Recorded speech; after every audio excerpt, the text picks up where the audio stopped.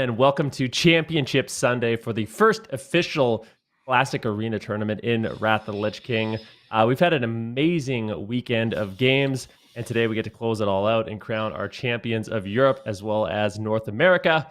I'm Vinruki, joined with the very talented Zico, Azael, and Supatees. We have had a lot of fun casting these games over the weekend. Zico, is there anything in particular you're looking forward to today?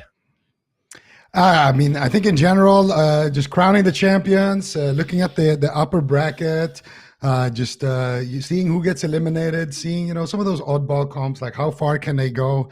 It's just been such an awesome weekend in general. It's just been so amazing to kind of step back into Wrath of the Lich King. We've seen so many good games, and it just gets me reminiscing, Van? It gets me reminiscing about the old days. I think, Van, you and Azael, you guys used to compete at the same time, right? 2009 regional finals. Yeah. Yeah. So I'm wondering what was going through your minds about 13 years ago. I wonder, were you guys thinking the same thing as now? No. Oh my God! The same eyewear. Yeah, pretty much. Just that's a collective. So this is even before CD. This must have been in 2009. I think it was either at the end of 2009 that CD joined EG with me, or maybe it was 2010. I'm not sure, man. But those are like the early days, because the first tournaments I started doing were like 2007 online, and the first like live tourney I went to was I think 2008. So it's so long ago now. It's actually just like crazy thinking back. Because I think I met you, Van, in 2007 or 2008? So we've known each other for like 14, 15 years now. Oh my goodness. Look at the legend himself. Where's that picture? I haven't seen that picture before. I swear I've never seen that. You're going to have to ask for all of their like photo banks. You can get some this is... Oh no. Get me out. Is that the Gunners? The Gunners glasses? Yeah, I remember those. Those are we had the Gunner sponsorship on EG, man. We had, it up. Yeah. That's absolutely hilarious. I feel like I've been set up a little bit. Ezekiel's like, yeah, ask me a question at the beginning of today. And it was a trap. But yeah, we can direct our attention on the tournament today and more recent events. But yeah, these tournaments, ladies and gentlemen, there's a lot of teams that signed up. Over 100 teams signed up. And now we're down to the top 4 in Europe as well as the top 4 in North America. It's been double elimination. Every single series has been best of 7. The finals, keep in mind, is only going to be 1 series. So once you get into the finals, you got 1 shot to go for it. We have over $100,000 in total prizing here, Zell. Yeah. I mean, it's pretty amazing, to be able to actually compete in this expansion Classic Arena. Playing for a 17K first place prize is pretty sick. These prizes are a lot better, I feel like, than when we were competing back in the day. Then. Yeah, definitely things have been amped up, which is great for all of these players. And yeah, every single one of these series is going to be so impactful, as you can see. Big difference in prize money between that 4th place and that 1st place. But we can take a look here at the European bracket. Actually, this is a North American bracket, so this is going to be coming up a little bit later here today, Sid.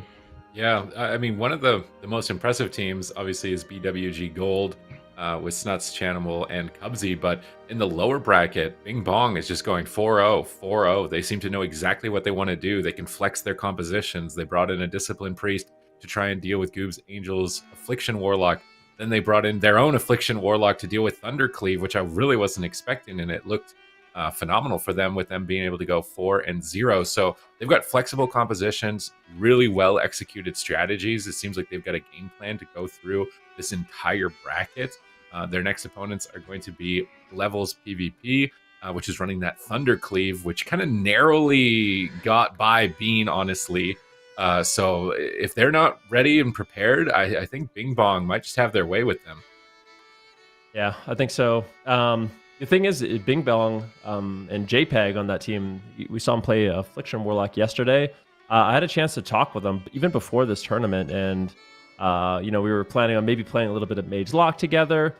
And I was talking about how Thunder is such a difficult comp, and he says he's the master of Thunder. He has it all figured out. He never loses to it. So I'm curious to see if he can kind of continue that level of dominance that we saw yesterday. Like you said, 4-0, 4-0. Is it see another 4-0, because Levels PvP kind of came out of nowhere.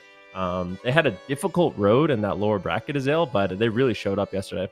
Yeah, absolutely. I mean, 2 7-game series, just squeaking by Golden Guardians and taking down Haha, Bean Infusion's team as well, was really, really exciting. We honestly had a lot of close series in general.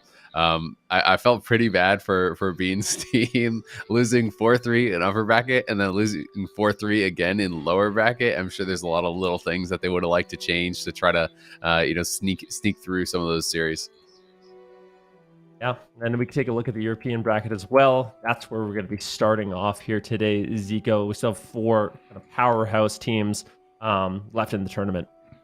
Yeah, absolutely. And, I've been analyzing both of these brackets a little bit. And you got Remnant, which is Mage Ellie, and then you got BLACKBEDDY as well, which is that Thunder. Those are kind of the top dogs right now in the EU. Those are kind of the teams that you're somewhat expecting to do well.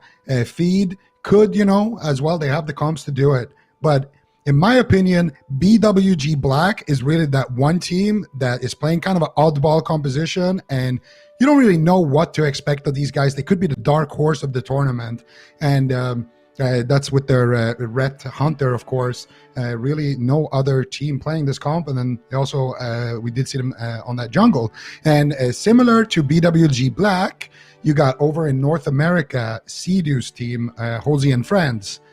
Those are kind of the dark horse of the NA bracket, in my opinion, because when you look there, you got BWG Gold, you got all of these teams playing, like Lock, Ellie, they're playing, Lock Warrior, or sorry, Ellie Warrior, things like that.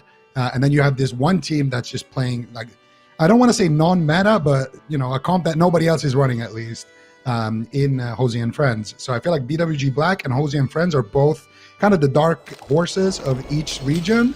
And then you got those 2 powerhouses in that upper bracket on both sides. It's kind of interesting too, because I know for HOZI and Friends in NA, they dodged every LSP through the entire bracket to get all the way to the upper bracket finals, right? So, it'll be interesting to see like how they can handle it once they actually get there, because they're gonna have to play some LSPs. You can't dodge, Ellie Pally for the entire tournament, because there's gonna be some waiting for you at the end. Yeah, definitely. And there's a lot left in the tournament for them, but they're a really interesting team. I heard Sea-Doo talk about the games a little bit. He's saying how important it feels like in Wrath to at least be able to play multiple compositions. And we saw that from them yesterday, right? Sea-Doo going from that Rep Paladin over the Restoration Shaman, HOZI going back to his Shadow Priest roots, which was really fun to watch. So those aggressive compositions, some surprises for these teams, but our first match of the day is going to be Feed versus BWG Black. And Zico, you talked about BWG Black a little bit. Those Hunter compositions, they're really interesting. I mean, right now, I think some of the kind of, in North America, we have like a DK, we have a Shadow Priest. In Europe, we still have a Mage, we still have a Hunter trying to represent. But how do you think they're going to be able to do against Feed? Honestly, I feel like compositionally, Feed's got probably a better comp in that Thunder. You got Swapsy, so much experience with just the game in general, competing in original Wrath and from everything between then and now. So I feel like he's kind of like the guy with the most experience. He's kind of like the team captain in a way, who has to lead his squad. On the side of BWG Black, I feel like they have a lot of Wrath of the Lich King experience on that side, and it really is going to have to be up to homers on that Hunter to make something happen. I would say compositionally, probably Feed going to be up, but BWG Black, we have seen flexibility from them, and we have some question marks. There could be more comps even. We've talked a little bit about maybe there's a DK as well in that mix there, and we'll see exactly what they decide to do. But I feel like they're one of those teams that at least, like, how you have like certain teams, like let's say they play RMP, right? And they only play RMP, but they know how to play it into every single matchup. I feel like BWG Black might be a team like that with the Red Hunter and with the jungle. They kind of have figured out the entire meta, what strats do they need to use exactly for those matchups. So I feel like BWG Black have a lot of matchup experience, and they could swing the tides in their favor with that. That's exciting. And I mean, this weekend we've seen a lot of Paladin and Elemental Shaman Super Tees. what is it about that particular combo? I mean, if people are just kind of tuning in, like, what is it about the Paladin and the Elemental Shaman that makes it just so strong, and why we're seeing so many teams run it? I mean, there's multiple reasons. So, break. Do you want me to start from the beginning? Survivability and mana is one of them. They're both highly durable targets, very difficult to kill, and they both have kind of like the highest amount of mana pools of their respective class. Right, as a healer, Paladin's going to be running out of mana the slowest of all the healers. LE Shaman, pretty much of all the casters, ignoring Warlock, who can infinitely tap into their mana, is going to be one of the best casters. So they've just got like this never-ending battery charge, the Energizer Bunny kind of composition between Ellie and Holy Pally. They just keep going and going and going, and a lot of other compositions run out of steam before they do, and then they can overpower them. And that isn't to also account the fact that Lava Burst can chunk you for 50% of your hit points in one swing. So they've got a very threatening burst window, and they've got the power of attrition on their side. Yeah, it just seems like such a solid composition. Go ahead. There's so much to it, right? Like the utility, I think, is so strong as well. Like playing against it as a Warlock, Tremor plus spam dispels with Sacred Cleansing is also really, really difficult to actually keep them in CC. But we've got Feed versus BWG Black here, kicking off the day. It is going to be interesting. He's Resto Shaman. Wait, is it? No, he's Resto. It's double. It's double healer, or is it like Preg? I'm not actually sure. There's no way they're playing double healer hunter, right? I wouldn't think so. I mean, have rep against Shaman. Yeah, but could he be some like Prot hybrid? That's definitely possible. Gonna have to kind of wait and see if he's aggressively auto attacking people. I'm gonna go and assume that he's running like a Prot Ret hybrid build here, or they just straight. I think he's holy. He's got Torch on. Or no, sorry, I'm following Targo. No, he's definitely playing Prot Ret. I feel with the way he's playing right now. He's running right on top of them at the moment. And they're just attacking the warrior. We've never really seen this comp, the Prot Ret Hunter Shaman, already in early Blessing and Protection, likely to remove that intimidating shout of the warrior, try and stay ahead of the damage here. Bit worried about how this is going to work out for them. Resto Shamans have notoriously bad mana pools, so I feel like if they aren't able to execute on a kill early on, that's going to be a major limiting factor for BWG Black. Yeah, absolutely. And I mean, they already overlapped, right? On that first Fear, it was Trinketed and it was bopped. Shixie already pretty low in mana here, surprisingly, early on. The plea is going to be used from Targo, but he's sitting pretty, basically full mana over on the other side, and it just looks like Swapsy's going to push in, try to just PV them from the side here. PV Lord playing it out relatively slowly, and Homer J is going to be more limited on the mana here, kind of compared to that LE Shaman. There's potential for them to actually kill off this Hunter Pet as well. You can see that the Urshield's actually on the Hunter Pet, but they're going to swap it over onto Oddwaffle, who's down to half HP already, and the Lust is going to come out here from both sides, getting traded back and forth. PvE Lord connecting well onto Oddwaffle here, who has the freedom, but he's just storming right in on top of him, and he's going through so much mana trying to stay alive here. The Hodge comes out, but it's not going to actually get that much done, as PvE Lord is just still pushing forward and just really just draining the mana here of this Resto Shaman. And if they can stay on top of him, there's not going to be much of an opportunity to even get down to Mana Tide. Yeah, it's going to be very difficult. He's already at half, but he's actually ahead of Targo, surprisingly. Divine Plea coming up in about 4 seconds if they can remove that, but pressure seems to be in favor of Feed, with Odd constantly dipping low. Shixie hovering at half health as well. PvE Lord connecting and cleaving 2 targets. This is danger time right now as Swapsy lays in a Lava Burst onto Oddwaffle. PvE Lord continuing to train down the healer. He's trying to escape around the corner, and now the warrior PvE are just going to switch targets, go after the hunter, min-max their disarm, and get some value as Chain Lightning connects, and Homer J is stunned up. That could be it for him. Deterrence on 10%. Will the dots take him out? They will, with a full hex secured, and Feed look more than ready for this odd composition from BWG Black. Yeah, they made that one look pretty easy, to be honest. They were draining Targo's mana relatively quickly, but it did feel like they were the ones who always had all the pressure. They're playing on top of this Resto Shaman, and once you get through the NS, I think that's really the only major defensives that Restos do have. They got the bop out of the way super early. It did seem like there was an overlap, on the bop and the trinket coming down, from that team. And I think that put them pretty far behind here. But, the Thunder getting work done once that Warrior is able to get in on top of the Resto Shaman. It just felt like they were kind of just chunking through his mana so fast. I feel like I've seen this a few times in tournaments where, a team comes in and they're kind of expecting to not be winning the matchup with their main composition. So they desperately try and theory craft the most ridiculous thing they can possibly think of. I feel like I've seen a few teams at BlizzCon pull out double Shaman randomly because they think like, well, double shaman will be good into casters and our main comp isn't, and then it just doesn't work because they don't have it practiced, they don't have enough time on it, and while maybe on theory or paper it would work for them, actual like practice is going to matter a lot more. Having more reps, having more games is going to be very important. So while I do appreciate the experimentation here from BWG Black, maybe they should go back to one of their main compositions, whether it be with a Discipline Priest and a Ret, or with a Feral Druid and a Discipline Priest. I know the Thundercleave can feel like a brick wall, but I'm not sold on this composition just purely based on the fact that Feed was running them over. They were just on top of them the whole game, which means the Shaman is always pressured, always got to be worried about swaps, having to constantly switch the Earth Shield, reposition, gets lined by Homer J here with that disengage. That was honestly maybe the end of the game there for him, because then Waffle got hexed. So really awkward end there. Definitely not as coordinated or polished as we've seen from their other compositions. I will say though that they do play Cupid as well, right? So they play Ret Hunter. So this kind of like Prot Ret Hunter spec isn't that much different. I'm not as familiar with Oddwaffle, so I know he plays Priest. I know he's obviously playing Resto Shaman, so he can play a few different things. So it may not be that far outside of their wheelhouse or anything, but it's definitely it's always hard, right? Because this is something I talked about yesterday during some of the games. Is when you bring out a new comp or even a new strategy, and it goes wrong, but you've made clear mistakes, it's hard to sometimes tell, did you lose because of the compositional choices, or did you lose because some of the errors? Like, was the early bop there more of a problem than the comp, right?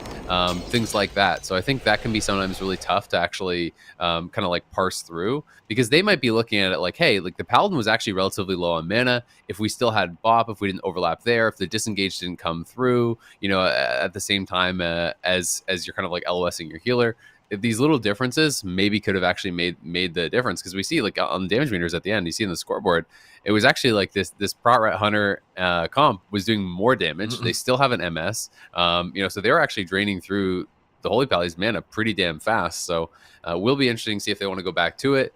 Definitely think if you lose twice in a row, then you're probably going to try to swap it up. But yeah, it looked more competitive on the mana than I was expecting, I will admit.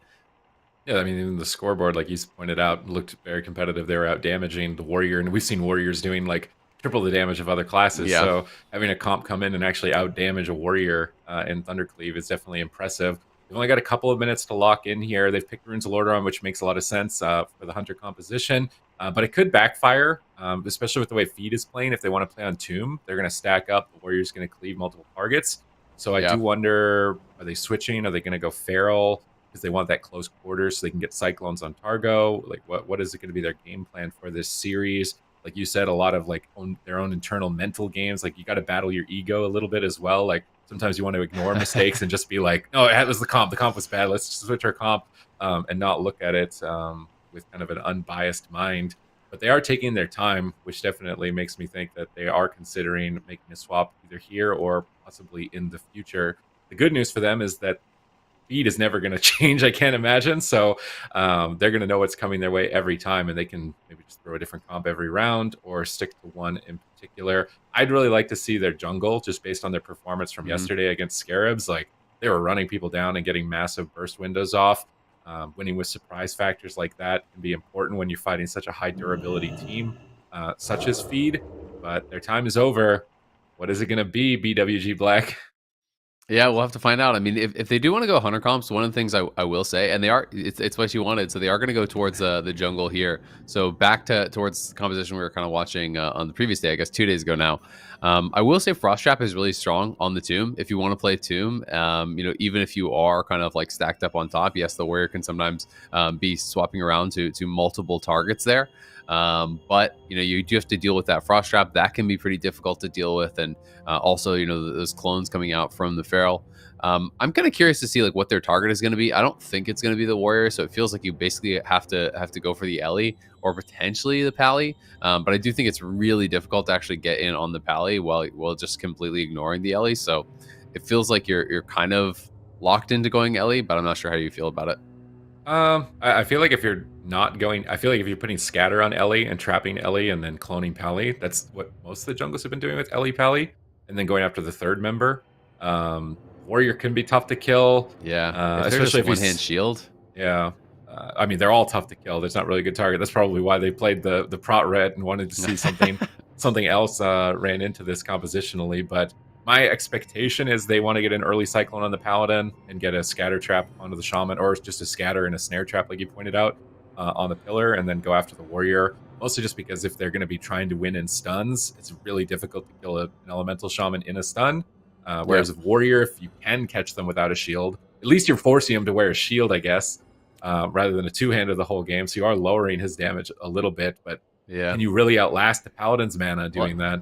And I feel like the Revenge spec, which wasn't as popular back in the day, it's like you don't even really put down their damage that much when they're one-handed shields, right? Like that, I feel like that's kind of part of the problem, is that this Revenge spec allows you to actually still put out pressure and just keep MS up, you know, even when you're kind of like supposed to be turtled up, right? You're still actually putting out, you know, a decent amount of pressure. So it'll be interesting. And I mean, you know, obviously Ellies have damage reduction when you stun them, but Warriors get second wind. So like there's a lot that you're kind of dealing with, and I do think that's one of the difficulties here of playing something that is like a physical damage based comp into Thunder, because it is so durable, right? Like it's mail with a shield, it's plate with a shield, right? Like it's so difficult to actually burst down any of these targets. So we'll see what they can get done. There is potential though to even, you know, set up things like mana burns and whatnot to try to like put themselves ahead of the pace of the game. Because I think if they're not getting any sort of like a major rushdown or really big pressure advantage, and they're not actually setting up burns, then I think they're probably going to get outlasted pretty hard unless Oddwaffle can actually get some drinks off. Because, you know, Thunder just doesn't really ever run out of juice, right? And Hunters, when they go low on mana, like they're going to start really slowing down quite a bit. Priest obviously can really struggle with mana, though when you are playing jungle, you do kind of get the benefit of having that Innervate, so you have, you know, at least a second mana bar to deal with. But it still can be really difficult. Yeah, I mean, this is going to be a tough ride for anybody, right? Like Thundercleave is one of the anticipated compositions to be taking this tournament, as well as the Lock Shaman Paladin. So these are kind of underdog compositions coming out from BWG Black overall in terms of this determined meta. So can they find a way to navigate through it? Maybe get some lucky crits. You can never count out the crits. You know, one Chimera shot, one Ferocious Bite at the same time, and maybe you've got enough damage to be able to take down the Warrior in a moment there. So we'll have to see. And we've seen, you know, we're getting towards the late stages of the tournament, so jitters might be coming into play here. Like I know Swapsy's an experienced player, like he's going to be ice cold the whole time throughout, but he's playing with new teammates as far as I've seen for tournaments. So is PvE Lord and Targo going to be as chill throughout this competition when facing high damage compositions like this, to keep their cool, to always make sure they're in the right position, shield swapping when necessary, not overlapping cooldowns?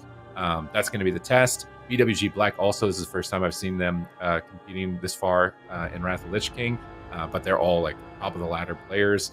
So really curious to see how that plays into account here, because mistakes are more likely to be made at this stage, and that is going to leave some possibilities for compositions to take out teams like Feed running the Thunder. We saw that even yesterday with Haha and Bean's team, right? I was thinking like Thunder should pretty much take this, right? Like it's Feral Ellie Priest, this no MS, like it seems like this should be an easy ride, but Haha was finding their way through that series and still pulling off wins against them. And I think it was due to the tournament experience between the rosters and maybe a little bit of nerves and jitters getting into it. We even saw within some of the first series, right? Like Thundercleave's hesitating to commit against Abster's team. Like they're just not going for the push. They don't want to risk it. They don't want to die. But then you miss your opportunity, and then the other team has a chance to win. So there's a lot of mind games that go into it, aside from just if robots played against each other, this comp should always win, when you take in the human aspect of it. Yeah, absolutely. So we are just waiting for the teams to get ready here. They're taking time to swap characters. They're allowed, a few minutes in the rule set and everything to get set up after they change compositions. So hopefully everyone can get their stuff set up here pretty quickly, and we'll be hopping on in. But I agree. I mean, the mental game is always so big. I mean, anything to do with humans, right? But especially in competition, there's additional pressure. I do think, when you're playing online, there's like an additional element of comfort that players have compared to if they have to play on LAN or something, because they are, at least on their computer in their house, like that kind of thing. But still, like just that feeling of pressure, knowing that people are watching you, knowing that, there's money on the line here, that it's like, your reputation and everything is on the line, so to speak. There's an additional element of pressure, right? And some players, I think, are really incredible at actually rising to the occasion and playing, as well or even better sometimes than they do when they're just kind of playing casually. But other players, will struggle with the nerves and struggle to kind of make decisions in the same way that they would normally when they're playing online and playing on ladder. So we'll see if they're going to be able to bounce back here at all in game number 2. Of course, they have swapped it over to the jungle cleave. It is their map pick. They are on Runes of Lordaeron here, and they're going to be going up against this Thunder once again. Ooh, he's enhancement. I didn't think they were going to make a change, but he actually did. He went enhancement. He's got the Feral Spirits. They're playing an Arms Warrior, Enhancement Shaman, Holy Paladin. Maybe this is what they were actually afraid of. Oh, no. This poor Clothy, man. He's going to... Oh, man. And it's Runes of Lordaeron. They've walked into a trap. Yeah. It's a trap. Yeah. Oh my god, that actually seems terrifying, man. Turbo is not something that I've seen a lot of on ladder, but it seems to be relatively popular in EU when I've watched EU streams. So Oddwaffle probably gonna have to play very, very far back in this one. Definitely changes the math on things quite a lot here. Swapsy and PV Lord just going to be charging on in. Oddwaffle playing max range in the back. Shixie's just going to open up here onto him. There's the scatter onto Swapsy. Can they actually land anything out of that? Not just yet, but the clone does come through onto Targo. Oddwaffle now trying to cross here with that CC, but he's just running in the middle of the map. A War Stomp comes across on both the DPS, but it's going to have to be the PS coming out here very early on. He's trying to fake with that penance, trying to get back out of LOS of Swapsy, but Swapsy's going to connect now. And with both of them on him, it's going to be so difficult. The PS is going to be expiring. And there's so many interrupts available. A nice bash clone comes out on both these DPS, but can they actually keep Oddwaffle away? I mean, they're peeling, but they're not really getting pressure. They finally get the Cyclone and the Fear onto Swapsy cross CC. They need a lot of pressure on the PvE Lord here. This is their only chance. But PvE Lord is Blade Storming, immuning any possible stuns, and just staying on target. Swapsy's making his way back as well. Gets scattershot for a moment with that Frost Trap down. Oddwaffle needs to avoid Swapsy. He gets Cycloned by Shixie. Good crowd control. Silence onto the Paladin. But this Warrior is just not taking damage. He's going to pop that shield wall, anticipating the stun and reducing a tremendous amount of damage. Oddwaffle has gotten a bit of distance from Swapsy, though, in this position. It's going to be really difficult for him to catch up if he has to run through the Frost Trap, and that Frost Trap is still down. PvE Lord finally starting to get pressured here, down to half health, but they have no crowd control for Targo just yet. Another intercept stun. Oddwaffle trinkets it. He tries to go for a fake cast penance. He's trying to get through all of the interrupts, but Pummel's still available. Just spamming out Holy Nova on the corner in line of sighting Swapsy. Excellent positioning. Cyclone on Targo. Opportunity strikes to take out PvE Lord. Do they have the damage to do it? Down to 10%. They find the Maim stun, but a Fear comes out at 10, but it's not enough. And despite the composition swap to the cleave, Oddwaffle was more than ready. And now tie this up 1-1. Man, they actually played that out so well. The peels coming through from BWG Black, keeping their priest alive, were insane from this barrel and this hunter, just non-stop. CC coming out onto this enhancement shaman, onto this warrior. You know, for a second there, I thought that they were just going to straight up lose even to mana, but like the priest was down like 10% mana in the first 20-30 seconds of the game. But he got a full Fiend. The Fiend never actually got feared off, unfortunately for them. Then he was able to get a full Innervate while they actually CC'd Swapsy. So they did such a good job actually, you know, keeping him away. You know, here you can see the Innervate sticking, getting him back to full mana again. It felt like he went through like 2.5 mana bars practically in this game. But, you know, just such a good job with these off clones, constantly just bouncing them around, managing the DRs. Swapsy not really able to connect fully with this warrior. It didn't feel like for really any of the time throughout this game. Another clone there swapped over onto Targo, but this Turbo just needs to be spam purging, getting those buffs off of this priest that while they're training him in the ground. PV Lord, it looked like still had his Enrage regen available, but you know, maybe didn't realize or not able to actually get it off there at the end. But you know, the beginning of this game, it did look so good, it felt like, for the Turbo, but just great CC and great lasting power, you have to say, here from BWG Black, kind of showcasing their experience with this composition. Yeah, really well done on their part, just as a team as a whole. I really like Oddwaffle here, positioning opposite corner of where Swapsy is when he's crowd controlled. Yeah. Min-maxing the distance that he has to walk back. Then he gets rooted, he gets snared, and then when he comes back, he repositions, waits for some crowd control to go to the opposite side, avoids the warrior while the shaman is connecting, and just trying to do a good job of making sure that there's only one melee attacker on their priest at any given moment, because if both of them are there, he's immediately going to die. So really well coordinated here from Shixie, Homer J, and Oddwaffle, despite Swapsy's swap to Enhancement Shaman to try and like catch them off guard on a cleave heavy map with a priest and a Clothy on their team. And that must have maybe been what they were afraid of on the Grand. That's why we went with a Shaman, a higher armor Resto Shaman target, and then the Rot Ret, they maybe thought they were going to run Turbo. But now that they've won with Jungle, into turbo. Maybe they just keep playing it. I'm trying to think if it would be any worse on any other map for them overall. I mean, I wouldn't think so. I mean, sewers would be another one that could be a little bit spooky, but in general, I feel like it's interesting. It's the swap to enhancement is interesting. It feels like more of a map dependent thing. Unless the read from feed is literally that they can't win as Thunder, but I wouldn't think so. Like, it felt like more of a map dependent thing. It felt like, okay, it's runes, we can just rush down this priest. But BWG Black played it out so well. I do think that feed mismanaged some of their cooldowns. Like, the intimidating shout literally came out as PvE Lord died. He never used Enrage regen. I do think sometimes you have to use your own CC somewhat aggressively in these compositions just to be slowing down your opponent's CC, right? Just get that intim out early. Try to force a will, try to force a trinkets and things like this come through. There's no tremor in jungle cleave, so the fear is going to be very, very effective if you can just purge off a fear ward, get a triple fear, or get multi-man fear into Hodges, into some of your own CC, into a hex, things like that to really kind of slow down that disruption.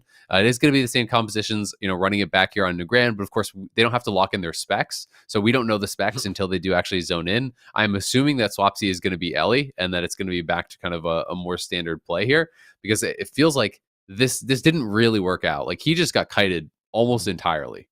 And the pillar's even bigger here on Negrand, Yeah. right? Like, he's never going to get back to his target if he's cycloned once with Frost Trap down and getting rooted. Exactly. It's going to be really tough for him.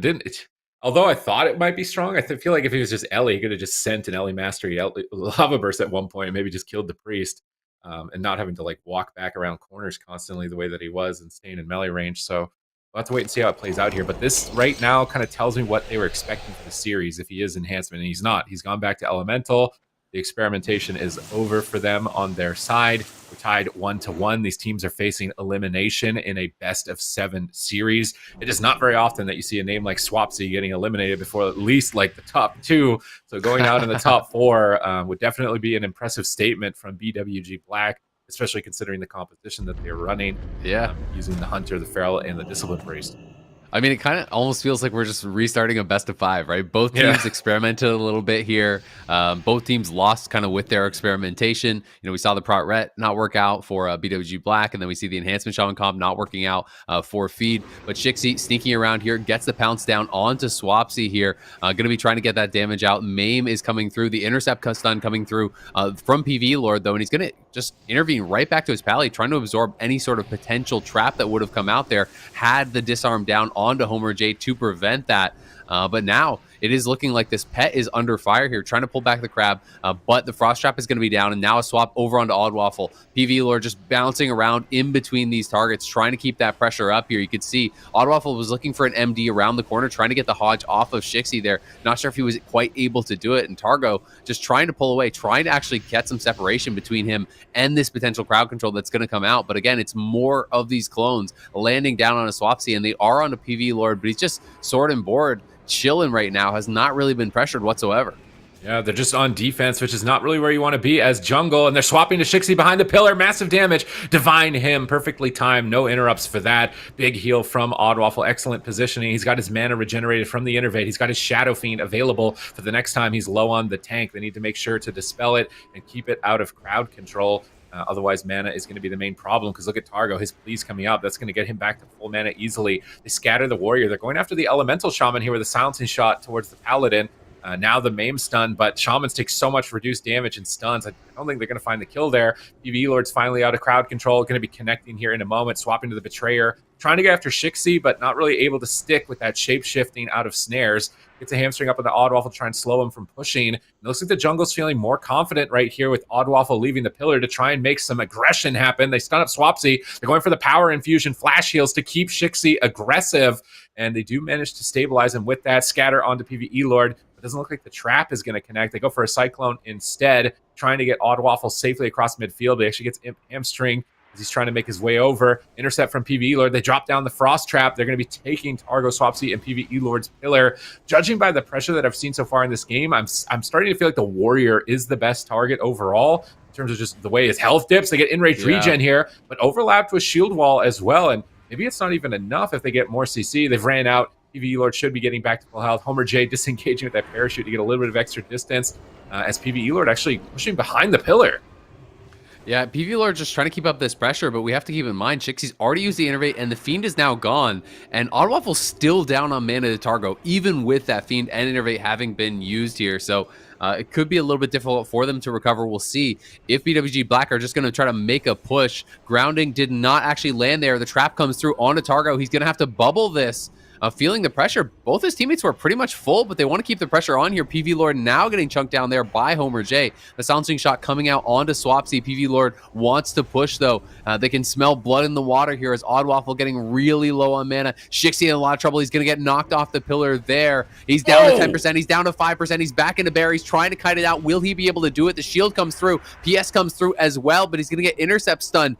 They're not going to have an opportunity to really turn around the pressure. He's trying to kite out. Does get that root down on the PV Lord, but now PV Lord immediately swapping back onto Homer J. The Tranquility trying to top his team back up, but it's not really doing it. Oddwaffle has used the Hymn of Hope, so he has some of that temporary mana, but it's not going to be lasting too much longer here, and Targo still has more than half of his mana remaining. All right, they need a miracle right now. Perhaps they can pull it off with limited defensives for PvE Lord, but they have no pressure. There's no mana. They're all down at 70%. Shixie is trying to get aggressive on Targo. It looks like they're just swapping to the Holy Paladin. It's an all-in. It's all or nothing. Can they take him down? He pops the Avenging Wrath. He stuns the Feral. They knock him away. He gets a Flash Heal at 10%. Another Flash Heal with the Aura Mastery. And suddenly that one-shot wonder, the one opportunity they had to maybe kill him, looks like it's slipping away. Shixie has Innervate. He can just toss an Innervate onto Oddwaffle. He's going to do it now, though. He's got no mana to heal up Homer J. Swapsy's tearing in. There's the Innervate. They Cyclone Swapsy. He needs to line of sight Swapsy. They Feral charge him, keeping him behind the pillar, trying to get Oddwaffle some mana, trying to buy their team an opportunity to keep going for this game in Game 3. And he actually gets it off. He's up to 40% mana, but he's got to heal his teammates after not healing them for so long. Is he going to survive? Jumps into bear form. Feral charges Swapsy, but Lava Burst is incoming. Big damage. Penance comes through. 10% health, and they are on the run. Yeah, they're running Shixie down to 5%, down to 1% health. He's got to try to survive. He gets around the pillar there, gets a heal off on himself, but the clone is expired and Oddwaffle's getting pressured. Shixie is getting pressured. They got to have these mendings bouncing around, trying to top themselves back up, but Oddwaffle is tapped out once again here. The Divine Sack is coming through, trying to keep his team offensive. PvE Lord and Swapsy pushing in for the kill. Oddwaffle and Shixie are in retreat. There's not even mana to dispel the Hodge, and Shixie is finally gonna go down. V, do clean it up. Man, that was so close to BWG Black turning it around and actually killing off Targo. We have to watch that again, but I think that Oddwaffle didn't have enough mana to dispel the Hodge off of Shixie when Targo was at 1% health. Like, he didn't have anything left. I don't think he had mana to dispel. He couldn't actually get the Feral out of that Hodge. Otherwise, they would have had a kill on the Pally there and taken the game out of nowhere. Oh man, I feel like these teams are putting in way more than like what they're putting in. So much effort overall. This was earlier on in the match, I believe, when Shixie dipped dangerously low, where they were like basically on no mana. 10% gets a War Stomp. I'm not sure what this silencing shot really does on the Warrior. Honestly, I don't probably a misclick. So definitely a little bit of like nerves there, at least onto their team, but. This was the moment where Innervate's coming up. Your priest is out of mana. Like, swap to the Paladin, whatever. We got to do something, man. There's nothing left. Go after him. And I think this is where the Heimer of Justice you're talking about happened on the Shixie. Yeah, so Targo wraps around. He has no mana. No mana at all. He didn't have anything there. And they get that Hodge into the knock. He's just on nothing. I don't think he actually had mana to dispel. And then, you know, at the very end here, they actually did live to get another Innervate, but they're just immediately pumping through all that additional mana here. And Shixie just not enough to really stay alive. You know, does get the maim off, does get that heal out on himself, but him and Oddwaffle were both incredibly low. It was a miracle they lived this long, honestly. The early Innervate did pay dividends. You know, it did get them to that second Innervate somehow, some way through this game, but I really did feel like that Pally push was their last chance, right? You know, no one else was really in danger here. From this point on, because, you know, as soon as you're in like full defensive mode and everyone is just running on your team, that is when the Thunder is just going to push in nonstop and just continuously be getting this damage out, continuously be putting that pressure on you. There were so many close calls, though, back and forth in this one. It was a crazy game, definitely an entertaining one. This isn't a series you're going to want to miss with how much effort we're seeing put in on both sides. BWG Black could still have a chance to take it and eliminate Feed, but right now they are down 2 points. Feed needs to win 2 more to advance. PvE Lord definitely popping off here this round. in terms of damage. And now, do we go back to runes? Do we go back to jungle? Does Swapsy switch to enhance again, or does he just play thunder on runes? Because I'm imagining runes is going to be the lock-in for BWG. Yeah, they'll probably go runes again. My guess is it's going to be runes and it'll just be thunder. They just won't do enhance. It'll just be thunder, and we'll see that played out. This did look a lot better to me than when they did play the enhance, right? Obviously, they had a lot more lasting power. Interesting. So we're just going to straight up run it back on Nagrand. You know, we just played Nagrand. I don't think feed's going to be changing anything. I wonder if BWG Black, you know, are just thinking, okay, we can make some adjustments in our play. You know, maybe getting Targo that low that fast, they're feeling that this guy is wearing too much PvE gear and we can punish him. Because Oddwaffle obviously can't just be stacking up PvE gear. You know, he knows that he's a target for this warrior, so you are going to have that disadvantage. You know, yes, you do have the Innervate. Yes, you do have the Shadow Fiend to try to get some of that mana back. But, you know, if Targo on the other side is full stacked in PvE gear, then swaps to him could be potentially dangerous. And even just that swap last game, maybe they're hoping, you know, if you threaten him a little bit, he's had to take off a lot of that regen, and then potentially they could play a mana game. Yeah, definitely. But at the same time, oh yeah, you got to think about the flip. Like if Targo puts Brazil on, then jungle maybe just plays a warrior game. Exactly. But they have to feel it out. They have to test the waters to know if he's wearing that gear or not. And I mean, that's kind of some of the interesting mind games in this, right? And we've seen that in previous matches over the last couple of days, where sometimes Pallies would be expecting that they're going to get trained and they're wearing full PvP gear, they're wearing full Brazil, and their opponent is just in full MP5 PvE gear, and they're just getting crushed on mana, and then they swap it up, and you kind of have to feel it out, right? Like based on how much mana that they have, how much they're regenning, you know, if you can actually swap over to them, unless they're just literally wearing full PvE gear and it's obvious. But most players will just wear, you know, PvP set and then hide all the PvE pieces, basically with like rings and trinkets and helmets that you hide and cloaks that you hide and stuff like that. So we'll see if they can get anything going here. But the early opening going to be coming out on Swapsy once again. Yep. And it looks like Homer J was moving towards Targo, just trying to eliminate some totems for his team. And now they're actually pushing in on top of them. Very aggressive stance here from BWG Black in game number 4 with a Cyclone and Targo. Swapsy down at half. Can they push him over? But here comes the heroism from Swapsy. Potential turnaround, but he gets caught in a Psychic Scream. This could be dangerous as they toss out the Blessing of Protection. This is the most pressure we've seen from them onto Swapsy, but now Shixie possibly on the back foot. He wants to stay aggressive. He trades out Barskin. He pops the Berserk. He goes for the kill. Another Cyclone and Targo. He actually trinkets a diminishing return Cyclone. He's still falling behind. Where is this damage coming from BWG Black at the moment? Swapsy maybe finally getting an opportunity to breathe at the pillar, but he gets stunned once again. He's not going to be able to line of sight Homer J. That Thunderstorm not getting too much value. It actually gets a feral charge onto the heel into a fear, tremored immediately by Swapsy. Mass Dispels to try and remove the Flame Shocks and keep them ahead a bit, but they're not really able to stay on top of the Paladin here. They're posting up at the pillar, trying to protect the crab, pulling it back as PvE Lord was swapping to their pet. They do not want to lose that utility, but with no Divine Shield, no Trinket. Is this another swap opportunity for BWG Black in the near future? I think they're just going to try to train down Swapsy. They just have put so much pressure on a Targo here. They just need to keep the pressure rolling. If they can get back to Swapsy, get the CC on a Targo, there's no sack, no bop, no trinket, no anything here. But he's going to throw the Hodge onto Oddwaffle. They're trying to turn the pressure around. The bash, though, will land onto PvE Lord. And now Shixie looking for those casted clones, trying to get that CC out onto Targo if he can. And they need to reconnect back here to Swapsy. We'll see if they can do it. The Innervate's already been used. The Fiend is still available here for Oddwaffle, and he has PI available, so they're probably going to use it for their final push. For now, they're pushing in here. Shixie looking to try to get this CC down. The silencer that comes through, and they're going to go for Targo. There is the main. Targo's just getting roasted down. 5%, 10%. He's down already. Targo just gets lit up. And BWG Black are going to tie it up. It did feel like they just had the read from last game that if they can get those cooldowns down, Targo is wearing PvE gear, and I feel like I have to agree that he very likely was, because he just got crushed, man. Like, one silencing shot in a main, and this guy just died. Yeah, Shixie definitely was excited about that win. He's got like the similar attitude that you did in your picture, the flashback of your regionals, with how excited he was at the end of that game, and you can't really blame him. Like, this is usually going to be an expected matchup to be very difficult for their team overall, but now they've tied it up confidently on Nagrand. And maybe that Runes of Lordaeron pick was just because it's in the rules that you can't go back to Nagrand once, and they're like, this is the only other map that doesn't have a knock, so I guess we'll go here and then just play the rest of the series on Nagrand. But this was an insane game from them. They had the most pressure I've ever seen. Pretty much every other time they've attacked Swapsy, he's looked invulnerable. Like, yeah, I'm just thinking, like, this is not a target. Like, you should not be attacking it. But this game, in particular, they had him scared. Like, he's behind the pillar here, just casting lesser healing waves, trying to find his positioning. And then they saw the opportunity to make a swap in the near future. They get a Cyclone onto the Shaman to make themselves as stable as possible before making that push, which positions Oddwaffle for a fear. So they can chain crowd control on the Shaman. He's not a threat, and then safely get onto the Holy Paladin. So it was excellent execution on their part as a team. If they just ran into the blender, right, with no crowd control, they'd probably die upon arrival to the Paladin, but they made sure they were safe to do so before making their push.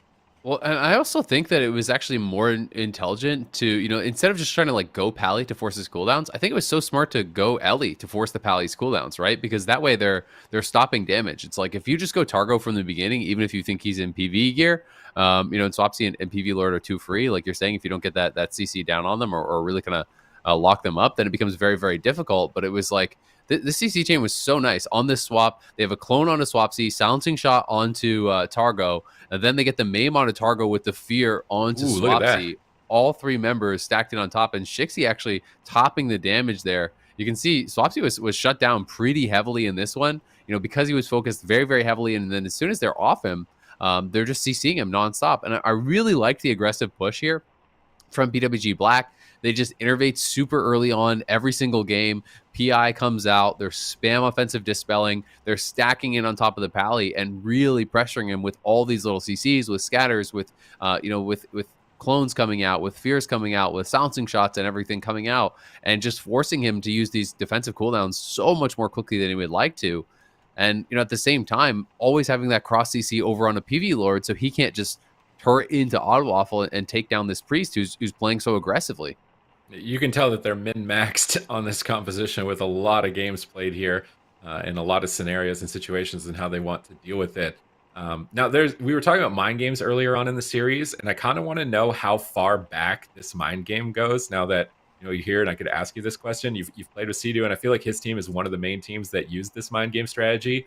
It's where you win a game and then take your maximum time to lock something in, like you go backstage, you talk to each other, you just like, you're trying to get in, you're letting the other team like sizzle in their negativity, Yeah, exactly. Did that ever happen with you back? Yeah, we did. Back, I always did this in the early days, man. I feel like the mind games are worth playing. Like I said, some people get really nervous at tournaments, and sometimes you'd even do stuff like, you'd be playing near players on LAN, and you'd just be yelling stuff out like, this guy's choking, and stuff. People would get real nervous, or you'd be like, oh, we're gonna kill him here, we're gonna, like when you have no damage and then people would pop defensives and stuff. Like there was so many funny mind games you could play on LAN when people could hear you right across from each other.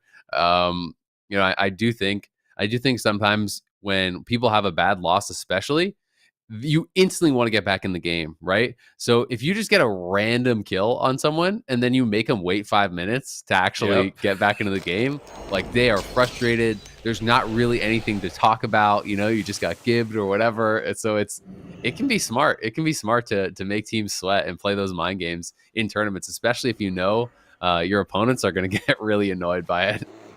All right, here we go. We're tied up 2-2, game 5. Winner of this moves to match point. It's not over just yet, but the loser of the series will be eliminated in 4th place in the European region. Only one team can remain to become the champions of the first official Wrath of the Lich King Classic tournament here. I emphasize the classic part because there have been Wrath of the Lich King champions in the past. Here now moving into this game, will they be able to keep up the aggression as Targo changed his gear? Maybe they got a different strategy. Maybe Swapsy's wearing more resilience. Very curious to see. Shixie hasn't been found just yet. We haven't seen any demo roars from the Warrior. He's still mounted up. If they can find the Feral Druid and stop that pounce, they do remove a lot of offense capabilities here. Swapsy repositioning, just keeping up Water Shield, keeping buffed up. Shixie's patient in the back. Both teams maybe just considering their options. Swapsy actually procced his trinket. That's always kind of a feels bad moment. If you proc your trinket when nothing's going on, he's going to lose a lot of damage. Yeah, you can even proc trinket off life tap on Warlock. So sometimes you're just like, playing these little games at the start where you're tab dotting whatever, and you tap and it just procs and you're like, no. But here they go. There's the pounce onto Swapsy.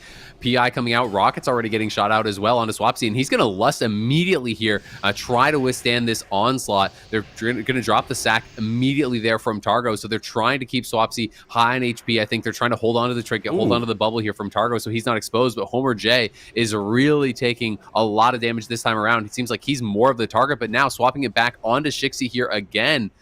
BWG Black not really getting anything from the opening moments of this game. They do get the clone over on a Swapsy, but can they get anything rolling here onto PvE Lord? You know, he's playing this edge of that pillar really, really well here, and there's so much healing coming out from Targo, who's already playing. He's just kind of max range, healing up PvE Lord as much as he can, but now comes the push here again. Scatter onto Swapsy, clone onto Targo there. They're going to try to find a Fear on Swapsy as well, but PvE Lord getting dangerously low. The Enraged regen will have to be traded out. All right, both teams switching their strategies, much more focused on the Hunter this time around, more focused between the Shaman and the Warrior, just trying to feel each other out possibly to see what types of gear each player is wearing and trying to feel how much resilience and what's going to be their most optimal strategy. This Frost Trap looks like a nightmare for PvE Lord at the moment as he's just RP walking around the side of the pillar trying to find an intercept target so that he can get around there and connect, but it looks like he might just be pulling away maybe for a reset, but that bought time for Shixie to get a reset. Homer J is incoming with that disengage scatter shot into silencing shot, but doesn't find any crowd control onto Targo though. He's just sitting in the back, free healing. I can't imagine PvE Lord goes down here. Perhaps he intercepts over to Homer J to try and slow down the Hunter damage and give Targo some breathing room, but now Shixie's fishing for Cyclones, gets sheared on it here by Swapsy. Lava Burst incoming, but PvE Lord's just falling behind. He's just dying to damage. Feral Charge comes in from Shixie at critically low health. PvE Lord trades out the shield wall to stagger the damage, and Shixie needs to retreat away, but these are clutch Feral Charges come from Shixie. They're throwing everything and the kitchen sink to try and beat this Thundercleave. I mean, the big problem, though, is they've never gotten Trinket or Bubble. Bop is still available. Sack is coming up here in 5 seconds. They do have the Shadow Fiend to push, but Innervate is already down, and Odd Waffle's down about 20% mana at this point. So it is starting to push more and more, I think, into the Thunder's favor. Targo is chilling. He's at like 80% mana here, so as long as he can just continue playing max range, it's going to be very difficult for them to really get anything going. PvE Lord just charging in there, gets the intercept onto Homer J, who's going to disengage back. Great silencing shot onto Swapsy as he tries to shut down that damage, but they need to get the pressure rolling. They need to find their window to push here because Odd Waffle doesn't have a lot of time left. There's the scatter. There's the clone coming out. They're going to get the cross CC, and they're going to go hard here onto PvE Lord if they can. But the trinket is going to be used on the clone, and Targo still has his bubble, and the sack are coming back up again. Has the div sack here available, has the single target sack as well, and a bop still available, so they can just look to push and try to finish this one out. Odd Waffle's going to have to use the Shadow Fiend, try to get some mana back, but the Intimidating Shout comes out immediately onto it, and Odd Waffle will be forced to PS. Yeah, let's see if he can recover here. He's getting some mana from that Shadow Fiend. Innervate's coming up in 28 seconds, but that Blade Storm is cutting Odd Waffle down at the moment. Is he going to be able to survive? He's on 10% line of sighting for his life at the moment. Clutches out of Penance, gets sheared by Swapsy. They scatter shot Swapsy. Is he going to go for a Psychic Scream? Gets a Psychic Scream. Cross CC, 3v1, and PvE Lord goes down. BWG Black move to match point. Insane execution. You are kidding me, man. This is actually insane from BWG Black. The game just looks like it's completely in the Thundercleave's favor, and they just find a way to turn it around here. And you can't bubble out of that clone, so once they get the CC down, they're just able to burst down this warrior. I don't think that they were really expecting that there was any opportunity for a kill there. And PvE Lord, feeling confident, I think, to continue pushing in. The priest is like dead They have nothing left, it felt like, but they just turn it around one more time, bursting out this warrior. And BWG Black just playing it so damn well. Just going back to the pillar, but every time they have their cooldowns available, every time the scatter, the silence is up, they go for these pushes. They get a scatter on the Ellie. They get that clone coming out onto the Pally, and then they set up these 3v1 situations onto PvE Lord, and they're able to find windows to force out the cooldowns to finally burst them down. I mean, when we were at this point, like, look how over this game looks. The Pally has Bubble. The Pally has both sacks. He has Bop. Like, this game looks so done to me right at this point. Yeah, I mean, look at Bladestorm, half HP Priest. But the only thing you can really do as a Paladin is pre-bubble to try and anticipate the clones. Yeah. So, like, right here, when does he get cloned? Like, could he have seen the Feral Druid coming? He was already in range. As soon as he saw CC on Swapsy, I guess. Scattered. Yep, yeah, exactly. Swapsy was scattered about a full second before he got cloned. So I do think, again, it's nitpicky, but it is a misplay, right? If you bubble there, Odd Waffle is dead The game is over. Odd Waffle had already used his Fiend. We're obviously going back to an earlier replay here where Fiend is now being used. But when we get to this opportunity, if we see it one more time, when he actually does die, when PvE Lord dies, as soon as you see Homer J actually disengage, so you'll see him disengage out, and he goes for a scatter. And as soon as he scatters Swapsy, Targo needs to bubble. And if Targo bubbles there, you actually do win this game. It's right here. There's a disengage, there's a scatter, and wait, now there's a clone, right? So it was about a full second separated there. It's not the most time to do it, but if Targo actually gets into the bubble, he has bop and he has sack. So there's no way that PvE Lord would die. Had that small window to actually react to it, but wasn't quite able to do it. And those are those windows of opportunity that BWG Black has been able to capitalize on to pick up a lot of their wins. Yeah, I mean, you're probably sitting there. They're probably sitting thinking like you are, like, oh, we got this in the bag. The game is over. Yeah. And maybe not even thinking about what's the possible win condition for a second because they're in such a confident position.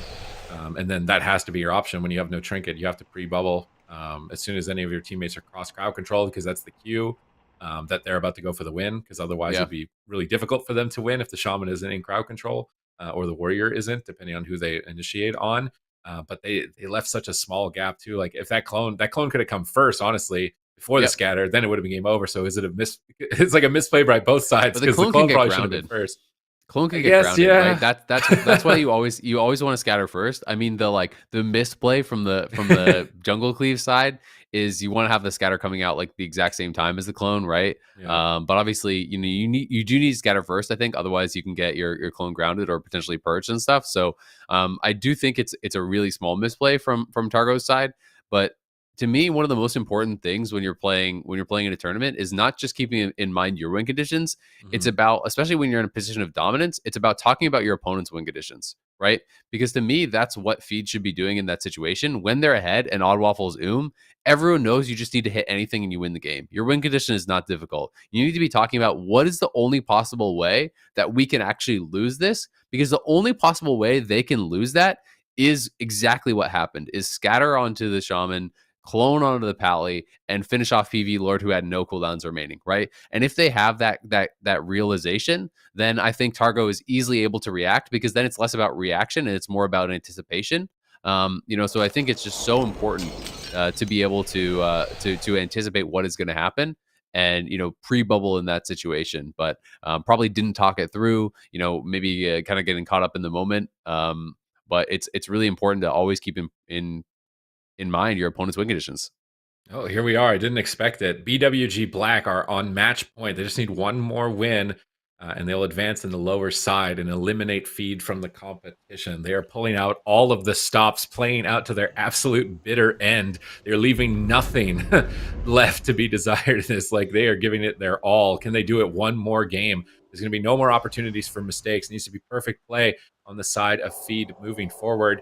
Once again, we've got that neutral stance at the beginning of the game where Shixi doesn't want to get found. He wants to be able to land a pounce stun. So he's a bit hesitant to get close to anybody while they're still on their mount. But now moving forward with the dash, getting close to Swapsy, opening with the pounce. Homer J launching in the rockets. Who did he launch the rocket into, though? It didn't look like it was Swapsy. They Cyclone Targo. They're going after Swapsy in the main stun. Now towards the end of it, Odd Waffle in position for a fear. Needs to get a double, though. Maybe it's a swap. I'm not sure. But Odd Waffle's actually in a bad position now, and he didn't get a Psychic Scream into that Hammer of Justice. Needs to be careful. They could switch to him here. He's trying to grab the closest pillar. PvE Lord is going after him at the moment. Shixi's trying to find a Cyclone, fakes the Wind Shear. They've got PvE Lord behind the pillar, but he's going after the Priest. Swapsy's going after the Pet. Lava Burst onto the Crab, trying to take it out and just keep pressure onto the Priest to spend as much mana as possible. Cyclone onto Swapsy. They're switching their targets. Silence onto the Paladin. They're going after Warrior. They get Enraged Regen. Better than nothing, but definitely not the main objective. The Paladin's Trinket, I think, is the most important cooldown for Feed that they need to try and hold as long as possible. But they did get the Trinket off of Swapsy, and they get the Enraged Regen there off of PV Lord. They've gotten through Div Sack. They've gotten through some nice cooldowns there with this really good crowd. What is this damage? PV Lord is just getting dangerously low, and that's going to be the shield wall already having to be popped out there. The clone does come down onto Swapsy. Odd Waffle looking for a mind control, not going to be able to get it, but the Feral Charge coming through onto Swapsy, and now the push is on here. Shixi taking a lot of damage. There's the EM actually popped out. Shixi may need to pull back, but they want to keep the pressure rolling. It feels like the clone is going to land on the Targo, but this time he pre-sacks it. So the fear is going to be coming cross here onto Swapsy. Silencing shot onto Swapsy as well. Shixi needs to be careful. He's down about 30%. He's pulling back. Odd Waffle looking for the him, but it's going to get sheared. Doesn't even get a tick. And Odd Waffle's getting really low on mana. He has the Fiend. They have the Innervate available. They've got to be able to LOS Swapsy here. Make sure that Innervate does not get purged off here. Hasn't gotten purged off yet, but it's a triple root now coming through, and PvE Lord is unleashed here behind the pillar, looking to get aggressive. He's going to have that Blade Storm back up in 10 seconds and see if he can really put that pressure on and try to close this game out. But here comes the push once more. Silencing shot out. The Maim onto Swapsy. The clone is onto Targo. It's a 3v1. They're looking to go onto Swapsy. The Fiend is going to come down. That Fear comes out, but they're going to clone their kill target. Shadow Fiend is hitting the clone. A miscommunication there. Now the burns, though, are landing on a Targo. That Cyclone on Swapsy means his Shadow Fiend lost some auto attacks. They're switching to Targo, trying to get Divine Shield. They did at least get his Trinket. If they get Divine Shield here, it's critical, but they don't have enough damage. Targo has recovered. Swapsy's pulling back to the pillar. Surprisingly, Targo's mana is not in a great spot. He might have switched his gear to more resilience, and he ate some mana burns earlier on, so this is still a big opportunity. They're going for scatter shot. They're trying to make a push. They thunderstorm. He feral charges right back. Homer J goes for the silencing shot. Can they take down Swapsy? Can they get Oddwaffle into position? They're trying to go for the win. Here's the Cyclone. PvE Lord intervenes back to try and assist. Gift of the Naru from Swapsy, assisting with the heals while Targo is Cycloned. Really good usage here of that racial ability to buy time for the Blessing of Protection, but that's instantly purged off. They're still keeping up the pressure. They need to reset those bleeds. Feral charge onto Targo. Oddwaffle trying to make his way in. Gets rooted up and feared. Ultimately can will out of it. Homer J's disengaging aggressively. They're playing for the win. They've got no mana left. They have to go for the kill, but he's getting pushed back. Deterrence will be forced on his side. They pounce up PvE Lord. They're trying to make a final stand. One more Cyclone that Targo needs to pre-Divine Shield. I'm assuming to be able to keep his teammate alive. There's the scatter shot. Where's the Cyclone? Chixie not in position. And it seems like that was maybe just a desperation scatter. Homer J's trying to kite the Warrior out in midfield. Not having a good time doing that. Lava Burst is going to connect onto Homer J as he's lower and lower through pain suppression. Oddwaffle gets wind sheared. Innervates nowhere in sight. There's no mana for Oddwaffle. Everybody is dead. And PvE Lord's going for the kill. It blocks it with a bash. But Lava Burst, gets line of sight, but it will not matter as PvE Lord ultimately reconnects. And Feed is not going down without a fight. We are going to Game 7. Yeah, we're going the distance. It's all tied up 3-3 this series. So back and forth, so close.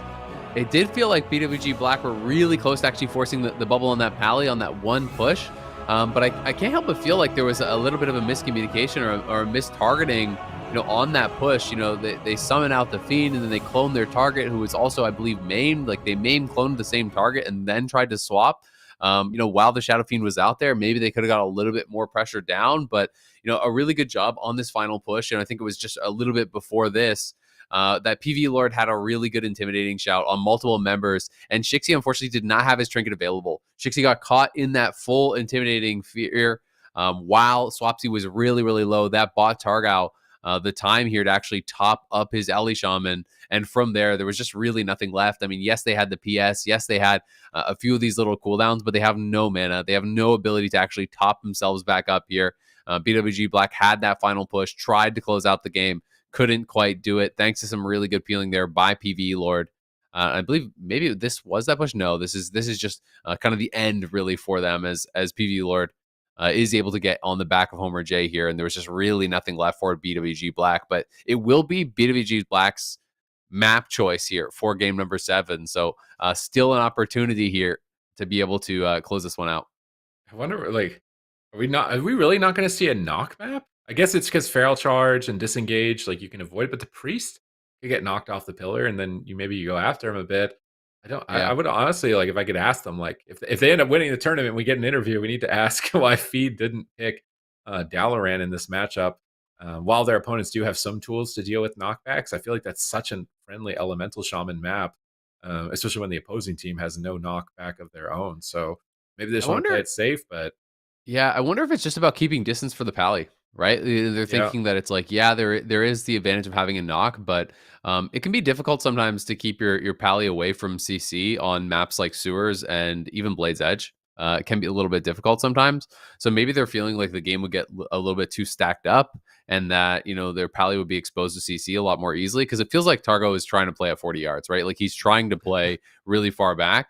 And that does make it a lot more difficult for them to land that CC on him. Of course, they're still being able to do it with those pushes where they get the scatter on the Ellie, they get the clone silencing shot and everything on the pally. But it's obviously very difficult for them to ever land a fear on him, for example, right? So maybe they were concerned about going to Sewers and then all of a sudden the priest gets in on top of Targo, and they can land fears and stuff as well, and kind of close it out that way. But both teams are happy to play on the Grand, man. So like map choice hardly even matters. It's just an honorable battle here. Nagrand.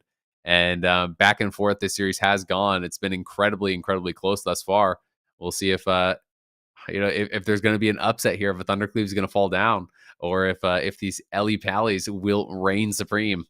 This series started with a Prot-Ret Resto Shaman, by the way. It's gone on so long, and then we saw a Turbo Cleave. Like, both teams didn't know 100% what they wanted to play in this series, but it has ultimately boiled down to their most practiced composition, their most polished, and you can tell here as we're moving into the final game, some hearts are going to be broken with how brutally hard fought this series has been in just a moment. I'm going to start to feel bad for whoever loses here, but may the best team win. Let's see if Feed can anticipate these setups. I think that anticipating that Cyclone, the mistake we call with the 1 second of space, that is like the game-winning move. If he can get the pre-Divine Shield on a clone when he has no trinket, I feel like that's the move that wins the game for their team. And if he can't, then BWG Black will still have a chance here. Yeah, I agree. Even like a pre-bob to remove bleeds and things like that. Like, yes, it could get dispelled, but like that can make the difference on some of these ghosts as well. Any sort of little defensive that you can kind of get out there, as that CC is going to be coming in, is going to be so important. So we'll see if they're going to be able to disrupt it. Definitely, Feed has had enough time to really kind of, I think, learn the ins and outs of what BWG want to go for on these pushes. It does feel like largely they're just sticking on their target of PV Lord, but they have had some swaps to Targo. And in Game 7, Targo's mana, in the previous games was kind of getting a little bit lower. So it's interesting, if he's going to be in full resil, which I would kind of expect, or if he's sneaking on like a little bit more PV gear each game. So they're going to have to try to see if they can suss it out and look for any sort of opportunity to potentially punish him either in a slow mana game if they think he's still full resil, or maybe on some of these aggressive swaps if they can actually get through his bubble and trinket. So many layers of complexity, so many lines of strategy that need to be fielded out in such a narrow window of time with the highest point of pressure. It's Game 7 and the combat has begun as Swapsy is stunned up. Scatter onto the Warrior. The Ellie Shaman looks to be the main target as rockets are flying in. Silencing shot onto Targo. Is Swapsy going to stay alive throughout the MAME stun? He knocks Shixie away. He reconnects. Cyclone was found out of the silencing shot. They're pushing in with the disengage, waiting for that disarm to subside before going for the kill. But here comes Heroism, instantly purged off. And massive pressure onto Swapsy. It's match point. He tries to turn it around with Ellie Mastery on that Blessing of Protection, but not finding the damage. Shixie Barkskins trinkets out of the stun, but gets stunned again on his trinket. Will he be faltering here? He's trying to make the push. Oddwaffle's trying to keep him aggressive with the penance. He gets Hammer of Justice dispelled out by Oddwaffle, trying to stay on top of their opponents. A pre-sacrifice from Targo, anticipating crowd control. Here comes the scatter onto PvE Lord. Is he going for a Frost Trap? Is he going to lay it down? And they get the triple fear. Triple fear, possibly. Swapsy's repositioning to make sure he can Tremor Totem, but if he's stunned, he's not going to be able to if Oddwaffle can get there, but Targo repositions. Here comes the Cyclone. No trinket. This could be the game. This could be the series. They don't get the Divine Shield. Can Shixie reconnect? A beautiful, intimidating shout comes out from PvE Lord, pausing the damage from Homer J, pausing the damage from Shixie, and PvE Lord saves the team. Yeah, Homer J and Shixie were both stuck in that fear. Neither of them had their trinket available, and that really shut down that go where the game could have gotten closed out. But Oddwaffle still pushing. Look at PV Lord. He's cloned across the map. Swapsy is trying to kite back towards him, but Targo may be left alone here, a little bit separated from the team, but it is BWG back, just kind of pulling back towards this pillar, trying to get ready for another go here. PV Lord intercepting in onto this Druid. The Innervate has come out, and Oddwaffle's back to full mana here. He used the Fiend a lot earlier, but the Innervate just came out now. Targo down to about 40% mana, does have the Plea coming back up, so this is probably the last bar of mana that Oddwaffle is going to get, and they're going to try to look for the push now here. Coming in onto Swapsy here once again, trying to connect onto the Shaman, who is getting pretty low on mana, but can they get that cross CC critically over onto Targo? There's the Plea coming down for him, so they want to try to punish with this push as much as they possibly can. The disarm is over onto Homer J. We can see the MAME came through onto Swapsy. MD's coming out as well, as the bubble is actually going to get used from Targo, but it looks like the MD's missed, or resisted there, not able to actually take off that bubble. Still, the pressure coming through here onto Swapsy. PV Lord trying to get back to his team, trying to continue that pressure, and the Bladestorm is going to get dropped here now onto Shixie as well as Oddwaffle, but it's not really getting a lot done. Targo's still in just full retreat as BWG Black are trying to chase him down. Targo's actually getting really low on mana here. The Fear is going to come through. PI comes out, and they're looking to actually swap it potentially over onto Targo, who has no bubble, who has no trinket. They're on him behind the pillar here. In comes Homer J. He's just kind of deterrencing here, aggressively trying to get back to this Pally. A full trap potentially That's could it. land, and it is going to land on PV Lord. Targo's going to go down. He's going to get bursted down. He drops the wings, but it's not enough. As they chase down Targo, they get the swap over onto him. Once the bubble is forced, once the trinket is forced, they all connect. And in this final push here, taking down the Thundercleave. What a series from BWG Black. They stay alive, man. That was confidence. That was polished skill. They had them running. Like, I've never seen a team more terrified than Feed in this last game. Just running, trying to get distance. Like, please stop hitting us. Like, they got their hands up against their face while BWG Black is just wailing at them. They can't get them away, push them back, or show any force. They had full control throughout that match for like the better half of the game. So insane play from them. Definitely still looking like a threat despite being the dark horse, despite being the underdogs. Compositionally, they have come to play in this tournament. And I think this was earlier on when we saw the fear come out from PvE Lord. It was like a hero moment because they get a Cyclone here that wasn't pre-shielded. Your Shaman's at half health. PvE Lord's like, don't worry, I got this. Double fear, max range. Homer J tried to disengage it. And if he had got that, like, it was over there. And this is where you can just see terror in Targo's eyes. He's got no bubble. His trinket's coming up, but I think they end up getting that within the next couple of seconds. If not, they just actually killed him through it. Look at his mana. Like, what? The Paladin's behind the Priest? Double fear? Like, you are terrified right now as Targo. Your Shaman's feared. Your Warrior's trying to get hamstrings, but they're setting up bleeds. They're getting ready. Your Warrior gets cloned. PvE Lord trinkets, but really isn't going to be enough. And the scatter trap, because he's out of LOS, they have Shixie and Oddwaffle just in on top of Targo, and he did get some little mini CCs on him. He didn't trinket. I'm not sure if he knew that his trinket had come back up or that it would have really made a difference. We'd have to watch it one more time. He did get war stomped at the very least. I didn't see if a MAME actually connected him in that replay.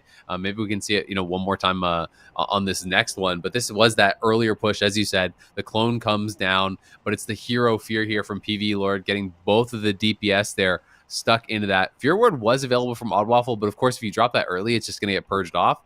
And then this was kind of that final push here as they're getting chased across the map. PV Lord is just getting CC'd. His team is trying to kite, but every time you're trying to kite here, the Warrior is getting left behind a little bit. The Freedom comes down to actually get him out of that. The Fear lands on a Swapsy.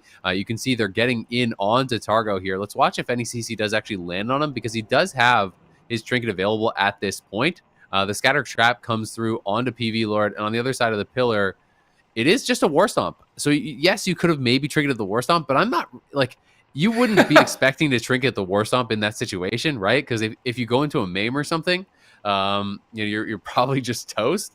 But it looked like he got War Stomped and then Ferocious Bitten during that, and he popped the wings, but just didn't have enough time to actually top himself back up there. It's just a beautiful play, honestly, from BWG Black. Like, it's pretty incredible to see how they're playing this out. I really love. It just feels like how aware they are of how they actually have to play out this composition, and when they're pressured, when they're good to pull back, when they need to actually just all in on a push. Managing their mana incredibly well, rotating their cooldowns incredibly well. It's awesome to see.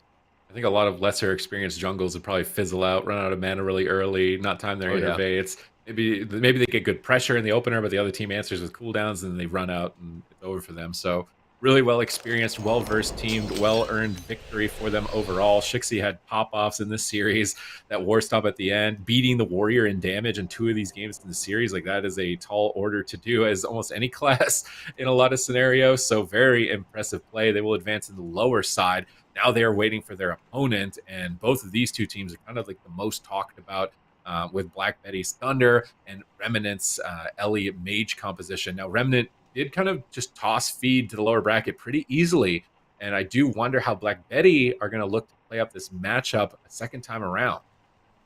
Yeah, I'm really excited to see this. This Mage Ellie, I think, is a pretty cool composition that at least I haven't been seeing much of. I know it is considered to be really strong, but it feels like most of the Pally Ellies just grab themselves a Warrior or a Warlock and call it a day. So you don't really see as many of the kind of Mage Ellie comps. So I'm really excited to see how they can play it out. It's also interesting because there's no LSPs left in this bracket, right? It's just Thunder, Jungle, and then the Mage Ellie, I believe, right? So no LSPs, I think, in the top end of the EU bracket, whereas in NA we still have 2 remaining, and there was a bunch that got knocked out along the way as well. So it does feel like even back in the day, when you played Wrath back in the day when it was originally released, Thunder was always way more popular in the EU. So it's really interesting to see that kind of has maintained, where like I always felt like there was more Thunders in EU, there was more Ellie Shamans and stuff, whereas NA was way more Warlock based, and that has kind of remained the same because there was lots of RLSs and LSPs and LSDs and like Mage Locks and stuff like that in NA. So it's kind of interesting to see that has maintained over the years. It would be really fun. I gotta say, what if we had our finals and crowned both our champions, and then got to have the NA versus EU? I would love to see that. To see if some of these Thundercleaves from EU could take down the top LSPs and stuff from NA. Yeah, definitely something maybe to look forward to, possibly in the future at least. Just eagerly awaiting the NA EU rivalries to be settled, given the circumstances of the world at the moment. But this upcoming series is going to be crazy. I'm trying to anticipate, like, is it possible that we don't see an LSP or a Thunder in the finals? Like, is it possible that BWG Black make it through and Remnant make it through, and there's Ellie Major's jungle? I mean, if Ellie Mage beats the Thunder, we just saw the jungle Cleave beat a Thunder, so I mean, it's obviously possible. Is it likely? Who knows, right? Thunder Cleave is obviously incredibly strong, and I think if you go up against that jungle, you will have had the benefit of watching 7 games of them playing against each other. So you should know what to expect and be able to kind of theorycraft a little bit against it. Well, I mean, the rest of the tournament's going to be more than a treat. We've got the rest of EU. We've got North America later in the day as well. Excited. You don't want to go anywhere. Remnant and BLACKBEDDY is up next.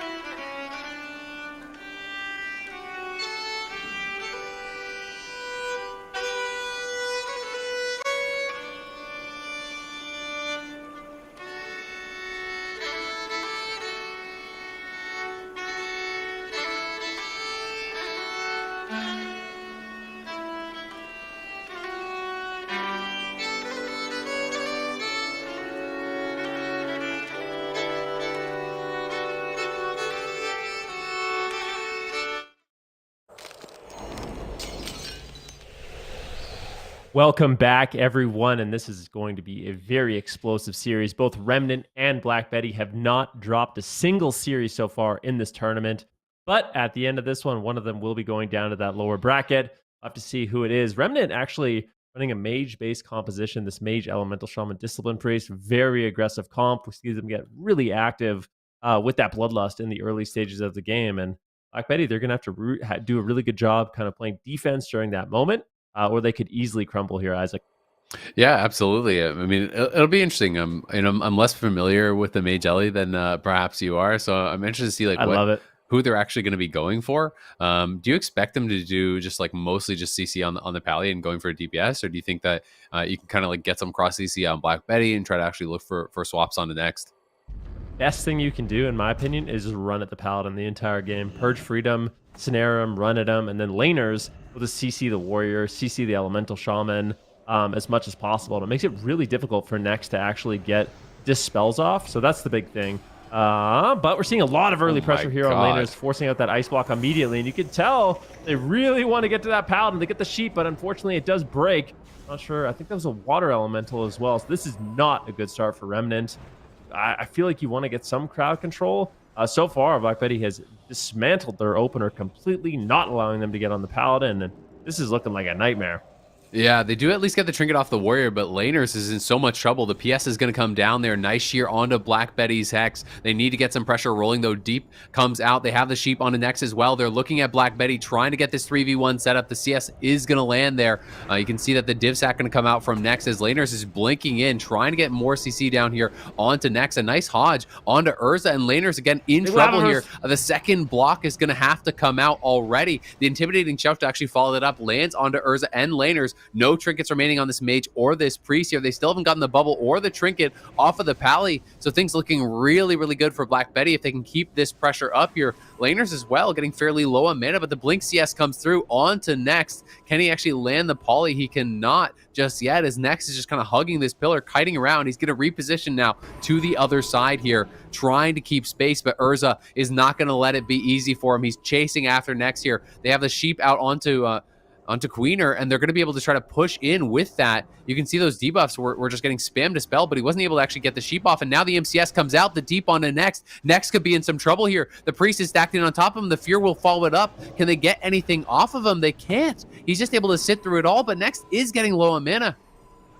Yeah, I mean, Next has played this one very beautifully, I must say, and Remnant kind of just putting the pieces back together after kind of a disastrous start, but Laners I don't think has an ice block left. There's no more water elementals. There's no more icy veins. So in terms of offense, Remnant is going to really struggle. You do rely on those cooldowns, but if they can get the control out on the Queen or on the Black Betty, then there's a chance. So we see the polymorph now in the next, and maybe they just want to go after the Shaman and try to just get control of the game. Maybe go for a little bit of a reset on Urza's mana if possible. Black Betty taking a huge hit of damage. Beautifully done. That's going to be the Divine Shield. I believe there's no Divine Shield. Well, he still has his trinket, so he can break out of the next crowd control chain. But I like the setup from Remnant, kind of mixing it up. Going after the Paladin was not working. No, I mean, actually, this is really well done, though. You know, they get that sheep on the next, they follow it up with the fear, and then as soon as the bubble comes through, it's a hex onto Black Betty, so they're shutting down all the damage. Now full sheep is going to have to be triggered there by Queener, who wants to keep this pressure rolling, but they are stacking in here on the next. Black Betty with a great thunderstorm, trying to push them off of his Paladin and not allowing them to triple stack on top. Looks like the Nova resisted, though, from Queener, and now he's going to be caught into one. He blinks around the pillar here. Laners trying to get back to this Pally, but Urza is completely tapped, and Urza is surely going to go down here. The PS is there, but it's not going to mean a thing when he has no mana to top himself back up. Black Betty crushing through this first game. Remnant, made it close, I think, in the later stages, but it was the opening seconds, it felt, that really decided this, as Black Betty just got all the pressure, really shut down the push, and the initial setups took so long to really get rolling for Remnant that by the time they really got things going, it just felt like they were too far behind. Yeah, I agree completely. They made their strategy really obvious, right? Just run in on top of the Paladin. We've seen it work for them earlier on in this tournament, and I do think going after the Paladin is the best strategy, but when they're playing this well in terms of positioning, you can tell Black Betty has experience with this. They were not making it easy. They were denying laners, purging off all of his shields, his icy veins, his bloodlust, and he just really couldn't get in line of sight. So there's a bit of a strategy change there for Remnant later on in the match when they realized. You can see right now, look at Next just crossing the map. Laner's really struggling to get there, but that's your opener. You really got to get a lot done with that Bloodlust.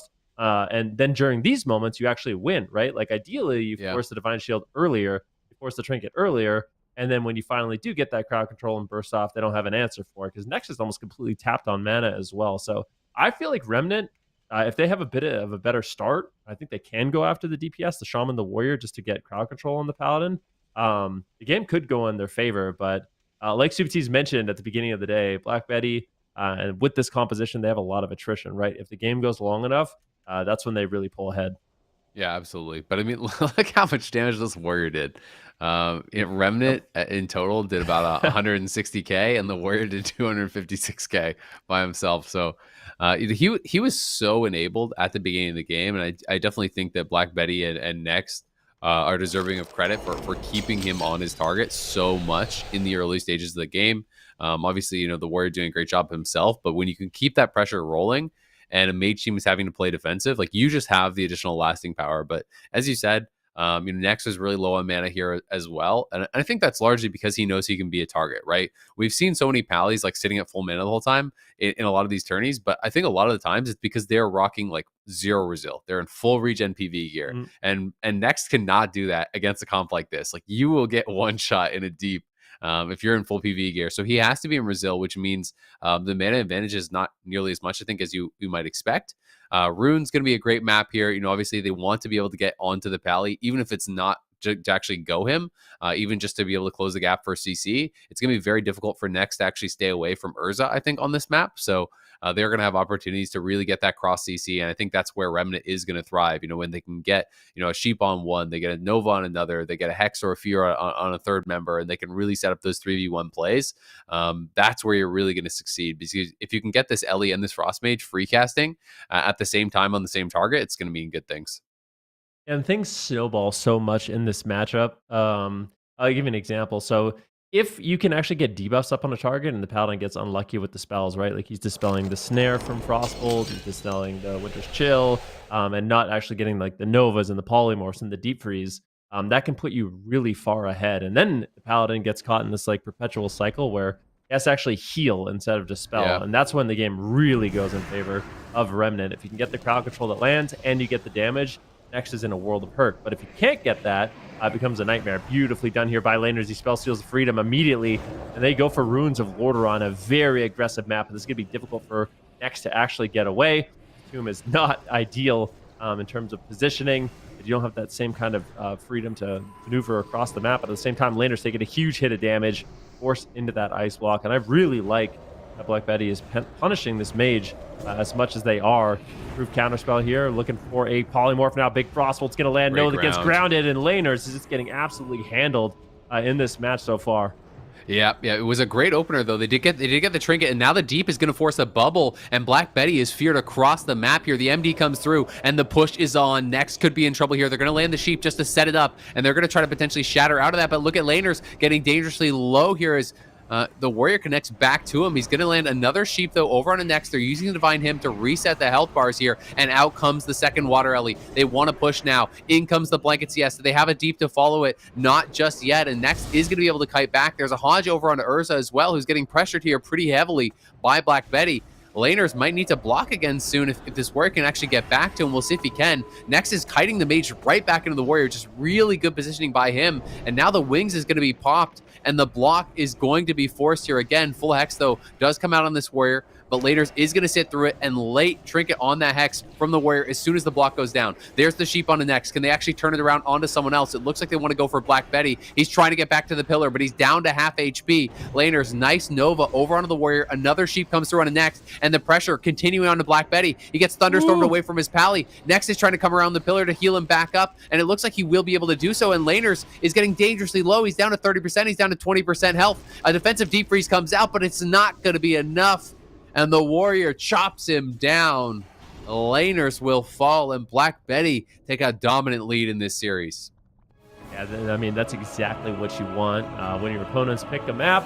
if you can steal away a win from them, and then all of a sudden you're not in a situation where you're kind of just trading wins on each other's map. So BLACKBEDDY really solidifying a lead here. They're 2 away from closing out this series, and they have been extremely dominant so far with this Thundercleave. So let's see if they can continue it. I feel like that was a way better game from Remnant. Yeah. Their crowd control was sticking a little bit more, but still the pressure on laners is just so significant in these matchups. I'm impressed that BLACKBEDDY is able to get this kind of control out on him.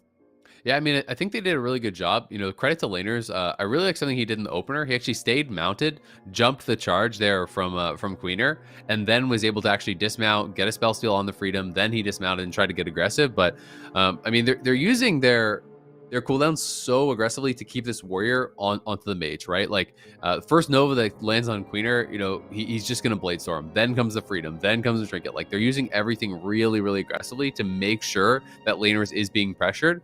But I just wonder if Remnant's strategy was a little too one-dimensional in this game, because this time it didn't feel like they were really kind of like, you know, doing any sort of swaps around. It was just run it next, start to finish, and I do think that allowed BLACKBEDDY and Queener to kind of just run this game because they're not really threatened whatsoever. They know that they're not targets. You know, Next doesn't really have to come back to worry about healing them or anything like that. The Sheeps were only really used on the Pally for until the very end of the game. You know, they did make a swap on BLACKBEDDY, but the Sheeps were mostly just used to reset up on the Pally and actually go for him. So it never really felt like they established pressure on the other players. And I do think it's sometimes difficult to chase a healer like that start to finish because he doesn't have to care about his positioning in relation to his teammates, right? Like he just runs straight away from the enemies, and you know, Queener's going to pop his cooldowns like just to keep himself offensive. BLACKBEDDY's going to do the same.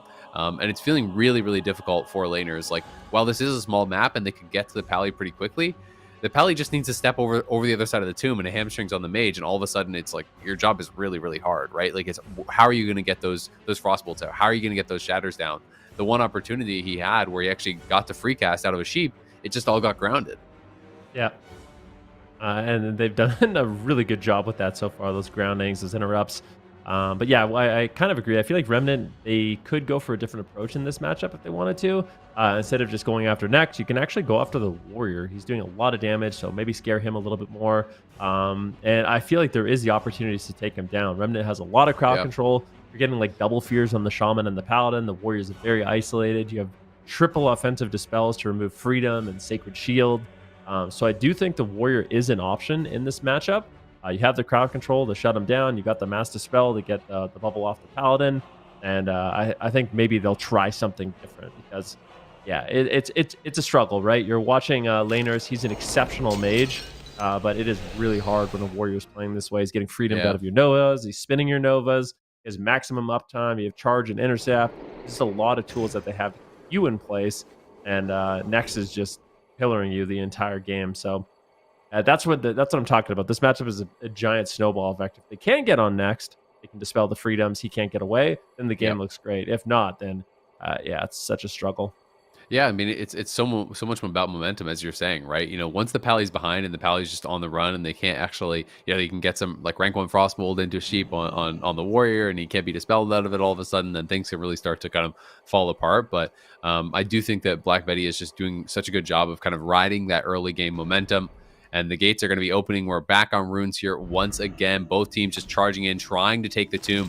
BLACKBEDDY just going to drop the Thunderstorm immediately. And there's the Earth Grab already down onto Queener, but he's going to be chasing on the next. There's the blanket. The Lust comes out. Deep Freeze is there to follow. It's going to be trinketed immediately. You can see the Blade Storm just getting popped out there by Queener. Nice pummel on the sheep. A Hex comes through onto Queener, though, and that is going to be no trinket available for him. Now they get the sheep over on the next. Can they get the setup? This time they're going to swap it over onto this Warrior who could be in some trouble. He does use the immediate wall, though. What is the CC to follow? Now it's the double fear. They're going to swap it back onto the Pally. Can they actually get the bubble out here onto him? The blanket CS does come through. The Mana Birds are getting tunneled out as well. The second one going to get actually Thunderstorm back there, but still, Geku is right on top of him. The Deep Freeze comes out. Can they get the MD? The MD is there immediately. Next is in big trouble here. The Chain Lightning does connect. He's down to 10% HP. He's trying to get away, but the Frostbite does connect. Offensive Penance coming through. Lava Burst is there, but it's going to get sheared, and Next is topping himself back up, but Queener is still struggling to connect. A DR Deep Freeze comes out. Another Lava Burst is there. The Hodge comes across, but it's a triple fear landing. And next, Shirley is going to go down, but he's surviving somehow, some way as another Freedom comes up. If he can get away here, I think he can actually stabilize, and it looks like he's done it against the odds, but he's going to get Thunderstormed off the pillar. The Mana Burn's still landing. That one going to get knocked back again by BLACKBEDDY, but the damage is just not stopping. He can't actually dispel off the Nova. Another Shatter comes through. There's the Blanket CS. Another Nova is going to land, and next will fall as the pressure just didn't end. Start to finish, Remnant ran him over, but Urza's in trouble theoretically here. Can he actually get away? Looks like he'll be able to. What a push by Remnant. This is what you were talking about. The strategy no longer looked one-dimensional, right? It wasn't just go after the Paladin, that's all you're going to do. You go after the Paladin, and I feel like they kind of got like a donation trinket. I don't think he probably could have sat that initial deep freeze, but maybe just didn't want to fall behind and kind of keep momentum. But as soon as they got that trinket, they just put a polymorph on the Paladin, they go after the Warrior, and what that does is not only does it pressure the Warrior where they get the shield wall, but it also allows laners to recuperate his deep freeze, recuperate that improved counterspell. It just buys them time to get an additional setup here on Next, and Next is just flailing, barely able to survive, and the pressure's unrelenting. This is such a nice knock here by Geku, keeping Next in the open. You can see he's caught in like the spider's web right now.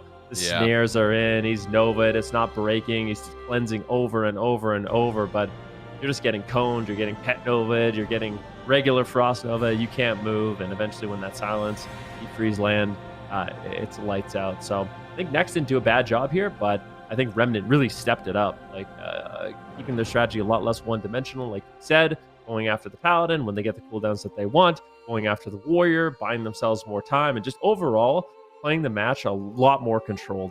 Yeah. I think the Hex coming out was actually so key as well, because they get that initial deep freeze onto Next. They're pumping damage into him. Queener just gets insta-hexed. Because he needs to keep the pressure rolling, he triggers that Hex. And then they just sheep Next is immediately out of that, and then they make that swap over onto Queener, who then has to drop his shield wall immediately, right? And all of a sudden, like, he is going through all his cooldowns, and he has to play a little bit more respectfully. And then coming out of that, they know they're not going to kill the Warrior because he's in the wall. So now it's like step 3, right? They kill the Tremor, they get a fear on both the Pally and the Shaman, and all of a sudden, they're on the Paladin again. And guess what happens to the Warrior then, who now has no trinket, he has no Blade Storm, he has no shield wall. Well, he's left behind because the Pally has no trinket. He's got to defend his bubble, so he's on the run. And then as soon as the Pally gets separated from the Warrior like that, and the Warrior's out of cooldowns, well, now Queener is stuck on the other side of the tomb, and he's in a Nova, he's in an Earth Grab, he's getting Thunderstormed. And I just think that little swap, over onto the Warrior, even though they were never really going to kill the Warrior there unless he completely disrespected it, I think created so much momentum for them.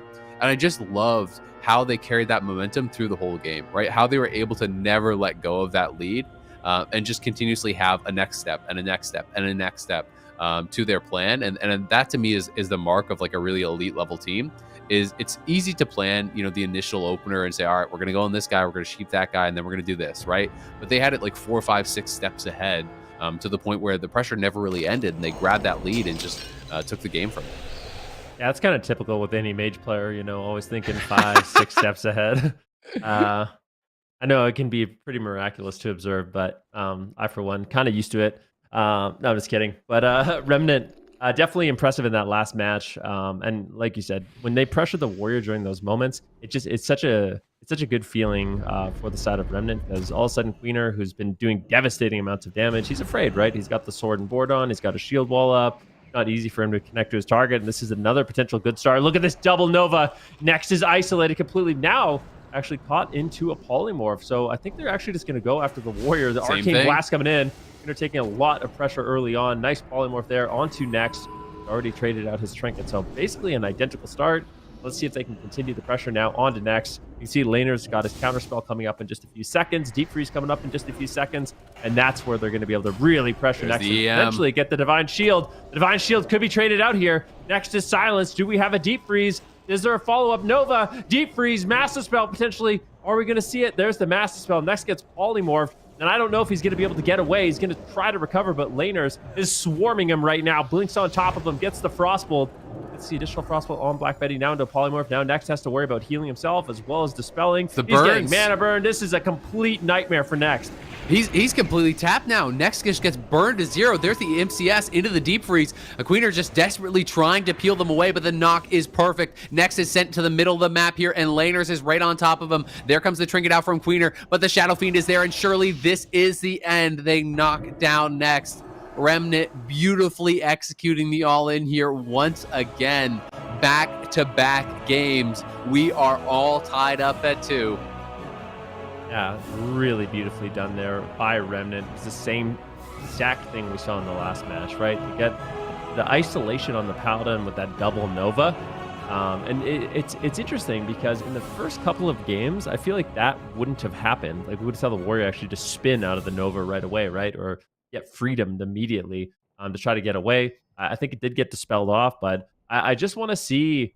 I want to see BLACKBEDDY have an opportunity to punish laners more, because it feels like if they can actually pressure laners, then they can avoid the situation. But if laners isn't feeling the pressure in the match, this is when they just have total control, and it is such a snowball effect. And Next right now, getting improved counterspelled into the deep freeze. There's no tools left. There's no way to break out. And they just have damage. They knock them in the open, and you're just spamming cleanse. You're doing everything you can to try to get away. But when you have a shaman, a mage, and a priest chasing you down, it is not going to be easy to keep yourself up.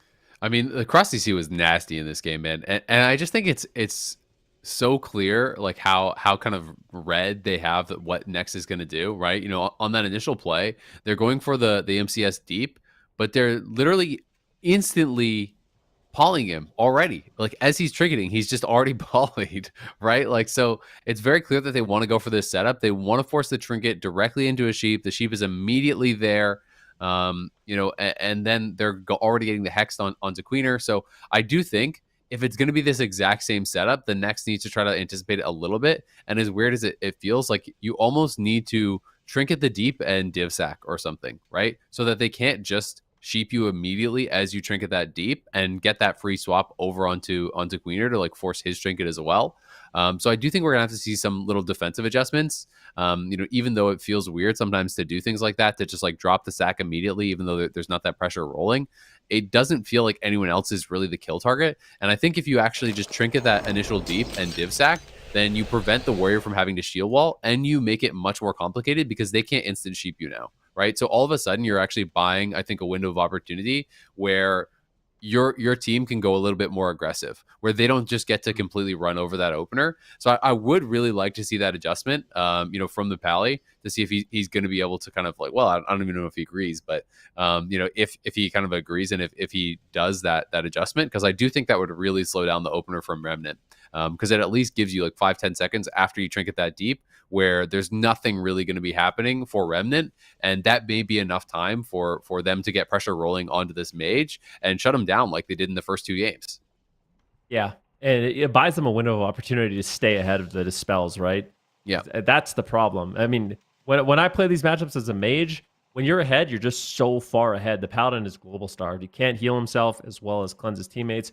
But if you find yourself in a situation where you can't actually get the crowd control on the Paladin, or they buy themselves a little window, whether out of the line of sight, and they're actually keeping up with the polymorphs, that's when you're getting purged, right? There's no more bloodlust. There's no more icy veins. There's no more ice barrier. And BLACKBEDDY can actually get a lot of pressure onto the mage. So purges are crucial in this match, but BLACKBEDDY's getting controlled. So he needs to be dispelled out of that, as well as Queener needs to get dispelled out of the Novas. So I do like that kind of approach that you're talking about.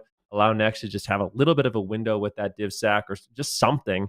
Yeah. So when he does trinket, when else do you need it, right? Like, it's always you that's the kill target. So it's like, just use the div sack so that they can't actually get the polymorph on you, you know, in that 5-10 seconds. Yeah. I think it actually is a damage reduction as well. Someone can correct me if I'm wrong. So maybe having it as like a defensive for yourself isn't so bad. But yeah, it just, I think it's just, when it comes to like momentum, I have said that it's like the theme of Wrath, to me at least, is like that good offense is a good defense, you know. Isn't that kind of beautiful though? Like, I love that feeling. I love it too. Of every correct move that you make brings you like one step closer. It's like a tug of war, right? It's like that one step closer to victory. And every mistake that you make kind of brings you that one step closer to defeat. And I think that to me is like The beautiful thing about Arena, when it's really played at that high level, it's kind of, every little move that you make in Wrath does feel like it's bringing you closer to victory or defeat. But they're going to be opening up here one more time. There's the blanket. There's the deep coming through. Next, going to try to sit this one, but they're just burning into it. So we'll see what the adjustment is. The War Stomp comes out after the deep freeze. So Next did hold his trinket here. Div Stack going to be dropped immediately this time, and there's the AoE Fear. They may get his bubble, though. He's getting dangerously low, but he will survive for now. The Aura Master coming through. He's doing a really good job to actually stay offensive here, and the PS has been forced onto Urza in the meantime, as Queener is getting really aggressive on this Priest. Yeah, so he traded out the Sacrifice and the Divine Sacrifice in the early stages of the game in order to not allow laners to get control, and this is what you want. No Icy Veins on the mage, no Bloodlust on the mage. Laner's ability to get crowd control and debuff is going to be diminished, but he actually cold snaps and uses that second Icy Veins.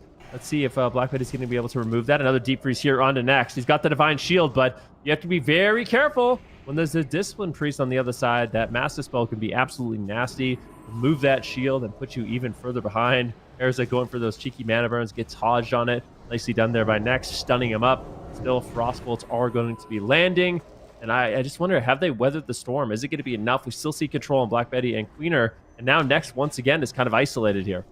Yeah, he is a little bit isolated, but he does still have the trinket, he does still have the bubble, and Laners feels like, he's the one receiving a lot of this pressure. Queener, though, going to get Earth grabbed up. Next is on the other side of the map. He's just trying to get away, so they're going to have to do some sort of a swap, put pressure on someone else, or I think things are really going to get out of hand. But there's the Deep Freeze on the Next. This one will be immediately triggered away. Gekku gets the knock, though, pushing him back off that pillar. You can see the Next still under some pressure as the Shadow Fiend as well going to get dropped here by Urza. They want to get aggressive. The Nova's going to be a problem here for BLACKBEDDY and Queener, as they're getting a little bit separated, but the Bladestorm will force another block, and he's going to move it over onto Gekku here, trying to keep that pressure rolling. Laners waits until he's back to full health in that ice block, now popping out of it. The Sheep is going to come down onto BLACKBEDDY, and it's a Fear overlapped as well on the Next. The Cleanse, though, does land on the BLACKBEDDY. He's out of there, but now comes in the Hex onto the Warrior, it looked like here. He's going to get out of that as well, though, and Next is getting very low on mana. The bubble had to be used, and he's just tapped. He's got nothing left. Yeah, Laner's almost tapped on mana as well. This is it. This is the Hail Mary. They got to go for it. Big Frostbolt's coming in. Gets pummeled. Nicely done there by Queener. Beautiful knock there by BLACKBEDDY, doing everything they can to keep Next alive, but he is running on fumes. But look at Laners. He gets dropped. What a close game. So back and forth. Laner's really just going for it with that evocation. Next completely tapped on mana, and maybe they could do it. Gekku right now in a Hammer of Justice. I think it's very unlikely if Next stabilizes. Yeah, that's going to be the game, but really back and forth there.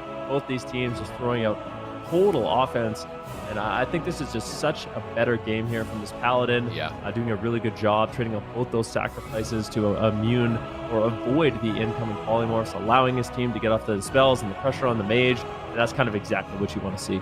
Yeah, exactly. I mean, he held on to the trinket this time around. He made the adjustments. It wasn't exactly what I was talking about, but it was, those adjustments that had to be made, because it was the same script that Remnant were running basically multiple times in a row, where it's a blanket, deep, they force the trinket into the Sheep. This time around, Next was able to hold the trinket early on. There wasn't the EM or anything getting committed that actually was going to force him to trinket, so he holds the trinket early on. As soon as he comes out of that trinket, it's the immediate div sack, and that's buying him time to actually cleanse off a lot of these debuffs to try to keep, Queener and BLACKBEDDY a little bit more aggressive.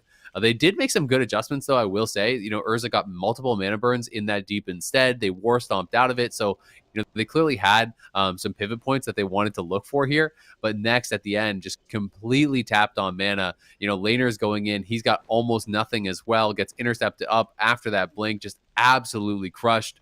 Urza even had a bit of mana there still remaining, but Laners, excuse me, not lasers. Laners just kind of got one shot in that intercept. Otherwise, I think it potentially could have been their game, right? Because Next was on 0 mana. So, like, if the mage lives a couple more seconds, potentially they can actually finish that off. Yeah. Oh, definitely. I mean, it was a really, really close call. Look at this evocation, and Next actually shuts it down. So important. Next actually, I think that might have been one of the reasons why they actually won the game, because Laners, let's see here, he's pummeled. I think he actually goes out completely out of mana as well. But yeah, look at this. As soon as Queener's able to get there, boom. It's a massive amount of damage, and this Warrior has impressed me this entire weekend. You can see the pressure that he's able to put out, and that really is the difference, right? If he can actually get that damage out, if he can have uptime on his target, that's where the game becomes a complete nightmare. It's remarkable how, like, Yeah, it's remarkable when the game goes Remnant's way, how one-sided it looks. And then for BLACKBEDDY, it's the same in those first couple of games, right? When it goes their way at the beginning of the match, it also looks one-sided. So these openers are crazy. Yeah, yeah. I agree. I mean, though to be fair, like, was that really one-sided? It's like the opener That was was the good only. for Wait, didn't that BLACKBEDDY. feel like the only game that wasn't super one-sided though? Like every other game. Yeah, I would kinda agree. did. I would agree. Yeah. The first two were a stomp, and then the next two were kind of stomp the other way, Yeah. and then that one was like, ooh, that one was close. So Both I do think both evolving. teams are making some good adjustments. Yeah, exactly. They're scaling. The brains are growing. They're making the adjustments here. We're on runes, so it is going to be the choice here of Remnant, who just lost that match. So they're going to pick runes. I'm assuming we're just going to have the same compositions being ran back here this time around, but it does give them, again, easier access. But at the same time, when we saw runes earlier, it was actually BLACKBEDDY. It was the Thundercleave that were coming out on top, because we were able to see Queener just get immediately in on the laners, put so much pressure out, force out the block almost instantaneously. And it's like, if they can get laners on the back foot there that early, the opener just becomes so bad for Remnant, right? Like, if your mage has to block in the first couple seconds of the game, it's just, you're not getting anything going. All the debuffs are going to be cleansed off. Next is going to be feeling really, really comfortable, and that's going to buy them the time to reposition. But Queener straight in. They have that Thunderstorm over on the laners. The intercept comes through back onto him. Bladestorm just going to get ripped out immediately. PI burns, though, landing on the next. He's sitting through everything. The div sack is there, but he's already lost half his mana thanks to those PI burns. But laners is going to have to block. He's down to 10% HP. Is the Shatter going to be able to come out? The block does get removed, and laners now, the pressure is on here. You can see the root over onto Queener. The sheep comes through. They need the cross CC. Those dispels are not able to get the sheep off for Next. Next is spam dispelling the warrior, but he actually can't get him free. Just now, he is finally out. There's the MCS now on to Next. The Aura Mastery coming down to avoid any sort of wind shear, and now the Deep Freeze lands. He's trying to go for the Shatter. Can he actually get it off during it? No, he gets pushed back. He gets intercepted. He gets shut down, and now it feels like BLACKBEDDY are getting further and further ahead. Yeah, that's both Icy Veins, I do believe. Actually, Laner still has one left, but let's see if they can take down Next. They need to start getting some cooldowns. They need to get the Trinket. They need to get the Divine Shield, or I really fear here, BLACKBEDDY, they are on match point. If they win this game, they send Remnant down to the lower bracket. Remnant has to battle it back. Lots on the line for this match. Next right now into a full Hex, and beautifully done. Laners really couldn't get there for the Polymorph, so him going for the Hex, but at the same time, it's actually Laners that's in the most trouble. BLACKBEDDY taking a little bit of damage, but I don't really anticipate him going down here. Laners gets knocked away. Is this going to be the second Ice Block? Does he have it? It does. It gets removed. Pre-shatter there by Queener. Absolutely beautiful. As soon as that Ice Block went up, it got removed. So nice. But yeah, Next in a little trouble. He does have his Trinket. I don't know if Laners is going to be able to get out the pressure that he needs. Pain Suppression trades out, and that's the last line of defense. Laners in a lot of trouble here. Yeah, Laner's in a lot of trouble, and the push is on. The Hex coming offensively onto Laner's, just trying to keep Queener active there. Next is just trying to keep distance. He does have the Trinket, but he does not have the bubble available here, and Laner's is in so much trouble. The Freedom's going to come out. There's the MCS and the Deep coming out onto Next. They're trying to land a Hex here over onto the Warrior. Instead, it's going to be put onto the Ellie Shaman. So it is a 3v2, but that may be all they need here. The Sheep is going to land again onto Queener, but this is the last one available, and Next is completely tapped. Urza does have some mana remaining, but can he actually keep Laners available to try to get this kill? The Nova is going to land, but I think that's the last of the CC available for this Warrior for a little bit of time. So it's the rank 1 Frostbolt, it's the defensive Deep. Laner's trying to get back to the pillar here, and Next is out in the middle. He gets Thunderstormed off the pillar. It's going to be a Sheep over on a BLACKBEDDY, and there's no mana available for anything. He does have the Trinket, but I don't think it's going to matter. The Shear comes in, the Chain Lightning comes out, and Next is surely going to go down. The fear is there, but the cross heals from BLACKBEDDY. The lesser healing waves do come out, and now he's just trying to stay alive, but he can't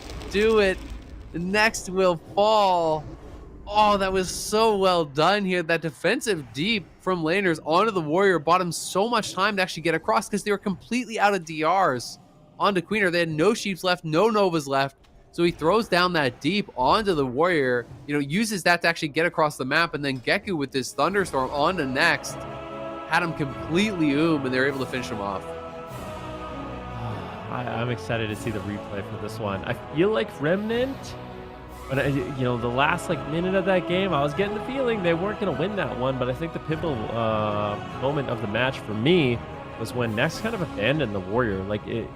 I feel like their team was so far ahead in terms of positioning. He could have taken maybe a little bit more of a risk to actually get off those cleanses, because I think Yeah. if you have the pressure on the mage, there's actually a moment, like there was a moment where I think laners should have actually died. But if you're a warrior, you don't have Bladestorm, you don't have Trinket, one Nova completely shuts you down, and Nex was just not there to remove it. If he had been there, I think laners would have been in a lot of trouble when he got knocked into the open. So this is kind of the moment where laners is stuck here in the open. Nex is being pressured a little bit, but this is where they kind of just abandon and Queener, look at him. So he's just sitting in Yeah. the snares, the Novas, the deep freeze. Next tries to get there. Actually, I stand corrected. He did go for the spell. Geku knocked him in the open. So I think that was actually just a lot better setup from Remnant that I didn't notice. That was excellently done. Yeah, they did a really good job, and even before the thunderstorm, he did get one dispel down on the warrior, but it didn't actually get that Nova or sheep or whatever it was that was on him. Then the deep freeze comes out, then he gets knocked away. He's having to deal with these mana burns as well. I think that the pressure that Urza is putting on with these mana burns is actually so critical. Constantly staying in the face of this pally, threatening him that if he does stay in LOS of the warrior to actually dispel, well, you're going to get burned out, right? And I do think it's making it very, very difficult for Nex to kind of make these decisions.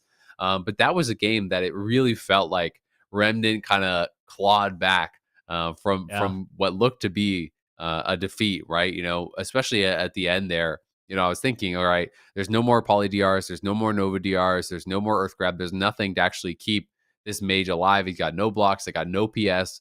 That deep, I think, was really, really smart. And then the thunderstorm from Geku. Geku has had really good thunderstorms the entire series, always being able to separate the warrior from the pally, push the pally off the pillar multiple times to actually allow them to finish off this warrior. Because even when the pally's really low on mana, if you don't have a lot of resources yourself as this mage Ellie, like if you don't have pets, if you don't have deeps and stuff to hold him in place, you're not going to kill him, right? So that thunderstorm is critical to actually get him out into the middle of the map where you can kind of turret on him.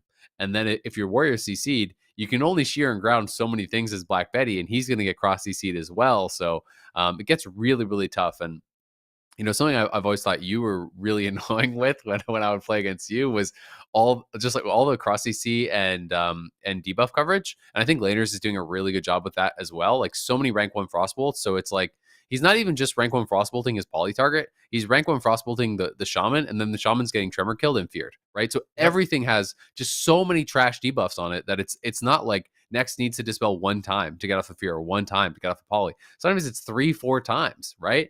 And all the while you're being pressured yourself, you're getting burned yourself, and it makes it just the kind of snowball effect where you start falling further and further and further behind. Yeah.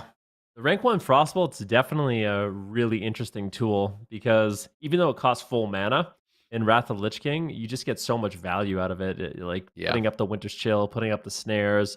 And if you get unlucky, if you're relying on like a Fell Hunter dispel, for example, you can get really unlucky where it just never hate comes relying off. on that. Yeah, the good old days of RLS, having to dispel with Versus only your Fell RMP. Hunter. Yeah. Your tournament life is just, please, Fazunam, dispel the sheep. Yeah.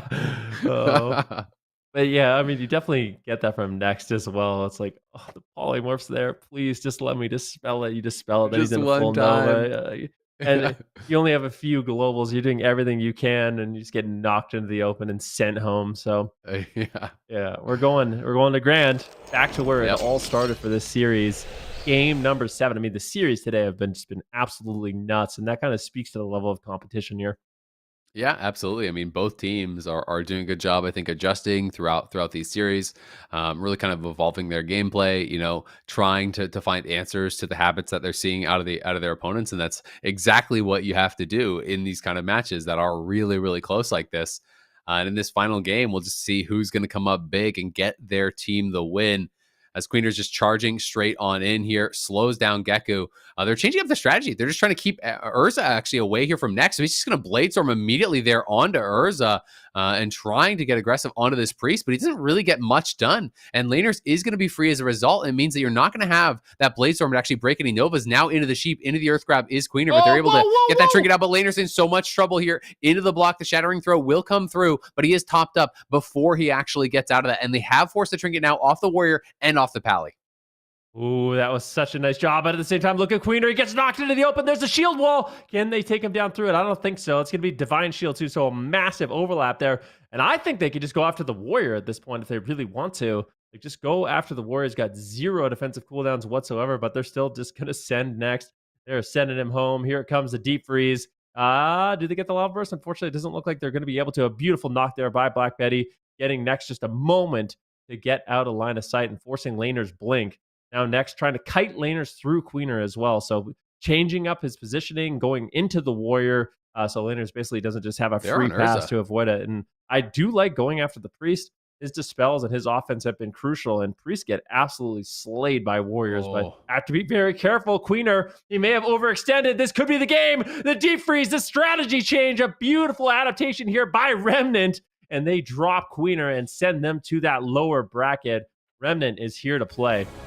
What a final game there in this series, man. Both teams actually making some strategy adjustments. This time deciding they weren't going to go for the mage anymore. Queener goes in immediately for that priest, but his opening Bladestorm, it felt like got him so little. And, it did buy time, for Remnant to actually set up onto this Pally. They get that early trinket out of the Pally. They get that early trinket out of the Warrior. And once the Warrior had no trinket, they're able to actually just go for a swap on him, which forces the bubble of next. And then from that situation, you don't really have a lot going on anymore, right? It was that overlap you talked about. The shield wall came out. The bubble came out at the same time. It was actually this swap here. That War Stomp, though, you got to give credit. I think he actually did have to bubble, to be fair, because the wall came out at like 10% HP. And they do force out that PS onto Urza, but it's right here. Next, trying to cross across the map here, but that rank 1 Frostbolt slows him down into the full sheep. Queener, no trinket, no enrage regen, no shield wall. Deep comes through, and it's time to send him out to pasture. Queener gets knocked down there. Just really nice pressure, really nice setups here for Remnant. Do you think going for Urza was the right choice, though? Because Queener had been going for the mage, it felt like, all series long, and it kind of just felt like the early Bladestorm and stuff on the priest, really bought laners and Gecko the time they needed to get the setups they wanted. Yeah, it's hard to say, right? You never know what the comms are. Maybe next is like, this priest is burning me and we're losing because I'm so we have to stop that. Like maybe that's kind of what's going through their head. But this is just a positioning issue a little bit for me. I feel like next, he was just so afraid that they were going to go after him that he basically completely compromised his positioning. And that's one of the problems, right? If you're Queener, you're going after a priest who's sitting on a pillar, and then your paladin is across the entire map. All of a sudden, you're in no man's land, right? You're by yourself. There's no one that can really help you. I think laners in particular did a really good job this series. I feel like this isn't a particularly easy matchup to play as a mage, but the amount of control he was able to get out and burst, and just his timings on deeps and silences were really, really impressive. So well fought series, and now Remnant, they bought themselves first seat in that grand finals. I wonder if next on that final poly there, if he thought he had range, because he actually had sack available, right? But he was so far away that had to be like the very edge of the range for that first polymorph, because that looked like basically like a 40-yard rank 1 frostbolt into just barely getting the polymorph off before next could arrange it. So I wonder if he thought he had range and that's why he didn't use sack. Because if he sacks that poly, potentially they could even stay alive. But it's going to be really, really interesting, because now we might not actually have, Thunder at all in the finals. We started the day with 2 Thunders. One already got eliminated by that Jungle Cleveland lower bracket. Now another Thunder has been sent down to the Gulag with the Jungle Cleave. So we'll see if Jungle Cleave can actually take out back-to-back Thunders now. We'll have to see. I feel like that was a really close series, and I do think that BLACKBEDDY has been the strongest Thunder we've seen so far. So I think it's going to be one of those things where they took down like the level 2 one. Now they got to take down or they took down the level 1. Now they got to go for the level 2. It's the final boss. It's phase 2. I mean, it could be their final boss. If they don't win, they're not making it into the finals. This is going to be a really challenging series, and I think one of the advantages BLACKBEDDY has is they get to watch that series as well. So they get to kind of see what strategies they're going to be going for. And we talked about, how important it is in these series with how back and forth and how close they've been, like having that good start, not throwing away any games. And I think the fact that they were able to kind of see exactly what they're going to be doing could give them a little bit of an advantage here. Yeah, absolutely. I mean, both teams, to be fair, in that Thunder versus, when we saw BWG Black versus Feed, it was like game 1 was, the Prague Paladin, the Prot Rets to spec, and then game 2, Feed tried to do Turbo, with the Enhanced. Both those didn't work out. Then it was kind of like a new best of 5. But yeah, I mean, BlackBEDDY, you have to assume, was watching that previous series, got to see 5 straight games of jungle versus this Thunder, know exactly what the kind of setups that BWG Black are going to be looking for are, and they should be able to potentially have an advantage because of that. We'll see. Time will tell who's going to pull out ahead in this one. But yeah, really, really interesting. I didn't kind of expect Remnant to make it. Well, they're a really experienced team. I shouldn't say that. I didn't expect them to make it, but I'm surprised that they're actually beating like a lot of these top teams and top compositions. I Yeah. know for myself, like that comp that they're playing feels like the best ladder comp. You just have a lot of control of the match. For mage or just like period and wrath? Oh, for mage, yeah, as a frost mage and as a fire mage, honestly. Elemental shaman, mage, discipline priest. You have a lot of control with the fear, the hexes. You have triple offensive dispel. You get bloodlust. Like you really can be disruptive with that comp. Yeah, I mean, it seems really strong. I would have thought the LSP would have an advantage against it, but I don't know if they actually ran into any LSPs earlier in the tournament or not, or if the Thunders just kind of like handle them all for them and then they take out this. Because sometimes it can work that way, right? Sometimes you just don't run into those compositions. Like if there's only one comp that you struggle against, sometimes you just have a good bracket where you end up not actually having to run into them. We saw that in NA as well. HOZI and friends haven't run into an LSP at all, and now there's two LSPs left in the tournament. They're going to be in the upper bracket against one, but this Remnant team won't have to fight any. There's none left, but maybe they have ways that they can actually just deal with it anyway. So it is really interesting, and I think it's always fun, right? Because people have these preconceived notions about the meta and about what beats what and how certain compositions aren't even worth playing and so on. So I always love when people can come in with something that's a little bit outside of the meta, a little bit outside of that perceived S tier, and show that there are ways to make it work and that there are ways to actually win and sometimes even dominate compositions that you wouldn't have thought that they could, right? I think most people on paper, like if you turn off the nameplates, you don't know who's playing. People would have said that the Thundercleave probably would beat the jungle or in the lower bracket, and people probably would have said that the Mage Ellie would lose to the Thundercleave, right? Just based on like the perceived meta of comps. So I do think it's fun to see a little bit of those kind of like upsets as far as compositions are talked about happen so far in the tournament. And we're gonna see if that upset is going to happen. We have BlackBEDDY going up against BWG Black after a very short break. Don't go anywhere.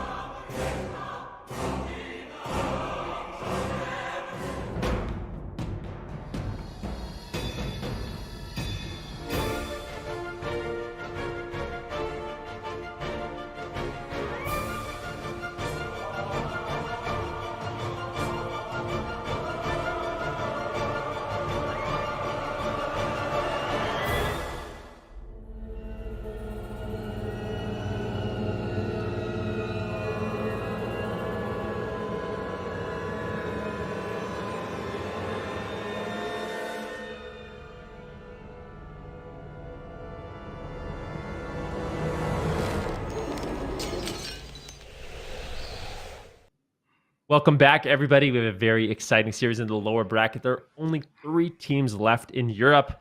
Now, these 2 teams, they're going to have to go head-to-head here, Zico, to see who's going to make it into that finals. Yeah, it's going to be a lot of games here for BLACKBEDDY, but I think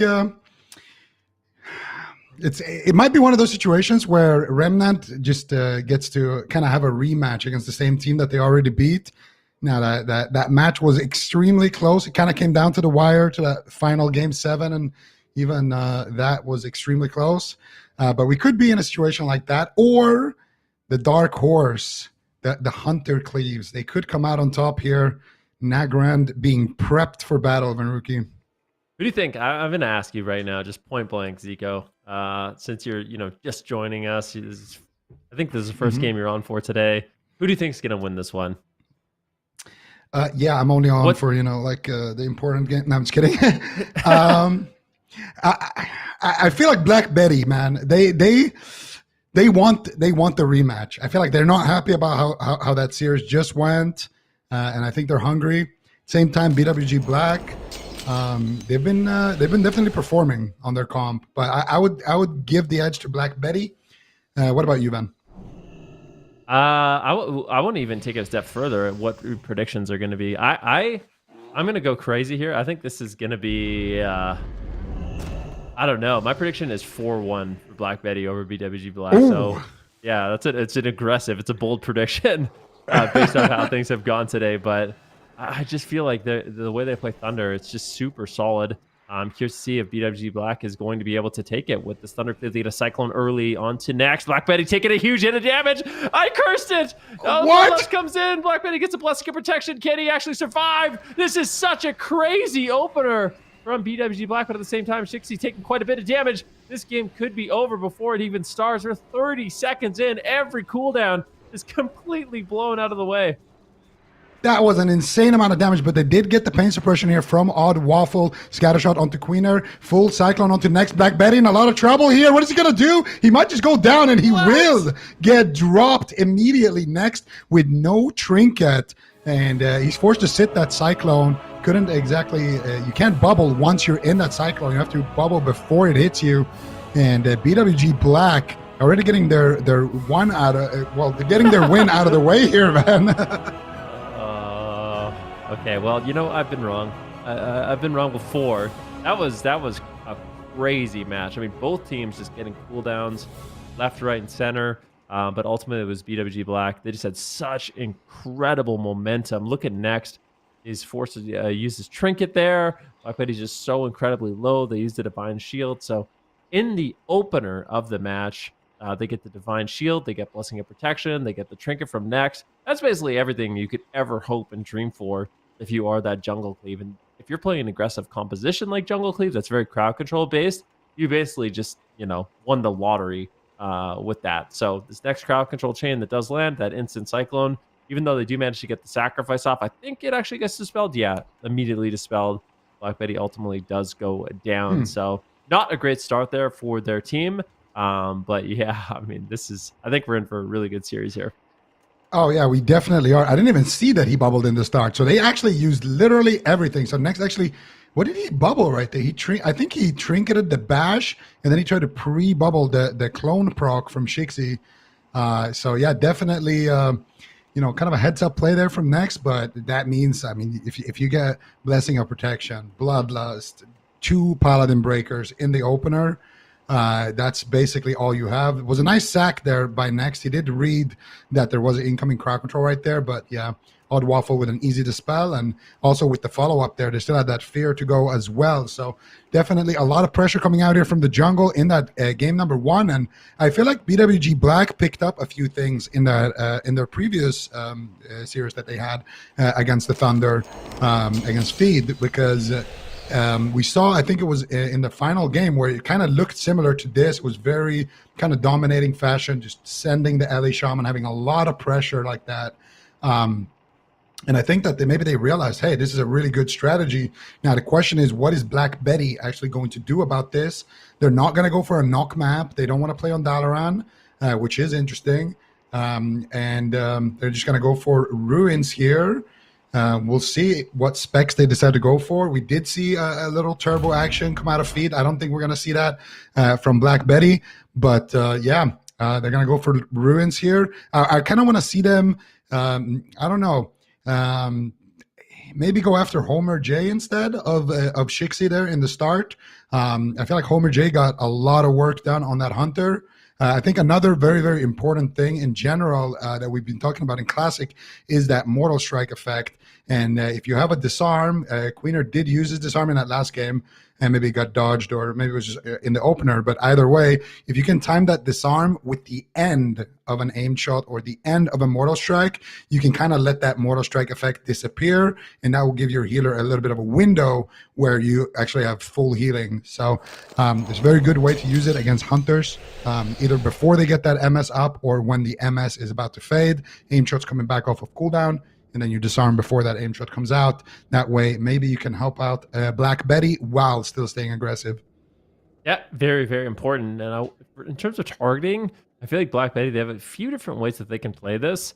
I really am a fan. If Black Betty can get early purges on Odd Waffle, I really am a fan of just kind of all-inning the Priest. But leaving that Feral Druid alone with those Cyclones, Shixie has proven time and time again that he knows where to place those Cyclones in order to create the maximum amount of pressure.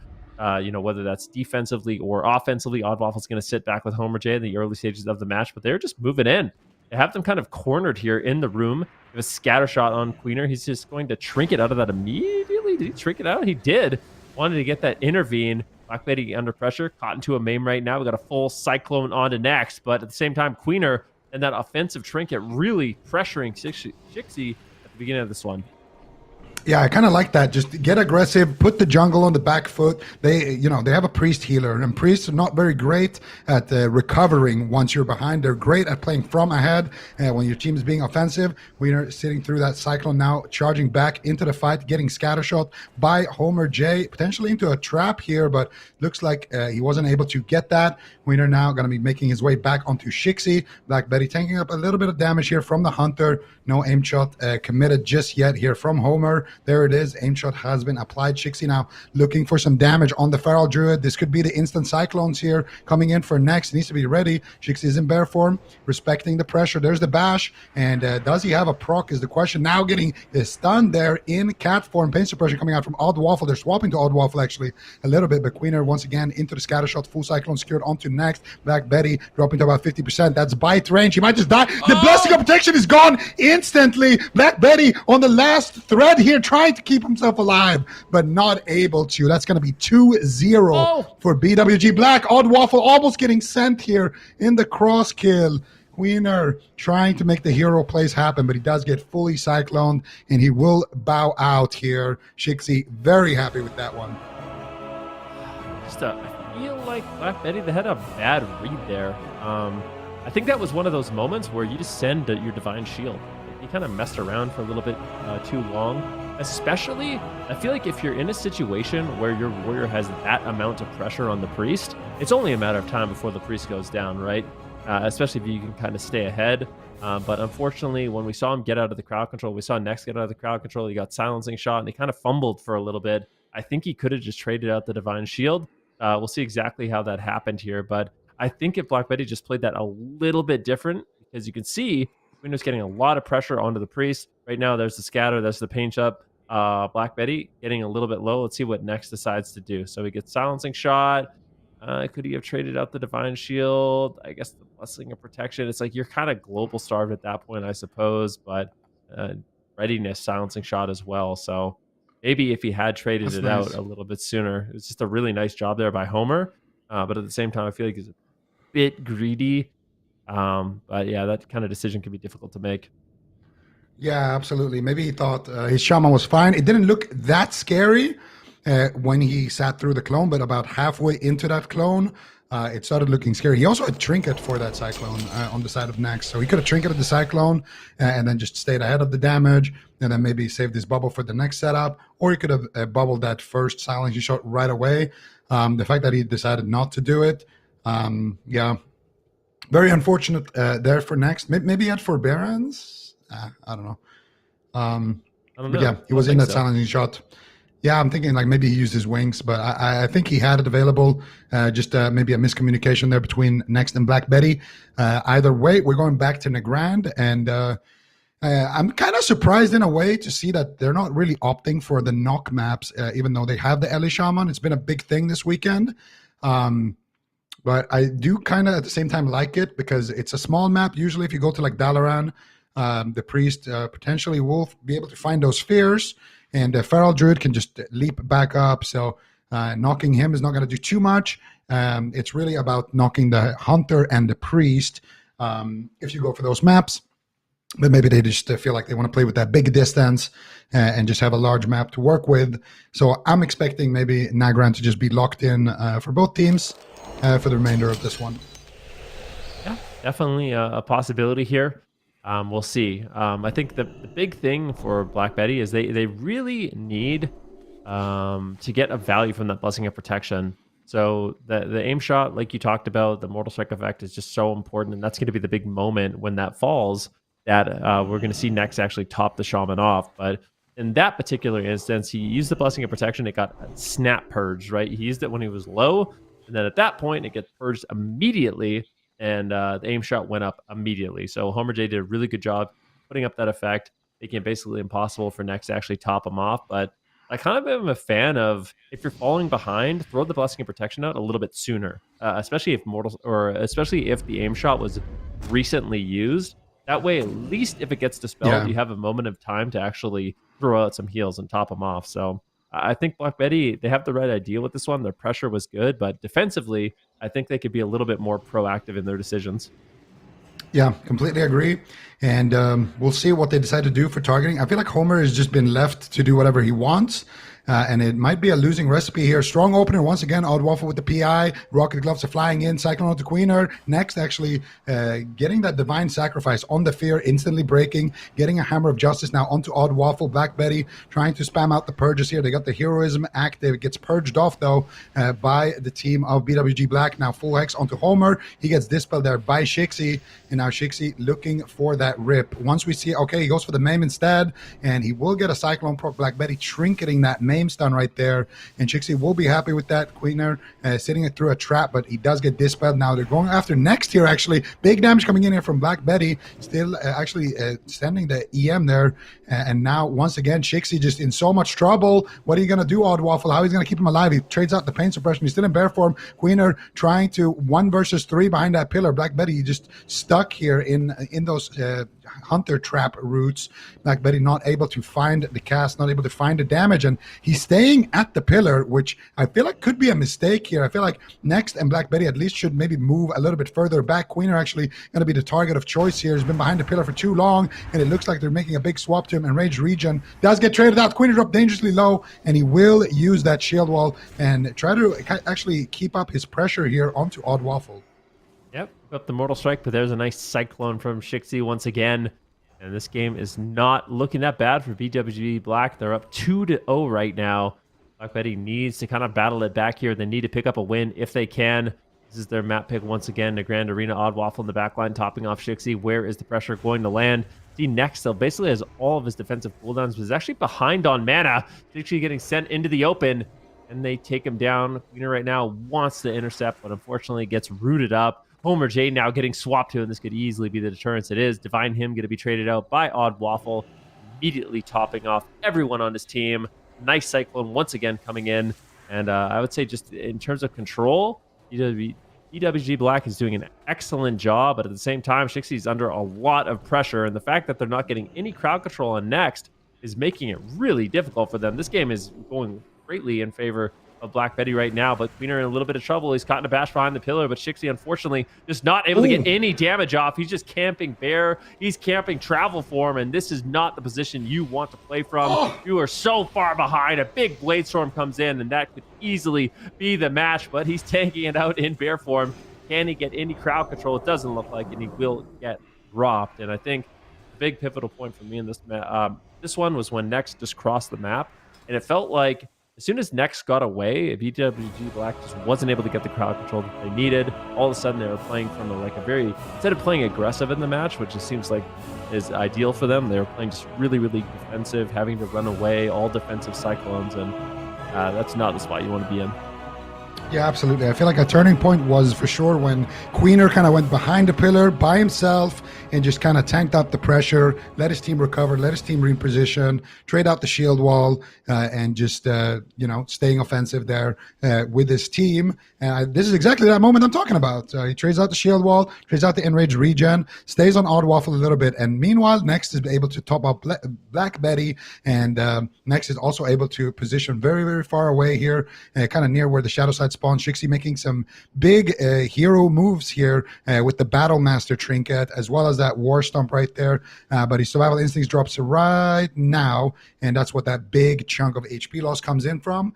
And Queener just keeping up the pressure that whole time, doing a fantastic job. And also look at Odd Waffle here, really having a tough time. He actually wanted to push in there, get aggressive onto Next, but Queener just goes for the hamstring, goes for the charge, and just slows him down. Odd Waffle realizing, I can't push for the fear. I can't help us get a setup. I need to just stay back and heal. And once you're in that position as the Thunder, that's when the game is kind of, in your hands. Yeah, that's exactly what you want. But, I mean, let's not pretend that wasn't a close game. I mean, Queener getting exceptionally low here.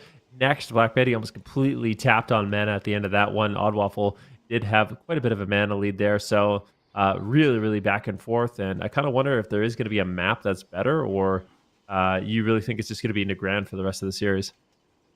Ruins did look pretty good. We could go Nagrand for BLACKBEDDY and Ruins for BWG Black. In general, Ruins is not that nice of a map for the Thunder, so that could be an option. But yeah, most likely just the Nagrand back and forth. Yeah, I think if you're the aggressive team, you probably want Ruins. It's a good map for that, but and they also did look good on it, so it's possible that BWG Black decides to lock it in. But in terms of strategy, I feel like they need to stay on the Shaman as much as possible, because it's always they're just going to go back to Nagrand. I feel like it's not bad for them as well when they're dealing with a warrior, but they just have to kind of make that decision. And it is a bit of a tricky one when the warrior overextends like that behind the pillar and there's pressure on your team. Do you swap to the warrior? Do you try to crowd control the warrior and then leave the pillar to push forward? I feel like it honestly depends a little bit. If he doesn't have a Blade Storm, for example, he doesn't have bleeds on him, you can just send the Entangling Roots and he's going to be stuck behind that pillar doing literally nothing while your team is getting that momentum back. If you're BWG Black. So I think maybe if Queener pushes in behind the pillars like that again, try to look for Cyclone, try to look for Trap, try to look for, because he can't get the spell over there. You can literally just scatter trap him as well if he's not bled up already, of course. So I think going for more CC-oriented plays, if he pushes in like that, and then going back to the targets, I feel like Queener is not a good target. Just Shield Wall is so strong, There's times where the healer can come out and get a global and, the target still dies. That will never happen almost if there's a shield wall involved. It's just such a strong defensive that it's very, very rare that you die through it. That is true. And also, we saw when he did use shield wall, he was still just trucking, right? He was just draining down the priest, still putting out quite a bit of damage with revenges and stuff like that. So it can be a difficult obstacle to overcome for this jungle. But I definitely want to see just a more all-out aggression in this match. But at the same time, BLACKBEDDY, they can put them in a situation that makes it really, really difficult. And we talked about the Pharaoh Druid a little bit, but when you're in cat form and you're able to get out your damage, things really, you develop a lot of momentum with not only your damage, but the amount of cyclones that you're able to get out. But on the flip side, if you're camped in bear form, you're not really able to get out those instant cyclones. You're getting purged on your procs, and things just fall further and further behind. So you really have to have a good start, develop that initial lead, keep your opponents on the back foot. But I think if BLACKBEDDY does a good job kind of diffusing that and put out their own pressure, then it becomes really difficult to pull that off. And I think that's the big thing, right? Thunder is a comp that is very good at defense, but it's also exceptional at offense. And sometimes you really just have to kind of abandon your defense, put out more pressure, and the game ends up being a lot better.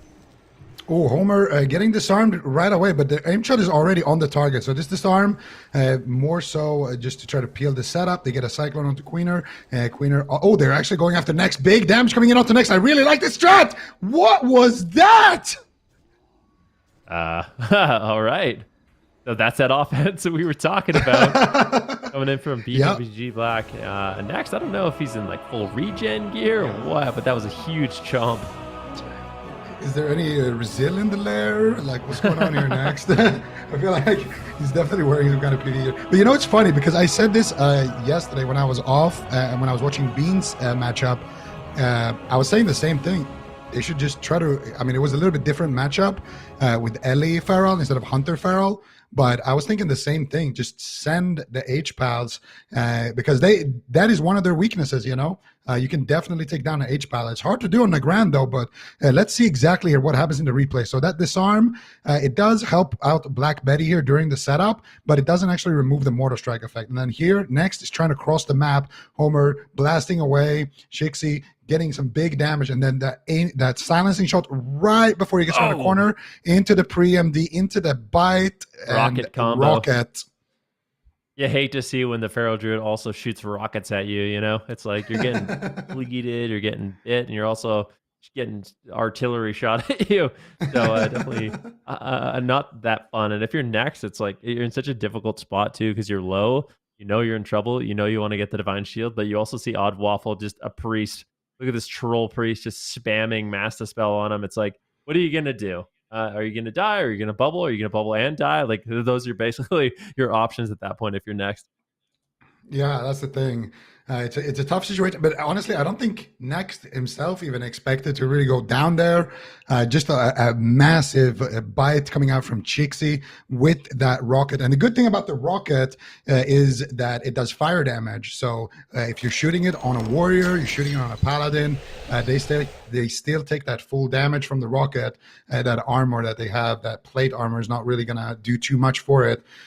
So yeah, Chixie getting a good bite and rocket in there, and Homer as well doing a great job there with that silencing shot. That's it's one thing, you know, us mages, we can spot these things when the target is just about to get out of line of sight. Maybe you get a little blanket counterspell, a little arcane missile before he sneaks around the corner. He kind of did the Hunter version of that, getting up the Mortar Strike, etc. when he's crossing, and then right before he ducks around the corner, give a little silencing shot for your Feral Druid, see if he can finish the job. And in this case, he did. He finished the job. He managed to get it done. So I wonder if we're going to see a little bit more resilience or like exactly, you know, what's going to happen here. But this is, I personally, playing Wrath of the Lich King, my favorite thing to do is pressure paladins. Like, I never like playing against a paladin when they can just sit there and spam cleanse, spam Sacred Shield, heal efficiently. Every single game, for the most part, I like running at paladins. I like getting crowd control on them. I like attacking them. I like putting the pressure on, forcing them to kind of reposition and fall behind on global. So I am a big fan of the strategy of go after the paladin, put crowd control on the Queener and Black Betty, and that way Next can't really dispel it, or at least if he does dispel it, he's falling behind on his own health points. Yeah, absolutely. I'm also a huge fan of killing paladins.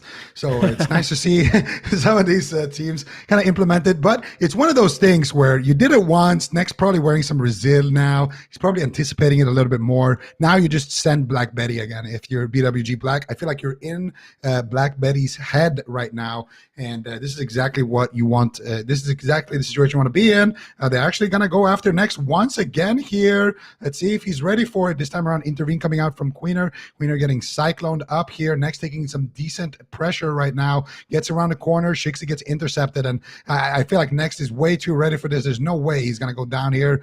Maybe a big bite coming through. Black Betty getting cycloned on the heels. Master Spells being casted out. That's a little bit. Actually, he did Divine Shield. So why?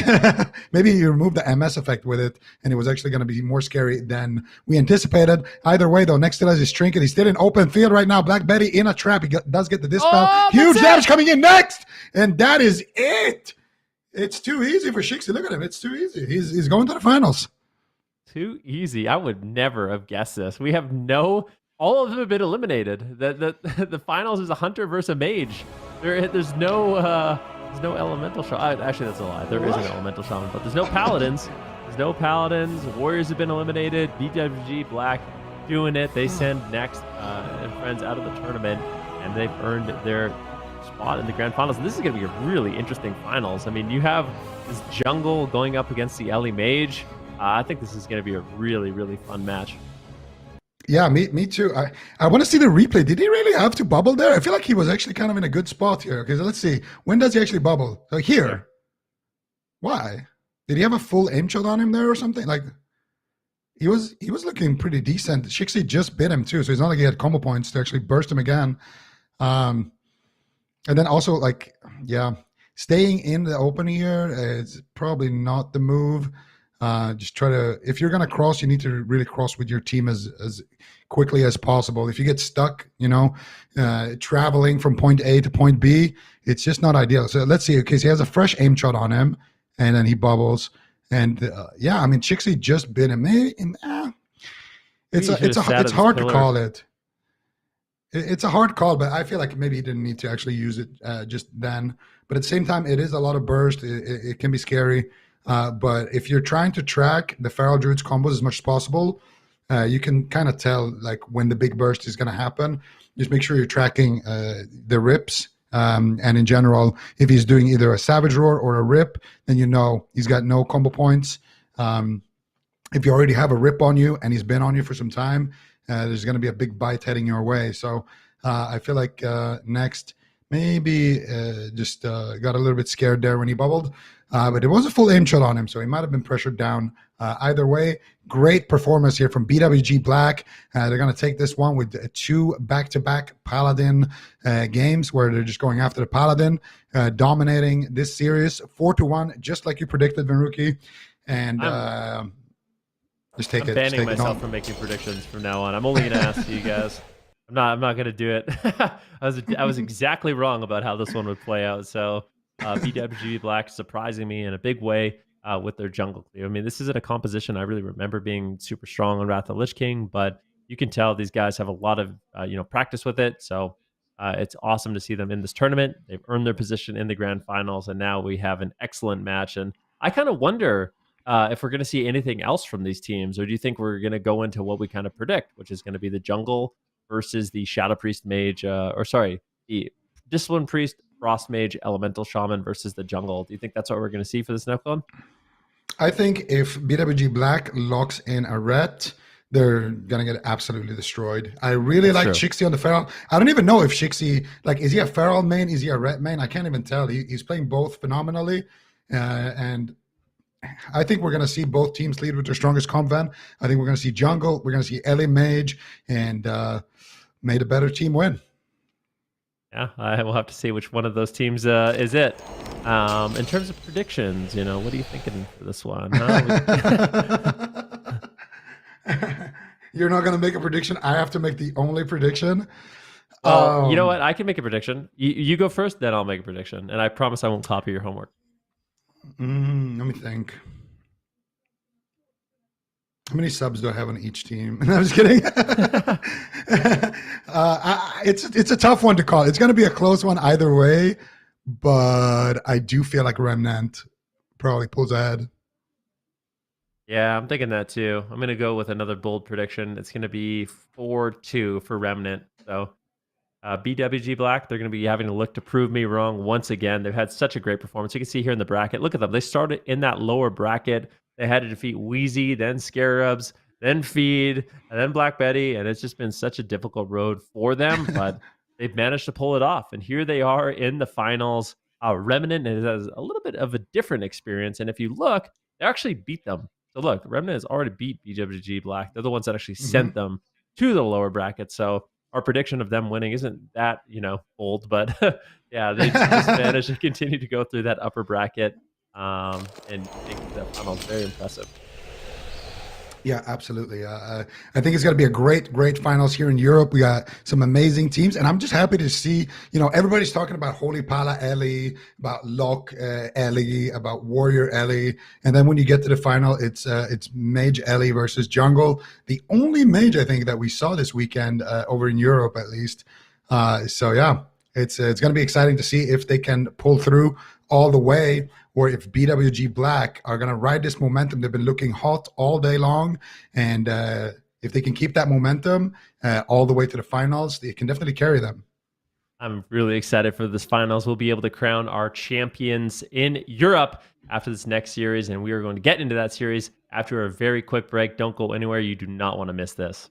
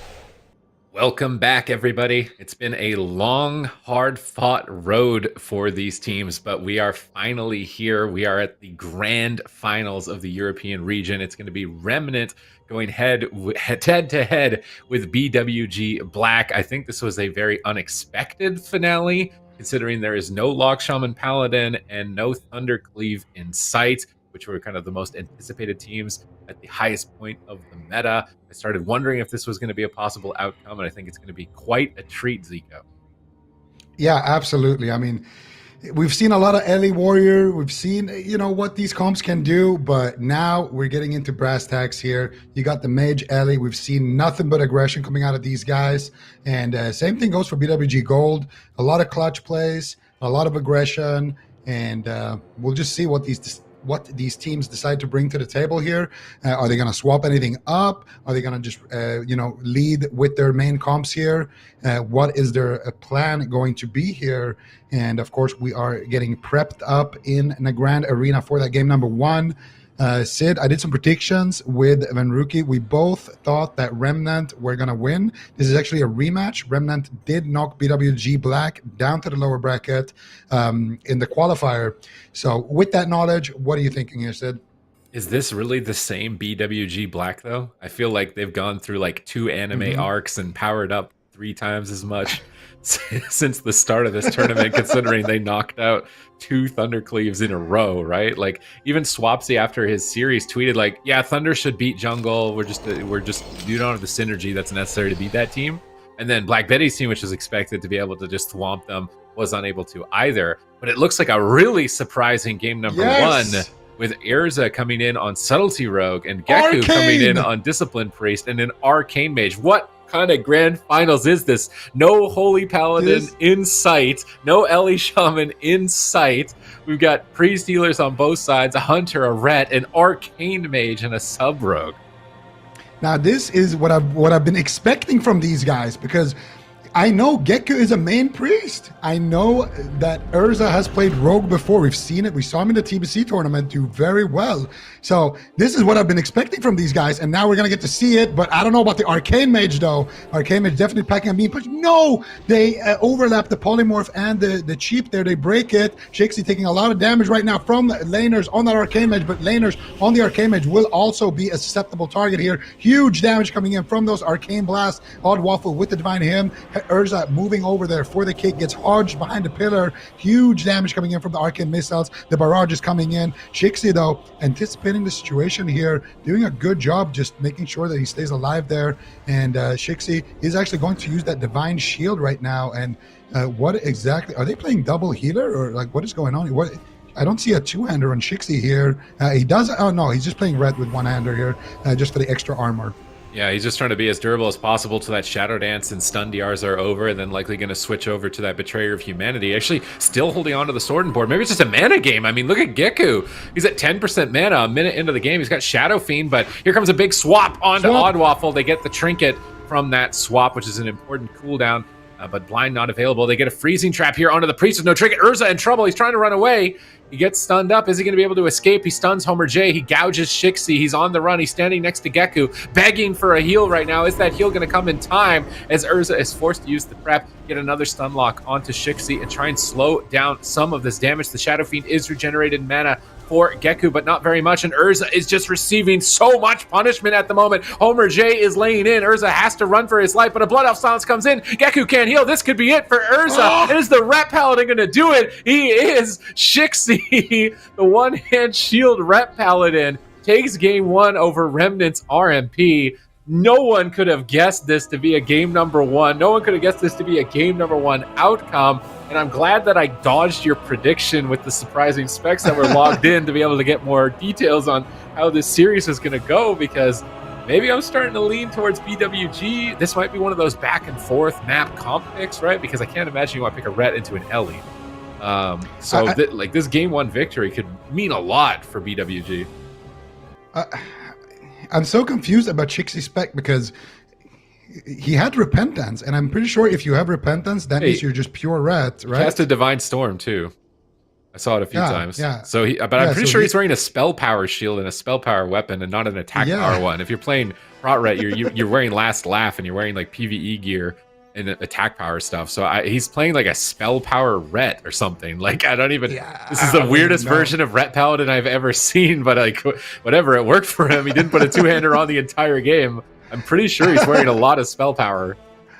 Just getting killed by a tank geared Ret Paladin, basically. Pretty insane.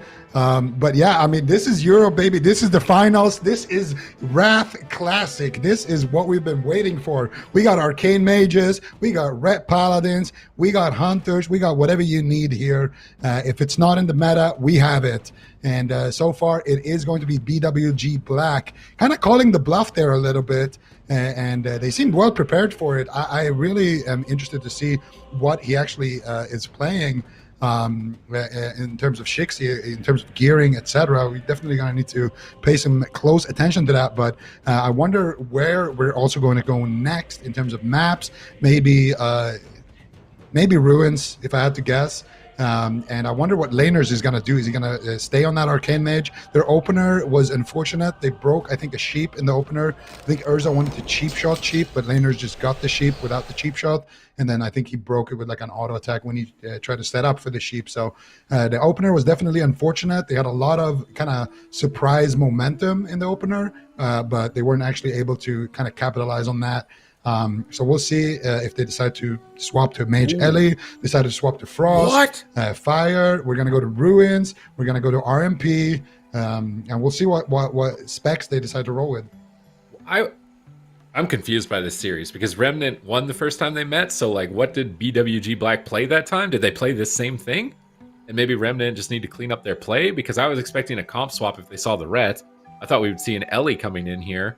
Especially on Runes of Lordaeron, but maybe the double Dispel is too difficult to balance between the Paladin and the Priest, and maybe you're not guaranteed to get your Deep Freeze because of the freedom effect from the Paladin, so maybe that comp's not a good pick. Maybe Shixi's just been practicing Ret since that day one. Maybe they lost his Feral, but he's been amping up this Ret Paladin to get going, but this is very surprising because usually when you have the map pick and the comp advantage, and you can change, you usually do, and they haven't. So this could be a matchup that we just see for the rest of the series.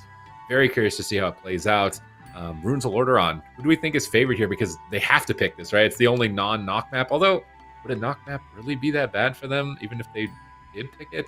I'm a little bit unsure. Like, I guess the Pillar allowed the Paladin to line of sight, so maybe this will allow the Rogue to connect more? But what's your expectations given the map? Well, I think both of these teams, I don't know, BWG Black maybe want the smaller maps. But I feel like both of these teams are happy to just play it out on Nagrand. And because the rule is we start on Nagrand, and then you can't pick Nagrand, and then you can just pick Nagrand however many times you want. I think the game 2 on Ruins is what makes sense to me. And then potentially we're just going to go back to Nagrand over again. But we are going to see the same specs here. Sub-Arcane coming in from Laners here. And Shixi is playing that Ret Paladin spec again. He was not preg last game because he had that Divine Storm, which is very, very deep in the Ret talent tree. I think it's the last talent, right? So Shixi definitely playing pure Ret, but I don't know what kind of gearing he's using. Because typically you would expect him to just equip a shield for just taking less damage, but he literally killed him wearing the shield. Usually you swap to a two-hander at that point, you know, so we'll see. Big opener coming in here, though. They actually fake it. They go into Shixi. Now they swap it over onto Homer. Let's see if they have the damage here. Homer's just absorbing everything right now, and now it's going to be Urza here on the back foot trying to chase down Homer, but he's caught up in open field. Homer J trinketing out of that cheap shot, going to send the deterrence, sending the Feign Death there as well. Shixi just spamming out Flash of Lights here with that spell power gear, doing some work there with his teammates. Oddwaffle now going to be able to pick up Homer with that penance. Polymorphs onto Shixi, instantly dispelled. Good positioning by Oddwaffle to avoid crowd control at the Tombstone, while Homer J and Urza are just trading blows with each other out in midfield. Who's going to fall behind? Cheap shot engaged. Does get removed here by Shixi to go for the deterrence. Seems like a very premature deterrence. Maybe they're afraid of that presence of mind damage from the Arcane Mage, but that was maybe an anticipation of something. But Shadow Dance is coming up, and now they won't have that freedom for the stun lock. This is such a tough matchup because you have to cover the Ret, the Priest, and the Hunter all at the same time, or otherwise they're going to be able to support each other, dispel, freedom, CC, or prevent your damage. So this is going to be a difficult situation, but they've got Shadow Dance, they've got Shadow Step. This is the moment. Can they cross everyone? They get a gouge onto Odd Waffle. They're setting up for crowd control, but it looks like they get a Chimera Shot disarm onto Urza right before the cheap shot, removing all of his damage. That was an insane read from Homer J, pulling out all the stops on this Hunter. They've got Geku in a full repentance at the moment, but now we see a dismantle coming through from Urza. Homer J unable to attack back, but there's no more prep for Urza. I'm not sure. He doesn't have another evasion, I imagine. So he's out of cooldowns. Geku, next crowd control could be it for Urza. There it is. Hammer of Justice. Urza's getting blasted down by Shixi, the one-handed Red Paladin. Is he going to be able to finish him here? Geku gets some big heals possibly at the last second. Laners is trying to find an Arcane Blast, but he's actually out of mana. Urza is just running for his life. In Laners, he doesn't have Evocate. Like, really, as an Arcane Mage here, what are you going to do to get back in the match? He's wanted Homer J right there. It's not looking too good right now for Remnant. What are they going to do? Urza just kind of stuck here behind the pillar, trying to line of sight Homer, trying to buy himself some time. That aim shot is about to fall off right now for Urza. Homer manages to snipe a new one here. Geku's mana is not looking good. No pain suppression, no evasion, no cooldowns. He goes for the defensive Shadow Dance, goes for the cheap shot, into the cheap shot onto Homer J. Cheat Dev is going to proc for Urza. How is he going to stay alive? He goes for the kidney shot. He gets deterred by Homer J. And Homer J was kind of styling on Urza this game that Chimera Shot was actually so clutch. So in the start, the first setup, he trinkets the cheap shot, deters the kidney. Then on the second setup, he pre-Chimera Shots. And the way Chimera Shot works is it depends on what sting you have. So if you put up a Serpent Sting and then you Chimera Shot, it will do the Chimera Shot damage and then bonus damage from the Serpent Sting. However, if you have a Scorpid Sting, which is the thing that gives you, less hit rating basically, and you Chimera Shot with that active, you will disarm him. And I think this was actually the moment here. So, no, this was right at the end. So he trinkets the kidney, gets gouged on his trinket, and then Urza just trying to stay alive here, trying to line of sight, but his team is just so far behind. Geku in a scatter shot. Homer trying to find a trap, but he's getting spam played by Laners. Laners has 0 mana left. He's just literally with his wand out right now, just jumping around, and now finally getting that mana gem, but he gets Viper Stung actually as well. That's why he's and at this point, Laners realizing that this game is pretty much over. I think maybe he even DC'd there at the end, or he just realized that they were just too far behind and decided to just go for the next game. But that pre-Chimera shot earlier disarmed him, and then while he was in the cheap shot, the rogue was actually disarmed, and the disarm lasted a little bit longer than the cheap shot. So the cheap shot ended, and when the hunter is no longer stunned, you can dodge kidney shots, and that's exactly what happened. So he actually got a dodge on the kidney because of that disarm that he did earlier. So very nice place there by Homer. And also here, you see that right there, that deterrence right there on the kidney shot as well, just to avoid it. We saw it in the previous series as well. He pre-deterred some of Queener's disarms. And Homer J has just been doing a lot of good reads against these kind of melee players.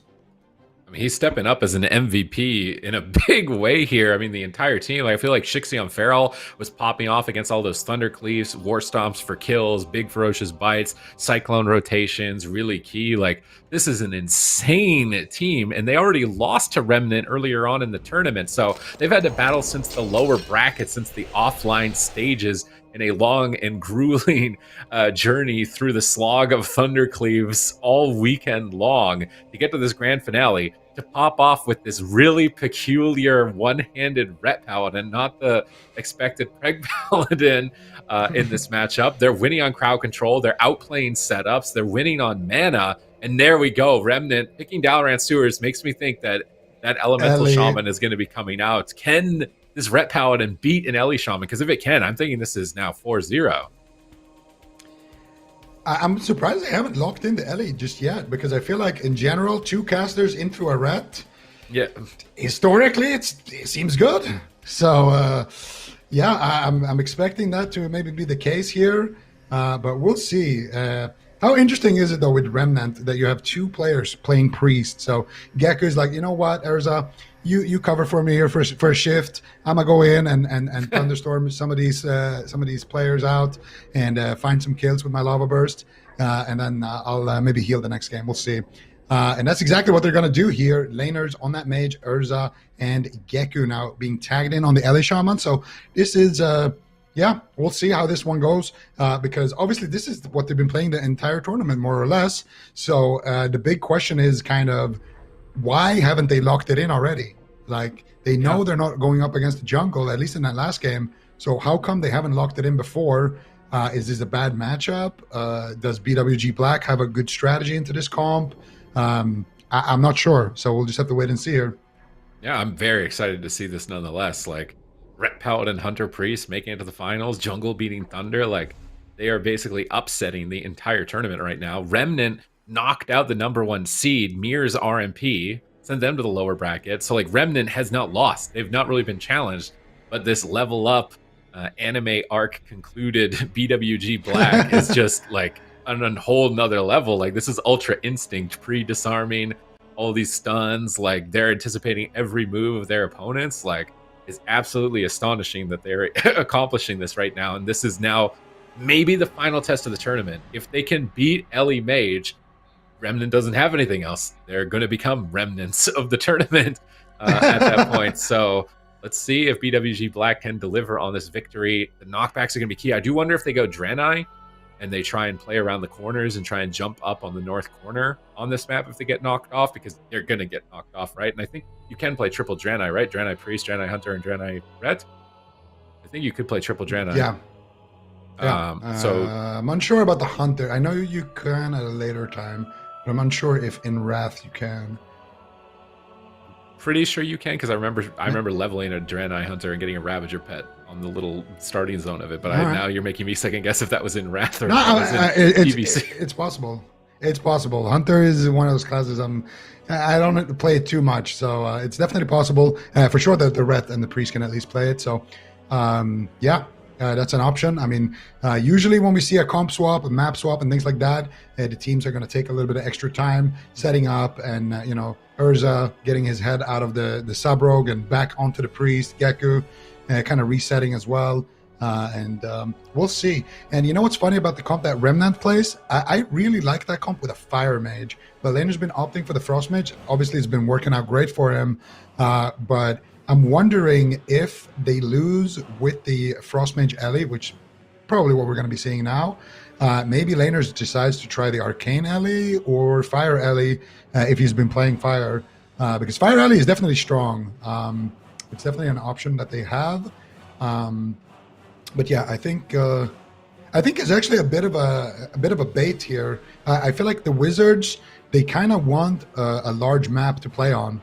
So Dalaran might actually backfire for them. It depends, of course, if they can get good knocks. If they can get good knocks, then Dalaran will more than make up for it. But if they can't find those good knocks, if Shixi does a good job avoiding them, Odd Waffle doesn't get knocked at a really bad time, they can definitely win this just because it's such a short distance to actually make it to their target. Whereas on a large map, there's a lot of distance that you're traveling where Shixi is not really hitting anything and the Wizard are just turreting on him.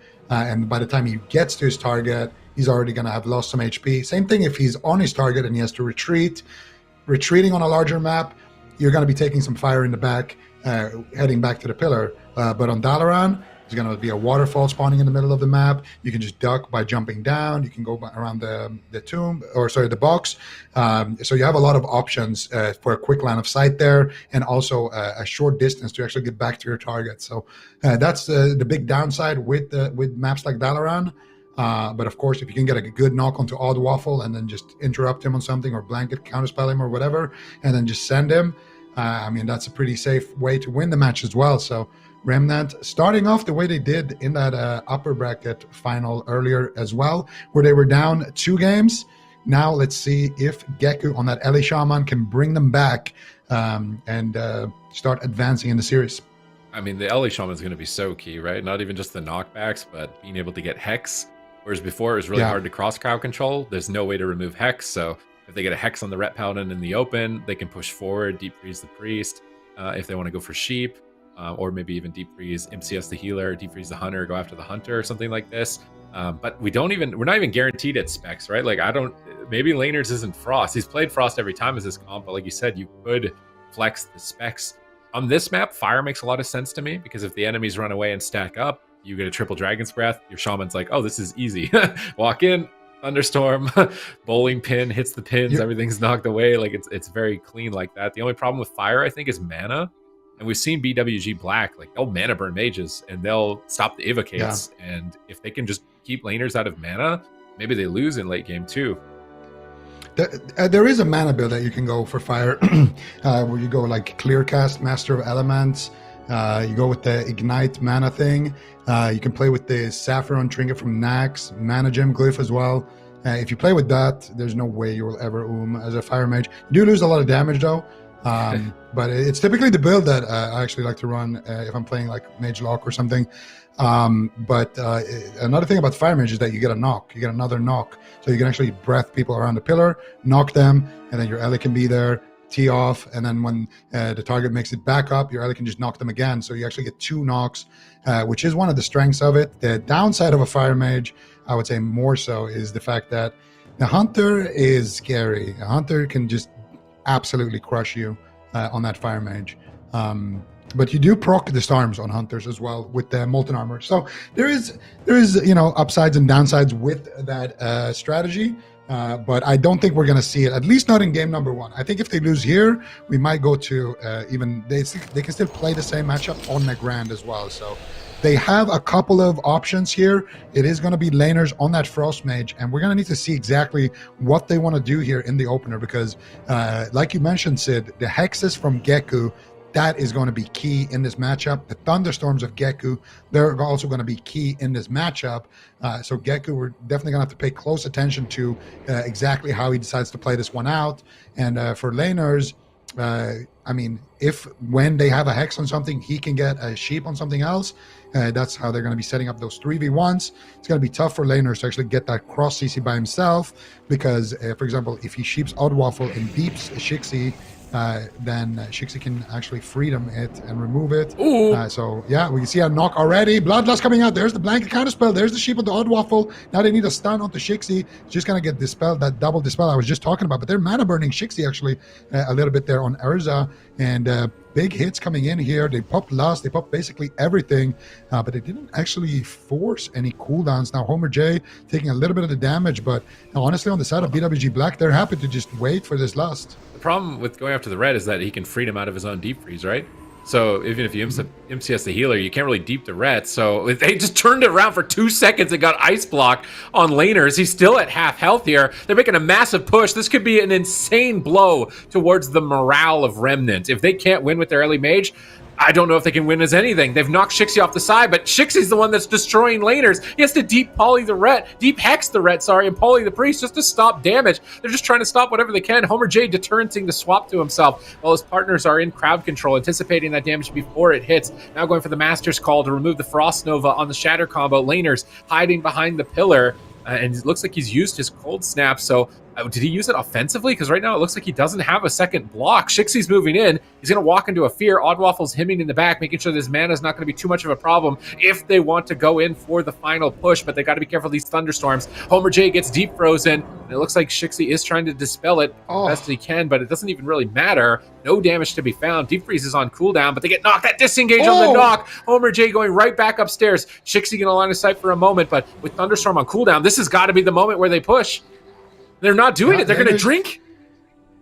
Laner's actually getting a full evocation off, and they're sending the burns here onto Homer, onto Shixie, whatever they can find right now. Shixie's mana is not looking too good. Laner's realizing Divine Plea is going to be potentially used here for Shixie, and Shixie also realizing that doesn't want to stack up, and they're playing this one slow and methodically right now. Full polymorph onto Shixie. There's the deep freeze onto Oddwaffle. They're going after Homers. Do they have a counterspell maybe? Laner's not able to find it. There's the worst of the Geku. Can he find the knock? He has it available. If he can get a triple, it would be massive, but not able to find it. He does get it onto Oddwaffle though. Gets hodged. Urza with a quick dispel. Here comes the Repentance. Laners did have an ice block back in his in his back pocket, and it looks like laners will be able to keep that one in his back pocket. Odd Waffle, basically no mana left for the MD. The Shadow Fiend coming out for Odd Waffle right now, and Homer J taking a lot of damage. Shixi just basically playing a secondary healer here in the back line, and they need to find some pressure here. Laners has no ice blocks. Urza is drinking, and this is exactly what Remnant wants. They want some time to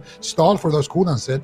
Yeah, let's see if they can do it. Urza's getting some mana back. Laners is still at half. Urza going for power infusion here. Odd Waffle trying to manage his mana as well. Mana burns, gets sheared here, trying to run laners out of mana. If they can run laners out of mana one more time, that's it. He's not going to be able to get any more, I think, in this match. Odd Waffle's choosing to drink. Shixi mounts up to get back to Homer J. Homer J is alone right now. Feigned Death the Chain Lightning cast, but here comes a Lava Burst. He deterrents as the Lava Burst, anticipating that damage. Buying time for Odd Waffle to get a drink. Shixi still has Divine Shield, has Divine Sack, has Blessing of Sack. There's a lot of cooldowns that Shixi can use. They got Repentance. They need to get through Urza's Trinket and Pain Suppression. Perhaps they could just kill through it, though, if they get like a silencing shot and they all connect. Shixi's moving in, volley to stop any drinks around the corner. Urza tries to reposition, but they're stacked up. Shixi has the high ground, dispelling his Frost Nova. There's no Shatter combo. They're going in for the kill. Scatter, Trap, Repentance, but Laners jumps up the side of the boxes in line of sight upstairs.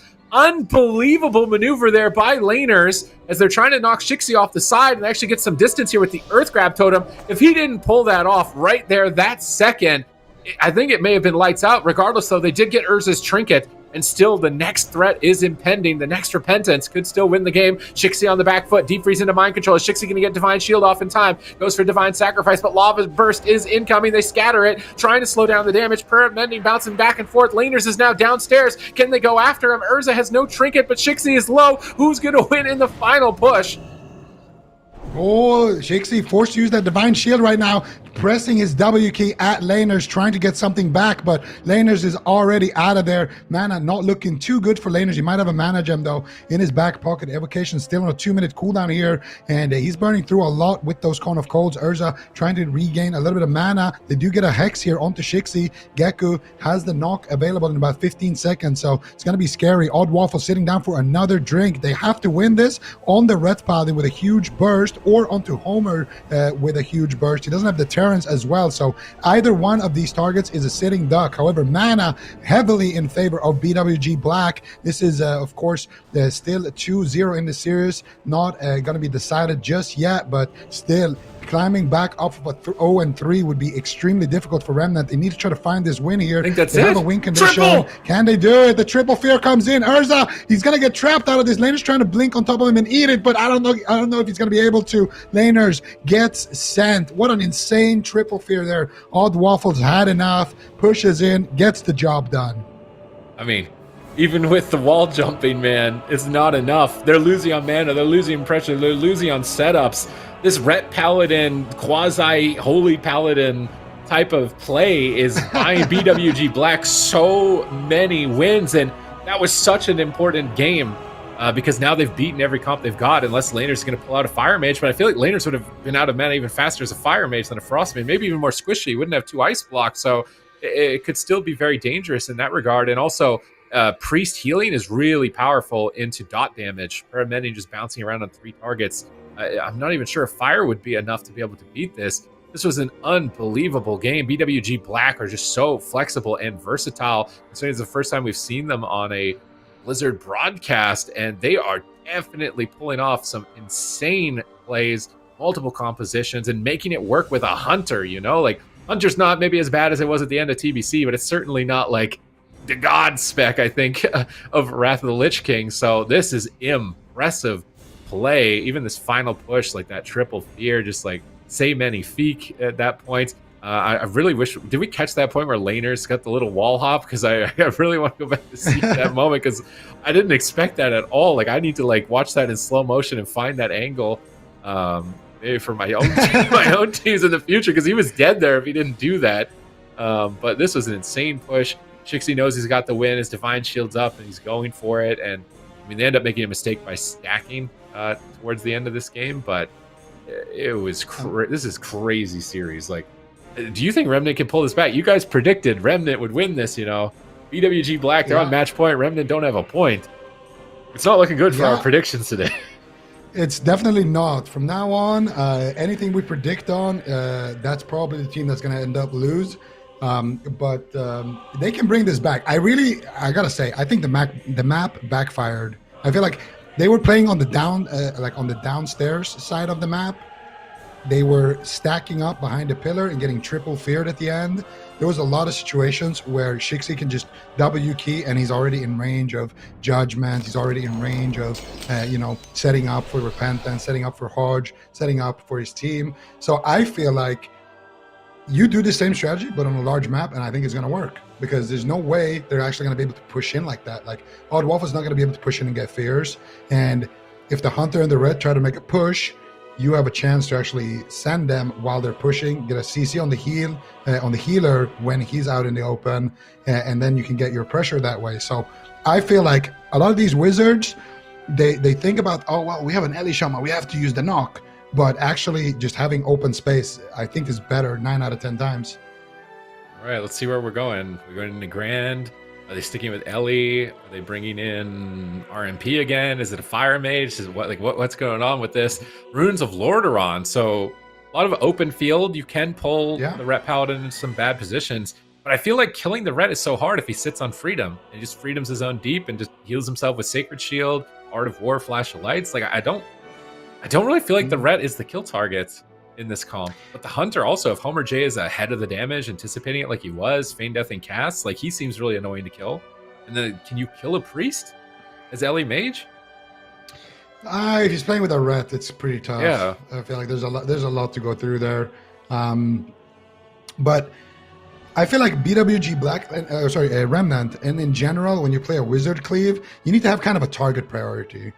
Like if Shixi pushes in beyond a certain point, he has to be the main target, so you can push him back, because that's going to allow you to maintain your pressure and swap over to somebody else. Same thing for Homer. I think if you can hit Homer or Shixi, it's not a bad idea to go for some CC on the Shixi and try to take out Homer. And then when Homer pushes back, then you swap the Shixi out of the Hex, for example. I think plays like that, as a Wizard Cleave, it's very important. Of course, Mage Ellie is a little bit different because it's a lot about setting up kills in those deep freezes. But I think when you're playing against something that can just basically dispel every single deep freeze, you have to have really good targeting and really good positioning as well. So we'll see what they decide to do here. It's going to be tough to find a kill, but there's options. They can get a Hex and they can burst Shixi out of a Hex, for example, or they could also just get a Sheep on Odd Waffle and deep freeze counterspell Shixi, and then he can't Freedom it. So there is counterplay for sure available. Gekko going for the Hex, trinkets out, gets Blood of Silence and Scatter Shot, and he goes for the War Stomp, and now he will find a Hex. Homer J in a Sheep. Who are they they're going after Odd Waffle here on the Priest, so all out aggression. I think your question is about to be answered here, Sid. Can they take down a Priest? Full Hodge onto Urza. Do they have anything to follow that up? The full Repentance coming through as well. Urza trinketing out of that one. Shixi also using his trinket. Odd Waffle now in a DR Sheep. They're trying to dispel it, but it's getting resisted, and Odd Waffle is still going to be sitting through those Sheeps, and that will be the Divine Shield right there coming through. So Remnant actually having their best opener just yet, but now Urza in a full freezing trap. Laners already ducking around for cover, trying to slow Shixi, trying to line of sight Homer J, and just trying to hold his ice block here, and he will be able to. Fantastic opener so far for Remnant. Odd Waffle getting Divine Hymn, Urza pushing in. It looks like they need to purge off the Fear Ward from Odd Waffle. They got a Hex. Is this a swap? Deep Freeze onto Odd Waffle. Are they going after the Priest? Looks like they want to sheep off it, but he gets silenced. He's getting blasted by Homer J. This is match point in the grand finals. They can't afford any mistakes here as Laner is getting bursted. Urza into the hammer just as Laner's trying to blink back to the pillar. Frost Nova into a Sheep. Odd Waffle dispels and manages to break out of the Sheep. Now line of sighting Laners. Laners is still taking damage. Homer J in the Polymorphs trying to get dispelled out by Shixi. Gekko free casting on Shixi, trying to take him out here, but he's not feeling any damage just yet. And Laners is forced into the ice block here at the minute and a half mark. Gets mass dispelled, trying to go back around the corner. If Shixi and Homer J connect at the same time, this could easily be lights out. They've got Deep Freeze available. They have to make one more final push. Can they manage to do it? No, the Deep Freeze instantly freed him by Shixi. He has swapped the Betrayer of Humanity on. Shixi is going for the kill. This is going to be it. Full Repentance, no trinket. Laners gets cracked, and we have our European champions, BWG Black. Absolutely insane, clean sweeping the team that knocked him down to the lower bracket. Look at Chixie. This man is very happy right now to be our European champion, along with BWG Black, Homer, and Odd Waffle, all putting on such a fantastic show, bringing in the Feral Hunter, bringing in the Ret Hunter, bringing in the, I don't know what kind of Ret this was. It looked like a full Ret, but like wholly geared. I'm not sure. Maybe we'll get an interview and we can ask about that. We need Shixie to name it. What are you naming this? Yeah. Ret? It's when you join, but your like gear, like equipment manager is set to the wrong set. I think that's what we'll call that build. Either way, though, fantastic performance, great aggression, great defense, clutch plays, and they're going to be able to take that momentum and go all the way and win the finals. This was an insane team to watch throughout the day. They were close to elimination tons of times, had to face formidable opponents. Thundercleave after Thundercleave, a gauntlet in the lower bracket, the dark horse, the underdogs. Nobody really thought that they could do it, but they came into this tournament with their Hunter compositions and performed phenomenally. Like, this is a dominating performance, 4-0 against Remnant, a team who had lost against nobody throughout this entire competition, knew exactly what they needed to do, switching between defense and offense at exactly the right moments, never overextending, getting insane setups. They knew who needed to carry when and enabled that player to carry. Homer J popped off in these finals. So many pre-disarms, so many pre-deterrences, immunity, incoming crowd control. This was the best I have seen a team perform, especially on a composition like this that would be considered the underdogs in so long. It's got me now curious as to, like, what is the next region going to look like, right? We're not even done. We still got North America. We still got 4 more series. Like, is there going to be some underdog stories there? Because that was crazy. Oh, I have a feeling it will be, Sid. We're only halfway through the day, ladies and gentlemen. We still have a full season of NA games coming up as well. And there is definitely some off-meta things going on in NA as well. We saw the Shadow Priest DK Resto Shaman, just to name one of the comps that we did see over there. And yeah. It's going to be exciting. You definitely don't want to miss that. And BWG Black right now, European Wrath Arena champions. I really like this like little fireworks they got going on here as well. Little victory screen for them. That's awesome. I am so impressed by this team. Like, this was completely unexpected. They put on the biggest show I've seen a team put on in such a long time. Really well deserving. Curious to see where they're going to be moving onward from here. Like, usually, like, if a team doesn't have a great performance, sometimes they like disband, but I wonder, like, how confident are they in the future and future patches, you know, competing throughout the seasons in Wrath of the Lich King as a team? Do they think that this is something that will work in the future? There's a lot of questions I think that remain unanswered at the moment for this team, but at the moment it's just celebrations, right? we're triggering the fireworks. They are victorious 4-0, and they're obviously going to be basking in that. Hope everybody in the chat is giving them as much love as they deserve here, because this was a crazy run. It almost reminded me of, like, you know, back in the day when Jung Yup and he made the run on the Hunter all the way through the tournament in Cataclysm. Like, this feels like one of those stories, because, like, look at their journey, man. They're in the lower bracket 4-2, and then they're against Scarabs. They're against Walrus team 4-2. Lock Shaman Druid. Who thought Jungle could beat Lock Shaman Druid?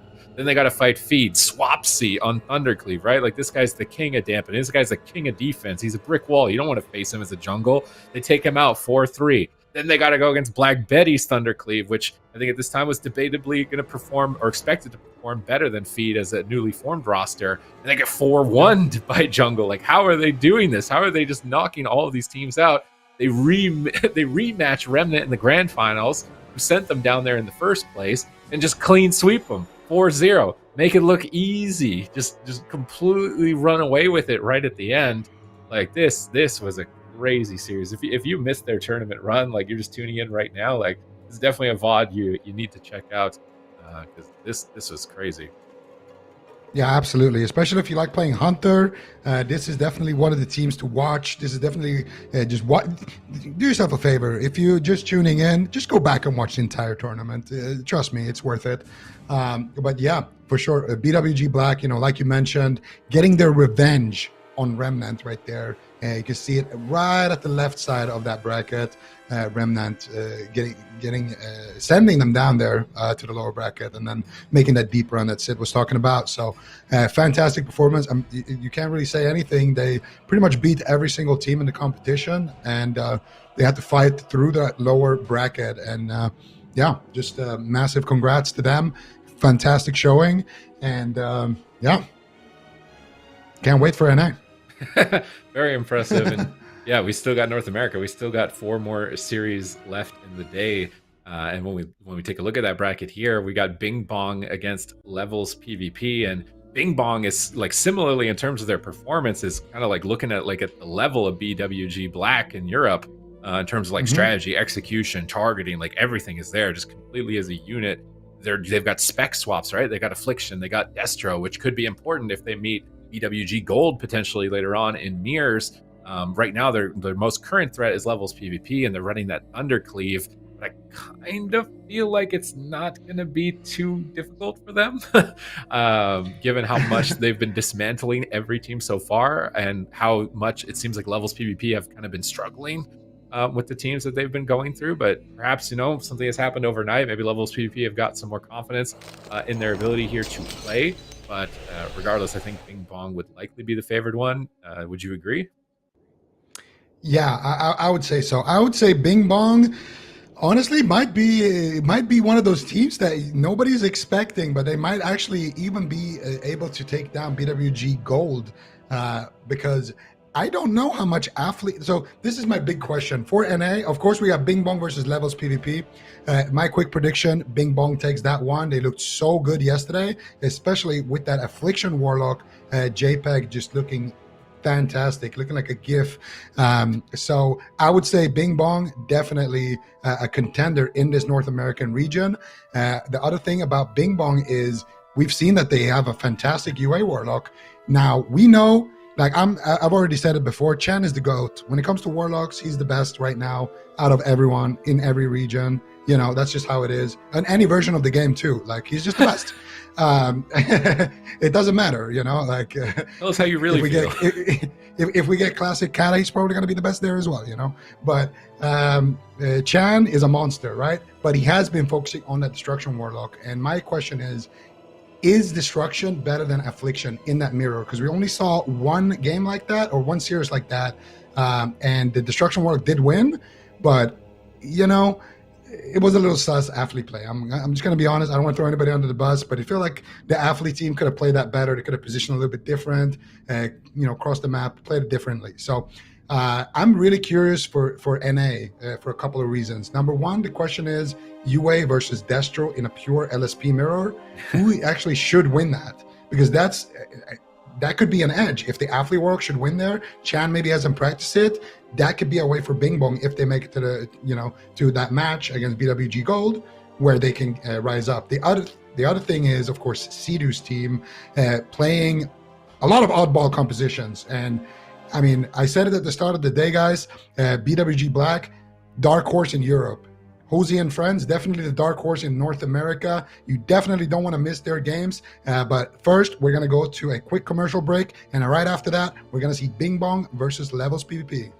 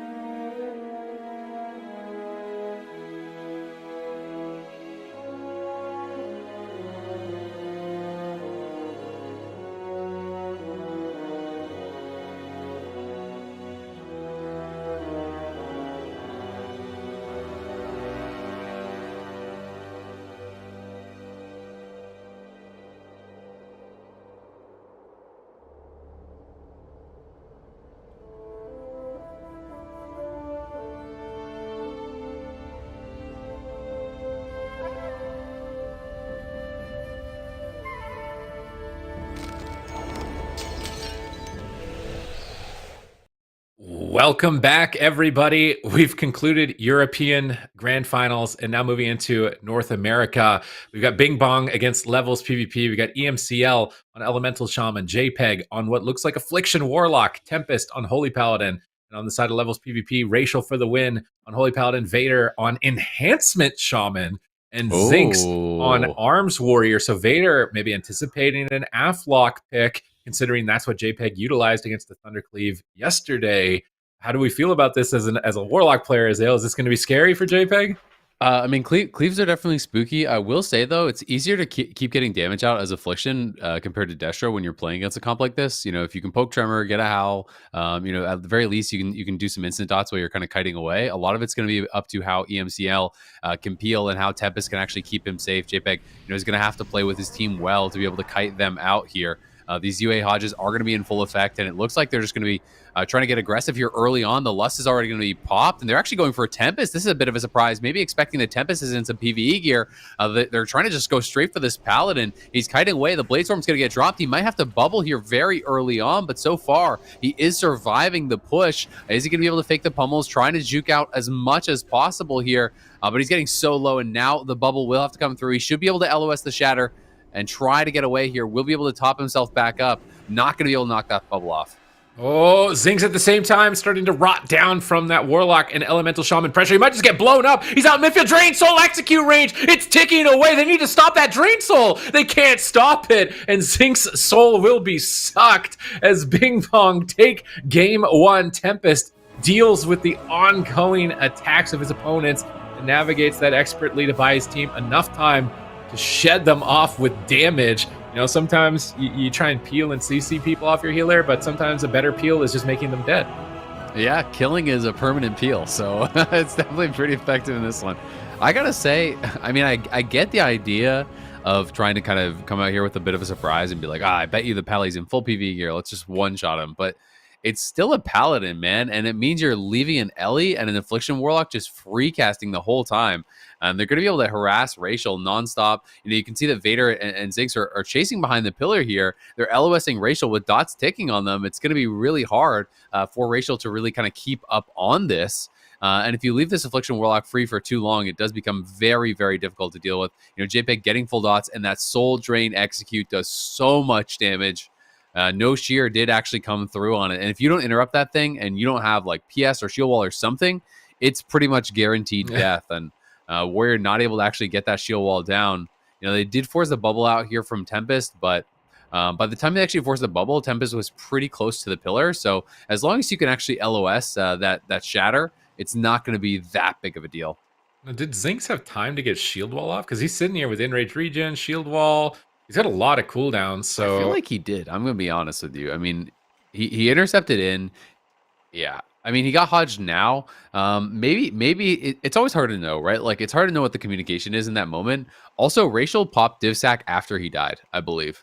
So they have Divsac, they had Shield Wall, they had Enrage Regen, they had a lot. I mean, he got Hodged at the end, but it was after he intercepted in, and before he intercepted in, he was at what 30% HP at most, probably.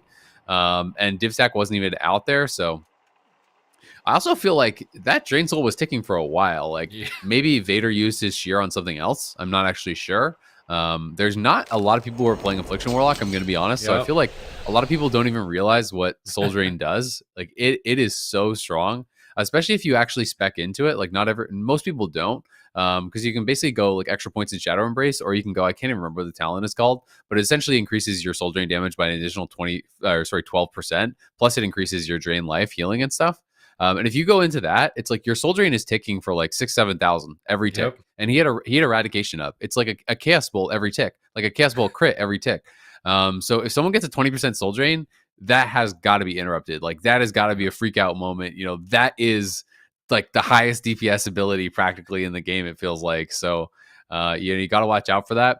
And leaving JPEG free, I think, was a pretty big mistake. We'll see if they're going to play Thunder or go back towards Turbo. I think it's Turbo again because it's runes, to be honest with you. But I think there's no shot to go for the Pally again. I think you should go for the Warlock. No shot at all. I don't know. Like, I mean, if he walled there in Rage Regen, like, no, there was no bubble there. If he just pressed his buttons at higher health, like, he was going to live there, I think. He wouldn't have been in execute range, at least, for the Drain Soul. So, But don't you think it just gets worse and worse for the Cleave the longer the game goes? It's like even if the Warrior lives there, they still win. Like, do you still favor them from that spot with no Bladestorm, no Wolves, no Lust remaining against good point. the LE Warlock damage is never gonna stop. that's a good point. No wolves, no lust. Can they just kill him with like auto attacks and mortal strike at that point? Like, can they stay on target either? Because Yeah. then the paladin's out in the open and you're gonna get hexed, right? Like the LE shaman can hex somebody. Hex, Fear as well, roots. even. Yeah, maybe if they're running out of steam, maybe they don't even play it again. I'm curious. Oh, they actually didn't. They're going to stick with They're going to go back to Elemental. They threw out a curveball. They wanted to see if they could make it work with the Enhancement Shaman in game number 1, and now they're going back to their main composition. But JPEG yesterday with Affliction completely dismantled a Thundercleave that we saw. I think it was ganking top. 4-0. So I don't know if this is going to work for them either here on the side of levels PvP, but they definitely got to be aware of those Drain Soul executes. You can't just heal through it because it's snapshots. You need to stop the channel. Otherwise, you're just going to lose 2 health bars basically and pad his damage meter on the scoreboard. They're targeting the Fell Hunter. Be careful with his pet, though. His pet is in the center of the map.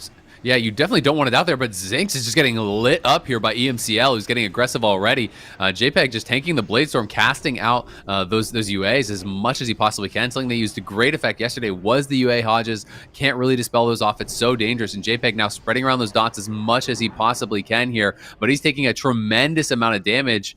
He's down to about half HP, and he's actually getting on low on mana, which is always this really scary point where you're getting pressured heavily and you have to life tap. We'll see if they can actually swap over to that pet as well. He has the pet attacking the Warrior, which is definitely not where you want to have it.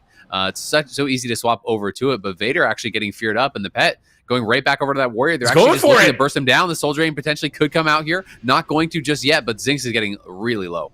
I mean, look at the pressure right now. Rachel, is he going to have to use Avenging Wrath? He's going to risk getting purged on it if he does, but his whole team is dying. JPEG is doing so much DPS right now. He's going to get a legendary parse at this point if he can stay alive. It might even be a triple kill in the near future. Rachel tosses out the Divine Sack, but that's just redirecting damage back to himself, which is onto his whole team. Double Howl of Terror. Looks like no Tremor, no Zerker Rage, as they are both crowd controlled for a moment. Zinx is trying to recover behind the pillar. Did he disconnect? He's kind of no. He actually was just standing there. It made it look like he was just standing there, but looks like he's in the game. He's got dispelled of all of his dots. Racial repositions, but Vader is now getting blasted. Zinx going to intercept, stun the Drain Life, and prevent a future channel as both teams recover from that initial exchange. Yeah, that Freedom Shadow Flame combo working really, really well. Hodge comes down with the UA on the Warrior. Warrior getting pressured pretty heavily here, but EMCL has been split away, so not a ton of damage coming back out. But now this pet again in the middle. JPEG has got to really be careful with it. This one's definitely going to die, and now JPEG could be in some trouble. He's going to port back. He's going to actually Feldon mount the Voidwalker. The Voidwalker going to be harder for the Warrior to kill, but it's not harder for that Ellie to kill. But Zinx in trouble here again already, getting put down very low, gets healed back up. He still does have that shield wall available. The Bladestorm coming out. I want to see Vader actually focusing this pet. This Bladestorm is hitting on multiple members here. The Bop is going to be forced. That'll be shattered down immediately. But full dots, Hodge, UA, everything out, and Zinx gets lit up, down to about 20% HP. He's going to get Thunderstorm back towards that entrance, but will intercept right back in. But now Racial, he's feared out. The Tremor will come down to break him out of that. They're trying to keep this pressure rolling, but the UA pressure is enormous, and Vader getting very, very low here. He's down about 20% HP. Racial trying to pick his team back up, trying to keep them offensive, but it doesn't look like he's going to be able to. The shear came through, and Vader, this might just be it. He's into the coil. Can they actually finish him off? They're not going to be able to just yet. And Racial does finally catch back up, but he's way down on mana, and now Zinx is rotting again. This is exactly how you want to be playing as this UA Warlock. Oh, pulling him into a bad spot, but JPEG needs to tap. He's low on health. He's low on mana. Hammer of Justice to cover JPEG and cover his back to life tap. Now here come the Unstable Afflictions. Gets sheared on it. He really wanted to get that. Gets knocked out into the open, into an intercept stun. This could be dangerous. He's got port. He's going to port away. Can Zinx reconnect? If he can, he's going to get the kill. He gets Earth Grab rooted. He can't connect just yet. JPEG's free casting. Unstable Afflictions trying to get dots for his team. Tempest is rotting down. They're swapping some damage to him. EMCL is free casting Lightning Bolt after Lightning Bolt onto Zinx. Is he going to drop here? He's so low. He gets knocked into the corner. Can they finish him? Judgments. Drain Soul. Execute onto Zinx. He gets the shield wall. They disrupt the Drain Soul. He stays alive. Now Vader gets swapped to Lava Burst from EMCL. Is it going to be enough? Racial's keeping him alive, but barely at this point. JPEG's dogpiling on top of Racial, looking for fears, looking for harassment, trying to get him out of line of sight of his team to get the heals. But Racial, this is unbelievable how much healing he has been putting out for the last 4 minutes. He's totally tapped on mana. His team is starting to recover. Zinx is getting uptime onto JPEG. Tempest is starting to get tapped. chat, but he's trying to Divine Plea. Full Hex on Vader. Very important Hex if this doesn't break. He gets a grounding in that Hex to try and stall some damage. Here comes Bladestorm. There's no portal. No bomb. Is he going down? I think Ziggs might be going down. He's down about 10% HP. He's got to get the heals coming in, but the EM left it rip, and JPEG gets intercepted. The executes are going to come through, and JPEG gets knocked down. Levels PvP somehow, some way, withstanding the pressure here from Bing Bong. It looked like it was their game to lose, but they couldn't quite finish anyone off, and they turn it around here with that last-second EM coming out. Warrior's able to reconnect on a JPEG, and he just gets blown up. Oh man, I mean this is an insane game. I feel like racial for the win, man. Like, you know when you lose a game, it's always the healer gets blamed, but then when you win, no one says anything about the healer. Like this game, somebody better be patting Racial for the win on the back for healing through that, because it was like Patchwork was hitting all 3 members of his team the entire game, trying to recover. Like this moment right here, like this, I thought that was game over. Then he recovers. He's got a Warlock pushing on top of his face as well. Maybe JPEG got a little bit overconfident. He was literally just standing in the middle. He couldn't cast a spell at one point. He goes back and he gets a Thunderstorm now, but like there was about 20 seconds where I was watching him and he literally wasn't casting anything because he was just 0 mana. He's just standing there recasting Water Shield, hoping he can get some amount of mana back. But they find this window, and this is one of those dangerous things when you port. And Bladestorm has not been used, and it can be difficult later on in the game because he's very low. He needs to recover, but he uses that port. Bladestorm is available. There's no bop to actually get you out of it. The EM is just released, and that's going to be that. I mean, Bladestorm, let's be honest, Bladestorm is almost like 100-0 kill on a Warlock. If you don't have some sort of peel or cooldown or something to answer it, and in that situation, they had nothing. But look at the damage from Vader. He did nothing that game. Like, he was just a purge bot, man. EMCL did like 4 times as much damage here. Vader just getting completely shut out, probably by the tongues, the shocks. There is some spell locks available, but damn. You get a Void Walker out pretty early. It's not. I feel like he's just focused on enabling the Warrior, the same way that we just saw BWG in Europe. The Ret Paladin was wearing a shield and healing and not really attacking, and then the Hunter did 4 times his damage every game, but if it works, right? So maybe it's just a better style of play for the Shaman to remove the defense, get the beacon, get the Sacred Shield, get the freedoms instantly, so the Warrior's getting uptime, and you just remove the barriers for the Warrior, because I'm imagining Vader's also got to deal with getting dispelled on his Flame Shocks on Lava Burst. There's no UA to cover it, the same way that JPEG is covering for EMCL. So his burst is a little bit more difficult to set up. So rather take advantage of the strengths that you have, which in this case is not damage. Now maybe he could do a bit more than what he did. That's what I was gonna say. I mean, it does seem oddly low.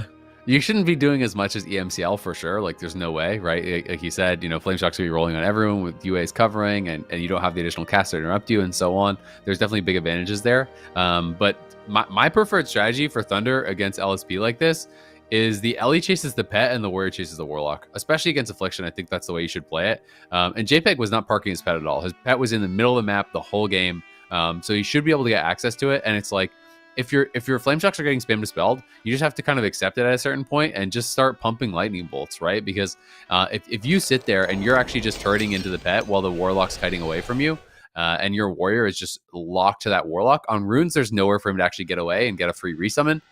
This map is going to be a bit of a different story. I don't know if they want to commit to the Warlock in the same way. You can still go Warlock and try to push him off. Like, you force the Warlock down towards the bottom, and then you just swap targets. And you have to try to force him to make that decision, like, does he want to port back up or what? So we'll see how they actually do position it, because I think, one of the things you really want to do is, as a Warlock, is play more towards the stairs, so that if you do have to jump back off, you're still in LOS of the other team.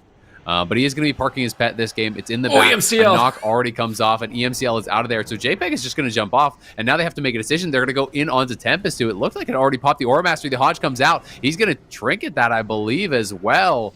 Taking a lot of pressure here early on, and now Ziggs, he's stacked up with this Felhunter. He can just storm on both JPEG and the Felhunter. He should just swap to the Felhunter right now, but instead he's going to go for the Paladin again. They're going to try to pressure Tempest here, and they force JPEG to actually port back up just because of that pressure on the Paladin. But look at Racial, they're swapping, they got a haunt. There's the death call, they're going for the Divine Shield, they get it from Racial for the win. Both teams playing aggressive on each other's healers. It's just open season here for healer swaps on Blades Edge Arena. There's nowhere to line of sight up top here. Zink's gonna die and the swap back to him. Oh, that knockback from Vader. All three members going off to different corners, which is really important as Zinx is gonna intercept over to Tempest. Is he gonna be able to take him down? EMCL's trying to get in line of sight to assist. They're gonna play bottom side. Is it really favored though to play on the bottom? Tempest needs to desperately get away, hold on to Divine Shield, goes for a hammer. Zinx breaks out. Vader is rotting down. Lava Burst incoming onto Vader. Are they ready for the hit? Grounding Totem comes down, but he gets knocked around the corner. He's trying to heal himself up, gets spell locked by JPEG. Haunt gonna connect, but Zinx is soloing Tempest at the. Is he gonna outright kill him? Warrior versus Paladin. He's trying to fake cast the overpowers, but Vader's losing in the 2v2 on the opposite side of the map, and Zinx is trying to come back to help him. Charging over. Will it be enough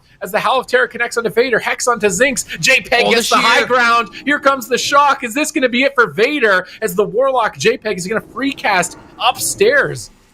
Yeah, JPEG's just going to be teeing off on these guys down below him. EMCL down on that bottom side. He's taking a lot of pressure here as well. We can't exactly see where Tempest is right now, but Tempest now reconnecting with EMCL, trying to top him back up. Zink's under a lot of pressure here. Also, Vader back down on that bottom side, though he's going to be rotting out. There's full dots out on anyone, but EMCL going to have to take that bop. He's kiting back. Tempest should be able to top him back off, but that is shattered off, and now EMCL in a little bit of trouble here, but the Freedom going to get dropped. JPEG can just port right back up, though. He has that in a great position, so he's not really in any trouble. Just get right back up towards the top. Just start pumping out that damage here once more. It looks like it's going to be a little bit of a pseudo reset. We'll see if Racial or Tempest go for a drink, but it is Bing Bong just pushing in here once more. They don't want to allow Racial to get that big reset off, and EMCL going to be knocked down, so they're going to go aggressive onto Tempest one more, who does not have the bubble, and I think he is going to be their best target here, but the Hodge onto Zinx on the bottom side. He has no trinket. He's in a lot of trouble. He's just getting sent here by the Ellie Shaman. Rockets and everything do get popped out. They can't quite finish him off, but look at the procs coming out from EMCL. The damage is not slowing down. The Hex will finally pause that, but you can drop those totems in the Hex, so the Earth Grab comes out, peeling them off. Tempest is going to jump down to the bottom again, and it's open season for JPEG and EMCL. Bladestorm on the Tempest, no Divine Shield. Racial for the win is there for the Hammer of Justice. Who is going to go down first? Is this going to be our first cross kill of the weekend? Tempest goes down. Racial is blanketed. He could easily fall. He's ticking away to the dot damage. Can he get a heal? Zinx goes down. Cross kill. 2v2. And it looks like we've got an Ellie Shaman Holy Paladin against Warlock Ellie. Now, typically, I think you'd favor the Holy Paladin, but they're already really far behind. Racial is fully dotted. JPEG is going for the kill. Loading up full dots, looking for Fierce. Gets shocked on it. Is he going to be able to get in line of sight of Racial to finish him? Vader is rotting down in the meantime from EMCL, chasing him towards the right side. They launch a lava burst. Is it going to get grounded? Grounding's not available, and this is the first 2v2 of the tournament. I actually really favor the Warlock team in this matchup. As long as you do a good job coordinating all your interrupts onto the Ellie has so much trouble actually getting enough kill pressure to ever finish anyone off, because the other Ellie can be healing himself. You know, you can just be constantly devouring off flame shocks, get full dots, get tongues up on this Ellie, and just shut him down. You can even go for mana drains in this situation to really tap him out, because Vader's already low on mana, so is Racial, and I think they're really going to struggle if whoever Vader goes for just pillars him, and they just continually shear him, continually spell lock him, just shut down this Ellie Shaman and keep those dots rolling. And you can see there, he's now stuck into the full fear. The dots are up. A drain coming out there on Racial, just trying to keep him into combat. They land the Hex over, and now they're going to try to reconvene here onto Racial. UA going up there. The Shadow Flame slow is through. EMCL trying to catch back up. There's the Earth Grab Totem setting it up. You can see the offensive Devourers coming out on Racial as well. He's in a lot of pressure here. Vader trying to get those heals out. Now looking for a Hex. Will be able to full Hex JPEG. But how long can you really hold on? Racial is completely tapped out. There's the drain mana finally coming out. In these situations, it is so deadly in these 2v2s. You just can't regen through it, and you have to feel like it's only a matter of time unless Vader can make something special happen.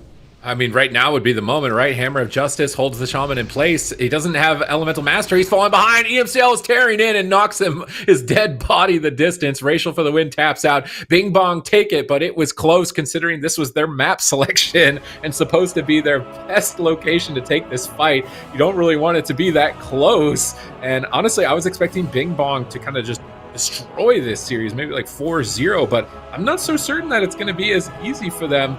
Having seen these past couple of games play out. Now, maps are likely to be very important. I think the portal for the Warlock here was key. Like, JPEG was really just not a target. And you could tell that levels PvP were desperate. Like, I guess hit the Paladin, like, and just go for it. But look at these final moments. Like, how is Zinx not dead here? He lives at 1%. Vader assists with some heals. And you're thinking like Bing Bong have full control. They get crowd control upstairs, but then they just go for it. It's like, we got to go. We got to go after Tempest. Let's just try and get the kill. We're blade storming. You know, we might die going in for the push, but we got to make the trade and take the gamble right now. And they get it. They get the kill on Tempest. And that knock, man. It split them 3 ways. That knock from EMCL. Ellie Shaman goes down one side. Warrior goes off the side. Pally goes down that ramp. Because if they get like 1 heal out on Zinx and they stabilize for a second, then all of a sudden it's a 3v2 and they probably win this game. But, you know, I think even with better resources, it's a really hard 2v2 to ever actually win, you know, for the Ellie to ever finish anyone off. But in this case, they were already far behind there. A lot of health over on the other side of EMCL and JPEG, and they played that out well. Just shut down Vader, chase after this Pally, don't let him drink, just continue getting those dots out. You know, really well played in that 2v2. I will say, you know, as you were talking about, it was really close even on their map pick, and I do think there can be better setups, you know, for JPEG, EMCL, and the side of Bing Bong with their positioning in the beginning, right? Because when you move your port forward into the middle of the bridge, like JPEG did, exactly what happens is they're going to go on you, you get forced down, and then the enemy team is in the middle of the bridge and they're LOS of you. So you're forced to port back up. As soon as they went on the Pally, you have to port back in, and that kind of puts you behind. Like, you don't really get that advantage of that second level. Whereas if you play your port on the bridge, like on the edge of the bridge, you know, towards the stairs, then it's like, even if you jump off, they can't really chase you still. And if your teammates are on that ramp, you can still be casting on them from the bottom, right? So you don't ever really fall behind in that way. So it'll be interesting to see if they can kind of improve on some of those little positioning things, because Runes is definitely a lot harder to position on. And, you know, Levels are going to have their map pick, so it will be the more aggressive one. I really want to see them focus on the pets. If JPEG isn't going to be hiding his pet, they should be punishing him, right? Especially on Runes. There's just no way a Warlock should be able to hard cast a pet after 2 pets die on this map. It's so small. There's not really an area that you should be able to get away to. So just have Vader tunnel the pet if JPEG brings it out, put Zinx onto the Warlock. If JPEG ports away and the pet's beside you, sure, tab target to it. But really, I think that's the setup that they want to get. You know, create that pressure so that, you know, at the very least, the Fell Hunter isn't really able to be part of the game. So your Holy Pally can be casting efficiently in the back, just spamming out flashes. And JPEG's always under a huge amount of threat. I can't really imagine JPEG is like deliberately negligent to his pet and where he's sending it. I'm kind of wondering if maybe he's trying to use it as a bait, like it's Runes of Lordaeron, so it's open field. Like, if I can free cast for a second, I'll kind of like, oh, here's my pet, hit my pet, and then we'll free cast or something. Maybe like blanket the Paladin when it's going in and try and get an early kill or something. Yeah. But it would be really risky to be taking that. It's just a trade-off, right? It's like, a lot of people will play with their pet knowing their pet's going to die because they think that it can be worth the trade-off of getting that Devour out, getting that spell lock off. But it is high risk, high reward. And that's why I just think you have to punish it if they're going to do it, right? Like, his pet's in the middle of the map again, so I want to see them try to look towards it. Oh, that was a reflected Hodge on the Tempest. Ooh. Really nice play there, you know, from Ziggs, getting that early Hodge back onto the Pally. We'll see if they can get anything rolling with this, because Fellhunter's in the middle of the map. There's the Storm coming out immediately. They're going to swap it over onto EMCL and try to get this damage rolling. Oh, we can see a double Earth Grab Totem. EMCL gets a Hex with it. Zink's going to intercept over to JPEG, but he's got no backup. Vader trinkets the Hex a little bit late. Here comes the Bloodlust from EMCL. He gets sheared on his Lava Burst. Zink's caught in a Death Coil. Drain Life channeling. EMCL still trying to find that Lava Burst. Gets sheared again on it. Now going for Lightning Bolts. It seems like the Bloodlust has been purged off by Vader. Doing a good job here. Both Shamans just purging off the Bloodlust from the opposing sides. I think JPEG still has it, which could be dangerous. EMCL gets knocked out to the corner. Tempest playing max range here next to his Warlock's portal, so he's always in line of sight of him no matter what. As he's continuing to tank Zinx, just trying to keep dots up. Hammer of Justice connects. There's no UA on it in that instance, so it looks like Rachel was able to actually dispel it. He's still rotting down to the dots. That Fell Hunter is chasing him at the moment. He could get blanketed if EMCL can maybe swap to him on the tomb, but he's just lobbing out Lava Burst. Insane crit there on the Zinc. Drain Soul range. Is he going to be able to fake cast the interrupt of Zinx? He's trying to bait that interrupt, now fearing him to annoy him. Gets the Berserker Rage. Haunt connects. Full row of dots here onto Zinx, but EMCL's into a Hex with no trinket. He can't execute for the kill. JPEG's trying to sneak in some Drain Lives. Doesn't want to get overpowered on his cast and have all of this damage lowered. He gets pummeled ultimately. Vader is being really aggressive right now. He's actually shocking Tempest on his heels. Is he going to regret doing that? It forces a Blessing of Protection at least, but now JPEG will free cast on 2 targets out in the midfield. Knockback on the intercept. Zink's going to be able to get back into the fight right away, though. Another shear onto Tempest. JPEG going to port with that, and Vader's taking a really aggressive stance. How do you feel about it? Yeah, they're finally on the pet. I mean, Vader's just trying to play in the face, disrupt Tempest as much as he can. Zinx swapping back over. The spell lock does come through. Are they going to have enough damage here to finish anyone off? Vader getting dangerously low. He's down to 20% HP. Rachel needs to get those heals out. He's down to 10. He's down to 5. He catches that holy shock, but Rachel's healing himself behind the pillar, but it's not the target he needed to be worried about there. He needed to be focusing on Vader. Rachel was at 50%. He ducked behind the pillar to heal himself back up, but Vader's out in the middle of the map at 20. He needed to be focusing on his Ellie Shaman. Pop the wings there instead of the bubble as well. But just a mismanagement there from Rachel allows Bing Bong to actually claim victory, and that is on their map pick. So losing on your own map pick here is really a big deal, and Bing Bong now really kind of plowing ahead, it feels like, in this matchup. I mean, this is where morale can start to spiral, right? This is where like the mind games come in. You're facing elimination. You just lost on your map pick. You had like that turbo cleave pick in the first game that kind of didn't go your way. Maybe you're second guessing things. It seemed like Vader wanted to shift this game between strategies. A lot of the times, I feel like Ellie Shamans are like hugging their paladins the whole game in every matchup that I've seen. I think that's generally not a bad strategy, because otherwise you get a situation like this where your shaman is split up. And then you can just isolate them and just completely eradicate them. So perhaps this aggressive stance, maybe it wasn't necessary. Were they falling behind on mana? Did it feel like it was necessary for them to make that adaptation? They're up. I mean, they're up. Actually, they're about a little bit behind. So Rachel was a little bit behind, but I mean, they were just way down on pressure. And this is that moment where Rachel's ducking back to heal himself, but Vader's already so low. He lands that big heal, the holy shock, but then he pops back to heal himself back up. And I just think he needed to stay out and actually be healing his Ellie Shaman at that point. He was clearly worried about interrupts, so I think he's trying to LOS EMCL there. But I mean, I just straight up think Levels has the wrong strategy, right? Like, at the end of the day, if the pet is in the middle of the map, the Warlock pet should be dead instantly, every time. I just don't think there should be any way you can play with a Fell Hunter in the center of the map. And, letting your pally get spell locked and stuff, it just should never happen. A Warrior plus an Ellie Shaman can kill a pet from full health in 2 seconds or less, like consistently. Unless Sacred Shield is on it and there's spam health funneling and stuff. But that alone ends up being such a drain on your Paladin's mana, because your pets are not very tanky, right? It's not like hitting a full resilience target. These pets are just a mana sink. So, I do want to see them really trying to just shut down this use of the Fell Hunter. At the very least, make JPEG park his pet. And especially on runes, I think you really can kill 2 pets if he's playing like that, and then just train him into the ground. Between that, the other thing you really can do against UA Warlocks, and I think sometimes people are a little bit too scared to dispel against UA Warlocks, because the UA silence and damage is pretty threatening.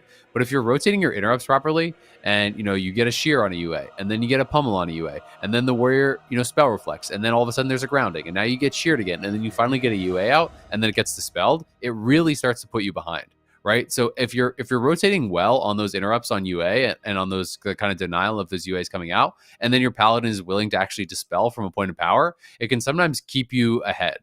Because once you let the UAs get up and you decide, okay, I can't dispel anymore, then it becomes a little bit of a losing battle where flame shocks are going to sit, all the dots are going to sit, and you really start to rot and fall behind. So I do think Levels need to change it up a little bit and how they're playing this. I think they could have a bit of a better chance, because I think Bing Bong are giving them some opportunities to try to punish them, but they aren't really being capitalized on. Feels so tough for Vader, right? Like, you don't want EMCL hexing you. So if you're shearing the lock, then you got to deal with getting hexed by the other shaman. You want to ground their hexes too, because you don't want to get. But then you also want to shear the paladin, because maybe you can kill the warlock. Like, I mean, shear is a really low cooldown, but there's a lot of threats. And in that game, it seemed like Vader wanted to commit his resources to Tempest and stop healing as much as possible. And they just fell apart. JPEG was able to free cast way more. EMCL was able to free cast. They got a hex on Vader, I think, as well at the end of the game because of that. So I think I'd rather see Vader playing with Rachel, focusing on shutting down EMCL's hexes until he is hexed, and then shear JPEG at that point, and just kind of let Tempest burn mana. Just let him heal and just attack the warlock, kill the pet if the pet is in, and then just burn mana that way. Yeah, absolutely. I mean, I do think it is more of a mana game, right? It's really hard to actually finish someone off early on, but we'll see if they're going to change anything up. The Fell Hunter's in the middle of the map here once again. Lust is going to get popped here already for Bing Bong. They're just going to try to get aggressive. Vader going to get feared up. The Tremor is not down. You can see it's an Earth Grab down for him, so he's stuck in the full fear, and so much trouble for Zinx already. The Hodge into the coil, all the damage coming through. That's going to be the shield wall, and the Divine Sack overlapped there on the side of Levels PvP. It's a great start here again for Bing Bong. JPEG trying to fake out these casts. Vader sitting really low as well here as EMCL is just having so much fun in the middle of this map, just pumping out those purges, pumping out damage nonstop. And it's another howl again onto Vader here. No tremor down. They've been doing such a good job of actually killing off those tremors. Zig's getting pressured very heavily as well. You can see the blanket spell lock was there over onto Racial. They're falling behind, so they need to pull back to the pillar and try to reset a little bit here. And now it's time, for Bing Bong to push, to try to set up that kind of triangle formation where they can be hitting them on both sides. JPEG again pulling back, just pulling this warrior into the center of the map while EMCL looks to harass with hexes and damage. All right, Zinx, he's fully dotted at the moment. This is dangerous. He's trying to stay on the Warlock. Vader and Racial trying to pull back to the tomb. They root EMCL out of range of Tempest, but he can still get a Lava Burst here onto Zinx. Lava Burst incoming, massive damage as he gets blasted away. I can't believe Racial healed that. That was an insane amount of healing that he just dumped out onto Zinx at that one particular moment. Now Vader still has Ellie Mastery. JPEG needs to life tap. This could be an opportunity, but he's getting blasted, and that is it on match point. Zinx is trying to go for the cross kill. JPEG ports away, and Racial taps out. Bing Bong take it 4-1. Their most dominant game yet as well. They crushed that last game. The really early lust came out. They had so much cross CC over onto Vader that they just fell behind so early. Vader couldn't get any purges out. Like, he's getting howled, he gets full feared, he gets howled out of that. They covered it with the UA, they killed off the tremors, so the lust was staying up on both JPEG and EMCL for so long. They got so much damage out early on. The Fell Hunter wasn't really being harassed, so the Blanket CSs were coming, putting their pally even further and further down. The opener was just massive for them. Getting out the shield wall early, getting out the div sack early. That overlap really hit hard against levels, and Bing Bong looking really, really good against these Thundercleaves. Yeah, I mean, insane performance here from Bing Bong, just walking off that one loss and absolutely dominating this last game in terms of pressure. Racial gets silenced here. Vader's rotting down. Zinx is rotting down, just gets completely eradicated. JPEG in position even just to make sure Shadow Flame damage is on his target. Like, this is a well-coordinated team. This is looking like a big threat. Like, and I don't mean any shots towards Josito and Sidu and Mez, but like, I'm expecting these Lock Shaman Paladins to be really tough for them. So it's kind of like I'm anticipating a Lock Shaman Paladin mirror and possibly Affliction being key here for JPEG. Because who knows, in the mirror, do you really play Affliction? Because it seems like if they have a Holy Paladin, it could be good, but maybe not a Priest, because the way that we saw the first series play out, Bing Bong used a Disc Priest into the Aflock with the Paramending healing to be able to get victory. So if Cubsy doesn't have that as an option, like this matchup could evolve a lot throughout the day. And I really want to see that. Not that I want to see Sidu's team fail, but like I really want to see Bing Bong go head to head right now with Snuts' LSP. If there was a way to make it happen where he didn't have to lose, so I didn't make it sound like that, I would do that, but there isn't. So it's an LSP sandwich, man. Sidu dodged them all through the rest of the bracket, but now he's got an LSP in the upper bracket. There's an LSP waiting for him if he loses and falls to the lower bracket. So it's definitely spooky times for HOZI and friends. But no, I agree. I mean, I think the LSP mirror could be really interesting. We'd have to see, what they want to bring out. I do think there is potential for UA to kind of like dampen your opponents in the LSP mirror, but you have to really play quite cleanly. Any mistakes can be punished very, very heavily by the burst. You don't have another prot as that kind of bastion of safety, that 30% damage reduction. There's also 6% less damage that you're taking just flat from talents as well as Destro. So you really are way more susceptible to the swaps actually getting burst down. But if you don't get burst down and you do a good job actually avoiding those interrupts, you can just keep tongues out on both the casters, spam dot everything, and just try to play the mana game. So it'll be interesting to see what their strategy is going to be. Obviously, Chan and Snuts are kind of a different beast, though. So it's going to be really, really hard, I think, to play against them. And I think they're going to be pretty practiced in LSP mirrors because they play a lot of that comp, and there is a tremendous amount of LSPs on ladder. There is one scenario where Sidu doesn't have to lose, and I see a matchup. He could just beat BWG Gold here, and then we'd see the matchup. But judging by the tweets I'm seeing from Josito Jones, I don't think he's too confident about winning this game here in particular. And I really don't know what them into a false sense of security. That is true. Maybe they're sandbagging, make it look like we're going to lose. Like, some teams in war games, they don't play as good as they would normally. So they give the other team false confidence to play something. Like maybe that's going on here. But I would estimate based on their comps, like what are they going to play? I honestly want to see the Death Knight Shadow Priest possibly, at least for a game.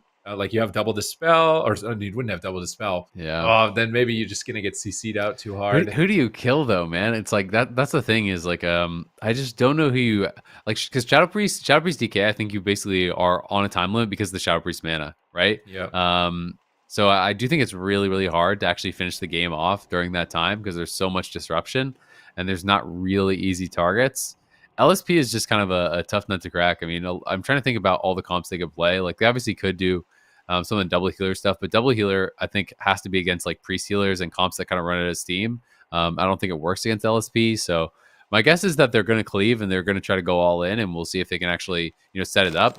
I do think there's opportunities to play it slow if they want to play their DK red though, and you just have to play entirely around grips. The problem is in a tournament setting, the LSP knows that you're going to play around grips and they don't have to do anything, right? Like they can just sit back and play at 40 yards and just slowly try to rot you out and only be willing to actually, expose someone to a grip when you have Shadow Fury. And that can be really, really difficult to deal with because it's like if the only time the LE puts himself in a position to get gripped is when the Warlock has Shadow Fury, then you grip him in, he triple Shadow Furies you freed him out the LE, and then it's like that's just shutting down your go every time. So it'll be interesting to see how they can get things done. But I think largely it has to be around grips and Hodges. Well, no doubt that this next series is going to be a gripping one between BWG Gold and HOZI and friends. You don't want to miss it. We'll be right back after this break.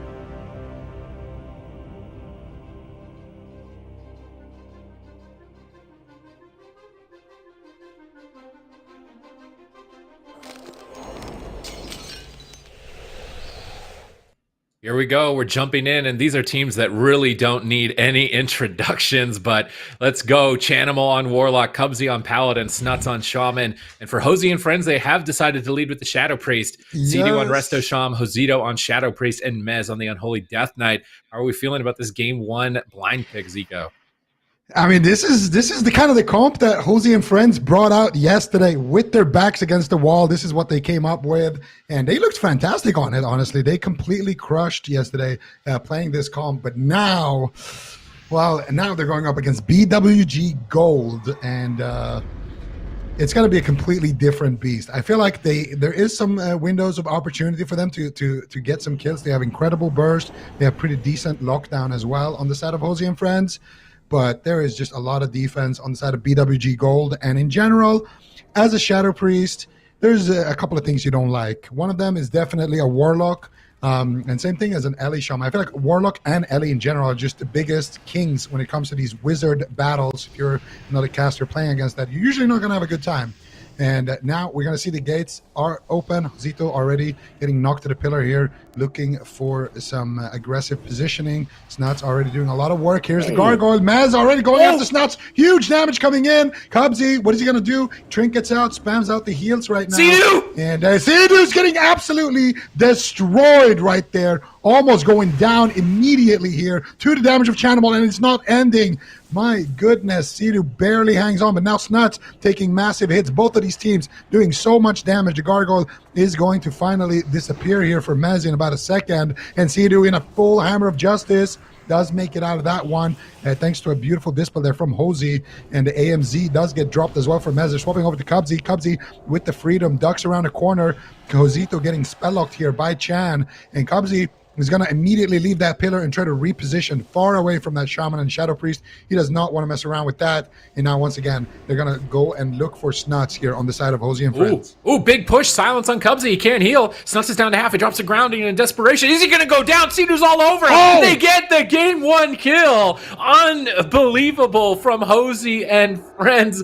I feel like there wasn't a single person that thought that this comp was going to be able to pull it off. The Shadow Priest, Resto Shaman, Death Knight, considering how much Sea-Doo was getting bullied at the beginning of the game, getting blasted out by Chanimal, they actually managed to do it, take down Snuts, and get the kill. This was an insane game from them overall. This has to be a confidence booster, to say the least. Now, there are other maps that could be way more dangerous to be fighting a Lock Shaman Paladin potentially on, so it's certainly not over. But this is a more than adequate way, I would say, for them to start this series. And maybe he was sandbagging a little bit on social media about getting dominated by Snuts here.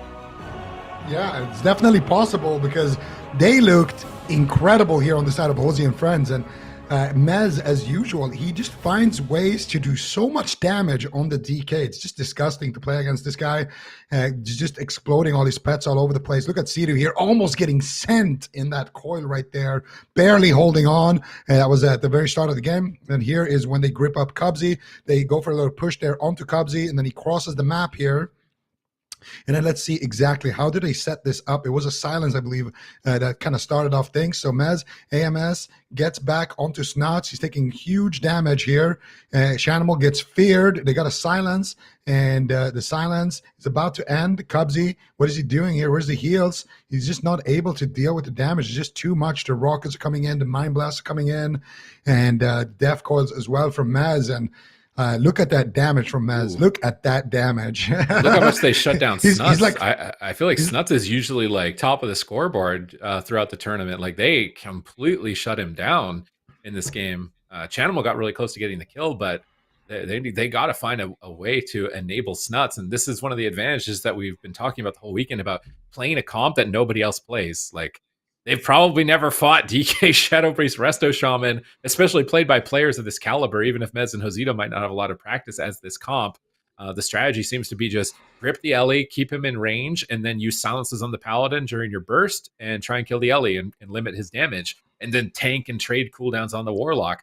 And it seems like a pretty kind of like straightforward strategy to execute. They're not like having to jump through some hoops and doing some like really insane like strategies to be able to do this. It's just kind of keep it simple, right? And I feel like one of the players that used to talk about that a lot would be like Talbadar. Like It'd be like, make sure that we got a clear strategy. Like, this is a CC target, this is a kill target. Make sure that's there, because then when you're in the tournament game, that's going to be 80% of what causes you to win the game. And the other 20% is sometimes the flashy stuff. So really straightforward strategy, well executed. They kept C2 alive. They could have even cleaned it up more, right? Because I think C2 used his trinket and zone at the same time.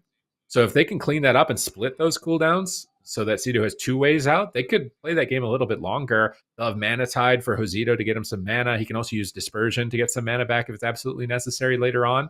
So I think this comp has potential. But BWG Gold will just get more and more data with every game. So if they find the way to deal with it within this best of 7, like that might be it for them after that point. Yeah, that's the thing as well. And BWG Gold, I feel like, is one of those teams that most people probably put up as the contender for the entire tournament. So the fact that they're down a game right now against HOZI and friends, it's definitely shocking, especially with that DK Shadow Priest, which is definitely something that we're not used to seeing.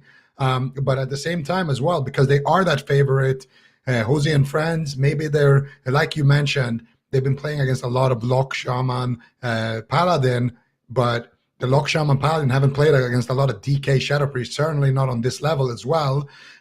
So it could be one of those situations where BWG Gold are going to get more and more comfortable as the series goes on.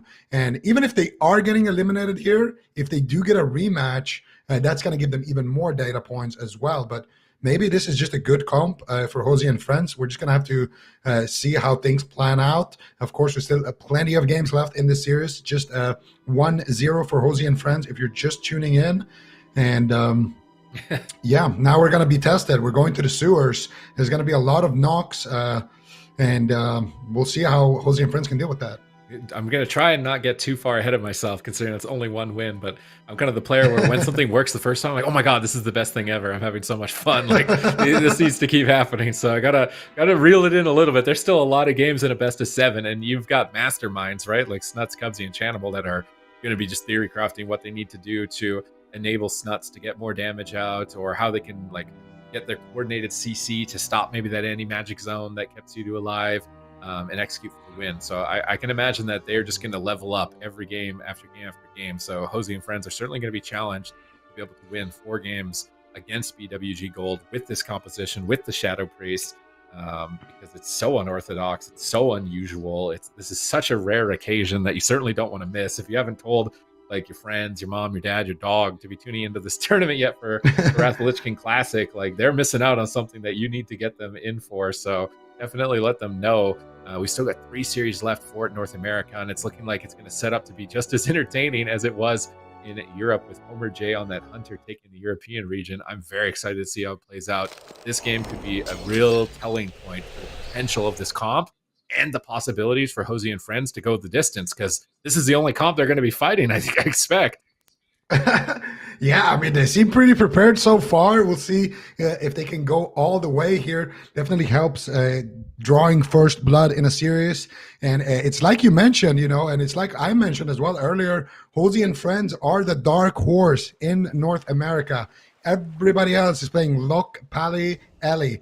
But HOZI and friends, they're the only Shadow Priest. They're the only DK. They're the only Resto Shaman. And right now they are holding it down. Let's see if they can take it all the way to the grand finals. Let's see. Oh, actually, they're playing Draenei. You see that? HOZITO is on a Draenei for those jumps. We saw laners do it earlier. See if HOZITO has been practicing his jumping skills. If he does get knocked a little bit later on. Let's see, right now going after Snuts. Cubsy actually getting insta-devoured there on the Strangulate of Maz. Beautifully done there by Channibal, and now turning on the pressure here onto Maz. He still has the Anti-Magic Shell, Anti-Magic Zone, so Maz has all of his defense now using that Anti-Magic Shell. Gary, the Gargoyle, is out as well, firing onto Snuts, firing onto Chan. I think he's just like tabbing between them, just hitting whatever he can right now. You're going to see Cubsy taking some damage, gets gripped back in. Triple Shower Fury. Here comes the Chaos Bolt. Maz in a lot of trouble. Maz manages to stay alive, uses the trinket, uses the pet sack, and C2 definitely also had to spend that Nature Swiftness right there, but they will recover from that opener, at least, Sid. Oh, HOZITO's out of mana, and they dropped the Mana Tide Totem. C2's protected it here behind the box. It's ticking HOZITO's mana, but he's likely going to have to use Disperse. I actually should just disperse the Lava Burst here, I think. He doesn't do it. He gets blasted, and now with Double Half Terror, he's going to have to do it anyways. Dispersion. And this should trade equally both in defense and mana regen. You love when you get a high value disperse like that. Because now he's going to be back in the fight. He's hemming behind the pillar to heal Mez, who dipped a bit low there. But Sidu gets caught in a Shadow Fury. Maybe it's wasted, as Chanimal's not really able to cast, and neither is Snuts. Mez is pushing forward, has anti-magic shield, wants to get aggressive. Going after Chanimal for now. We haven't seen them really go after the Warlock with that Nether Protection. I'm imagining he's not the best target. They're going to grip Snuts back into the fight. Oh, but that gripped them for a triple knock. Beautiful knock. We're going to see Josito do that jump trick, I think, here on the corner. But Mez is getting blasted while Josito's trying to get back up, and you can see that this map was very important for BWG Gold in game number 2. Yeah, I think it's safe to say that the sewers are definitely looking good. That was a beautiful knock right there. It was a beautiful jump by HOZI as well to get back up. But yeah, just not in time. Mez getting stranded with no anti-magic shell in the middle of the map. And he gets stuck in that Hammer of Justice with no trinket. And that's because he had to trinket earlier when he almost got deleted. So Mez doing what he can, but this time around, he wasn't really able to do anything. He might have had an Icebound. He could have maybe preemptively tried to Icebound it, but it also might have been like out of a fear or something. We're just going to have to see on the replay exactly what set that up, but it did look like they got a double knock, and then they got a Hammer of Justice, and then it just blasted him in it with everybody kind of free casting on him into the middle of the map. BWG Gold going to be tying us up and showing us that we can't get ahead of ourselves too much right now. Still, probably going back to Nagrand next. I'm going to try and restrain my excitement here for this composition. But this was a little early on when they got the Icebound Fortitude, the Dark Pact. So they got a lot of cooldowns from Mez. But he still had any Magic Shield in zone, right? So he just didn't have a Trinket, is what I'm imagining. But his teammates just get knocked away. So it's like a double-edged sword. They grip Snuts, but he's like, I wanted to get gripped. Thank you for the grip. Watch. So Mez pulls back here, or he gets feared back. He grips, and Snuts like, hello, thank you. Knocks his teammates off the side. And then right here, like maybe Mez should have instantly shielded when they got knocked, is the only thing that I could see. I mean, that probably would have at least kept them alive for Sidu to get back up the ramp. Because that should have been a really big cue that like they're going to send on Mez at that point. These triple stuns, excellent setups from BWG Gold. Really knew what they wanted to do here the second time around, and it's not going to be easy for HOZI and friends, to say the least. Yeah, I mean, honestly, I don't think Mez did anything. Well, the grip, definitely a mistake, but in terms of defense, there's like he had AMS, but there's no way he can actually use it. So, yeah, he just, like, it's so fast. He gets knocked, and then he has about a second to actually respond before that Hammer of Justice comes in. Maybe he should have read, actually, he Lichborned. So that means he probably was feared. So Lichborn probably used up one global, and then he couldn't actually use the AMS before he got hodged. I think that's actually what happened there. He got put in some kind of fear because his last global was that Lichborn, and I don't think he just pressed it, like, unless he was feared. So yeah, definitely an unfortunate kind of chain of events. Just one thing led to the next. Grips in. Oh, well, the first thing was that triple Shadow Fury. That's what set everything up. They got that triple Shadow Fury. We knew it was going to be a scary time. We saw the Chaos Bolt coming in, and that Chaos Bolt did some work. Mez Trinket, Icebound, sacked his pet, did everything he could. But then that last grip into knock, and then he got feared, and then he just got isolated and sent. So definitely an unfortunate situation, but still, that is on BWG Gold's map pick. Now we're back on the ground, and this is the match that is going to tell us everything we need to know here. If BWG Gold wins this, then we kind of know, okay, game one, it was a bit of a surprise attack. It was kind of random how they won it. They maybe didn't even expect to win at that point. But if BWG Gold loses here, and it looks convincing for HOZI and friends, then we're going to know, okay, HOZI and friends look like they're winning the large maps, and it looks convincing. and that means BWG Gold is going to have to win once at least on a large map. So this could really be a series that goes all the way to game number 7. It could be a series that gets decided on maps with those elemental shaman knocks, but of course it all will be decided here in the Grand. This is where HOZI and friends were able to get the first win. Was it a fluke, or are they going to be able to repeat history? Triple Shadow Fury. Mez is already dead in the opener here. What is going on? He's so dead. He's so low. He gets the death strikes. He gets the anti-magic shell. He doesn't panic though. Actually, it doesn't panic though. Nature Swiftness. They use well, he didn't use his whole spell book, is all I'm saying. But Sidu NS him there as well. So not a great start for HOZI and friends. That's for sure. Nature Swiftness as well. That's a big deal for Sidu. That's like basically his only cooldown as a resto shaman. They still have Bloodlust though. They got a triple fear. Where are they going? They're going after Snuts. They stun him. Here comes the heroism. Mez needs to get that gargoyle out. Here comes Gary. He's knocking. His Snuts ready for it. Cubsy divine shields to heal through this. Can Josito get a master spell potentially and get some crowd control? Doesn't look like it. Sidu's trying to stay away from the fight. He knows Chanimal wants to go after him. He's going to shear the fear incoming. Chanimal going to portal and reposition. They actually grip Chanimal. They're switching targets, going after the Warlock here, but the Gargoyle is still chasing Snuts at the moment in the distance. Snuts is trying to find a Hex onto Josito. Not going to find that. Obviously, it would just get decurse. Not going to be too valuable, but they're just trying to min-max their damage on Chanimal while Snuts is hiding behind the pillar. Not finding too much pressure there just yet. Snuts is reconvening now behind the pillar. It looks like Mez might be rooted. Out of line of sight at the moment as he is slowly marching, but he still has Strangulate. Can he make something happen? But triple Shadow Fury again by Chanimal into a triple Howl. Sidu trinkets and tremors the Howl of Terror. So now Sidu, no Nature Swiftness, no trinket. Big opportunity. Mez still has Strangulate, but they're going to have to make sure they cover it, at least with like a Shadow Word Pain or something on Cubsy so that Devour doesn't hit it guaranteed. Mez anti-magic shields, the Chaos Bolt. They're trying to pull away. They grip Snuts back into their clutches. Can they take Snuts out? There's no Divine Shield. They have Strangulate. This could be a big push to take him out. Here comes the Strangulate. They use it on Snuts? I don't know if I'm the biggest fan of the Strangulate on Snuts right there. Oh, that was a double strang actually. So they stranged Snuts and silenced Cubsy, but it got devoured, and then Cubsy dispelled the strang. So they did have a double silence combo there. Shan is too good with that Fell Hunter, and now another Chaos Bolt coming in here. Josito ducks around the corner, and this is one thing about HOZI and friends. They are not opposed to playing it slow and just chilling out. They got Divine Shield, and if they wait, they're gonna have Gargoyle back, and there will be a 2-minute window or so where Cubsy won't have that Divine Shield. So maybe that's what they're playing for. Definitely a common strategy that we've seen from some of these teams. And Sidu also, without his trinket, is a huge liability. Chanimal, he's so hungry right now. He just wants to get that double Shadow Fury. Doesn't manage to find it on Josito, though. He just tries to stop the drink here on Hoz with that Rain of Fire.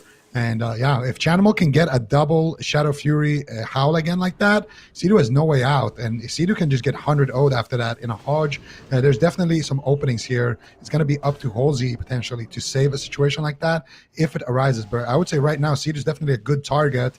He's got no trinket. So if they can isolate him in a stun or a Death Coil, he is definitely the target that is most vulnerable right now. HOZI has all his defensives, and so does Maz. Double Shadow Fury coming in, Snuts on one side, Chanimal on the other, and it doesn't look like they are going to be able to get too much done, just poking a little bit of damage. Maz, careful, Maz! What is going on? There's a lava burst flying at you, Maz. There's a Chaos Bolt, and he just gets absolutely dropped. It looks so difficult for him to actually make it back to his targets and actually get something going here. And HOZI and friends are going to lose on their map pick.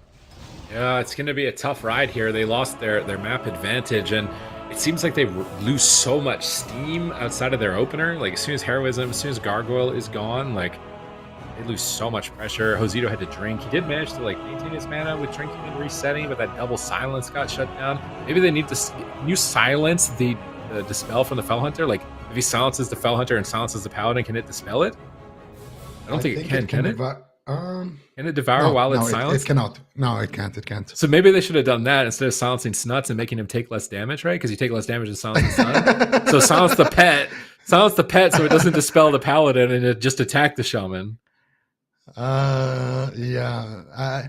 I don't know if Josito, he probably already is doing this, but I think he should dot Cubsy if he's not already. But I guess Cubsy's just dispelling them. He's not really too pressured, but I feel like the best way to get around it is to go for the double silence and then have like more trash buffs on Cubsy or trash debuffs. But here we can see the ending of the game. It was pretty random. Josito sitting down for a drink. Yeah, we can see it from Chanimal's point of view. He gets double Shadow Fury. He gets this was at the start again when Mez almost died. See, there's insta panic NS. But yeah, I think this is at the end. So he shears the Chaos Bolt. Chanimal goes for Shadow Bolt. Then Snuts positions on one side, gets out the Flame Shock there, I think, onto Mez. Then he goes for the Lava Burst, and here comes Chan. Gets the Chaos Bolt. See it a little bit too late with that Wind Shear right there. And Snuts as well is going to connect there. So unfortunate. We had a lot of defensives this time. On Dalaran, I'm going to say it wasn't really Mez's fault that he, did an AMS there. But in this case, it was probably, a miscommunication. But I feel like he actually should have sent it there. They were going to have to trade it regardless for that drink for HOZI. And it wouldn't have been too bad potentially. But yeah, they need to figure out a way to actually get their offense rolling because it didn't look scary at all this time. Yeah. I mean, at Destro and Ellie, it's types of classes where you have to see the damage coming before it's hit you and activate the defense as it's coming at you. If you just wait to be hit and you'll be like, I just died so fast. It's like, well, he just casted for 2 seconds and that's why you died. You have to be watching from a different perspective and respond to it before it's connected onto you. They had some answers there. So I feel like it was still possible. They're picking Runes of Lordaeron, which makes me think they're realizing, you know what, we need to win in the opener, or maybe they're going for a cleave. They might be doing a comp pick. Yeah, a comp swap or something. But I think they're saying like we need to win early with this map pick. The death grip strategies, try and get double silence, or maybe a paladin swap if they're going ret paladin. We'll have to wait and see what they're locking in 100%. Can you still write off the Shadow Priest comp not being a good option? Like again, that was like second game dying with buttons, right? Like that game didn't actually play out as long as it could have possibly played out. Is it that terrible? I don't think it's that terrible. Did they have any pressure though? Like that's the thing. They won a game. Well, yeah, they won a game, but like the enemy team had cooldowns when they won that game, and I feel like in these last 2 games at least, where's the pressure from HOZI and friends? Like their setup is silence. When you silence one guy, he gets a wall. When you silence the other guy, it gets dispelled by the Fell Hunter, and then that guy can dispel the other silence. We saw it happen in every game actually. So I feel like for HOZI and friends, they don't have offensive pressure. Like, sure, they can survive. They had cooldowns to trade to survive, but they didn't actually force anything. Like, Chanimal still, he was just chilling the whole game. Cubsy had basically every button, full mana. Snuts was just, doing his thing. So I feel like they need to figure out their offense. And I think their offense, I mean, maybe this is not the move, but I feel like Cubsy is the most reliable target to go after. So, but at the same time, if you go after Cubsy, you're going to leave Chan open. You're going to leave Snuts open. And, they can just kill off your gargoyle in 0.1 second or just kill any member of the team in half a second. So we've seen it. Also, if Cubsy positions really annoyingly, like if he stays in the room, for example, he can stack them up for, AoE Shadow Furies, AoE Hall of Terrors. I feel like there's not really a good target for them. I think HOZI and friends have to kind of play a long game and try to maybe get a surprise kill on one of the DPS or go for just a pure all-in. Just use AMS to stay in, use AMZ to stay in, try to master spell the bubble, try to stack the silences. You have debuffs on him as well. You're going to have bleeds. You're going to have dots on the paladin. Or sorry, you're going to have diseases and dots on the paladin. So it's going to make it a little bit more tricky for Cubsy to actually get everything off with his cleanse. So it could be an option. It's very like YOLO all in, but I feel like we're reaching kind of desperado territory here, Sid. Yeah. I mean, there's still a lot to be discovered. We never see these comps going head to head. Is the all in the right move? Is trying to drink and reset the move? Is trying to find a way to cover your silences during your go going to be the move? There's payoffs and risks to any route that you decide to take, but I think the most important thing is that you stay committed to one. Like if you're going to do an all in, do an all in. Like use anti-magic zone, stay on top of the paladin, don't let him get away, go all out. Don't try and bail on it at the last second.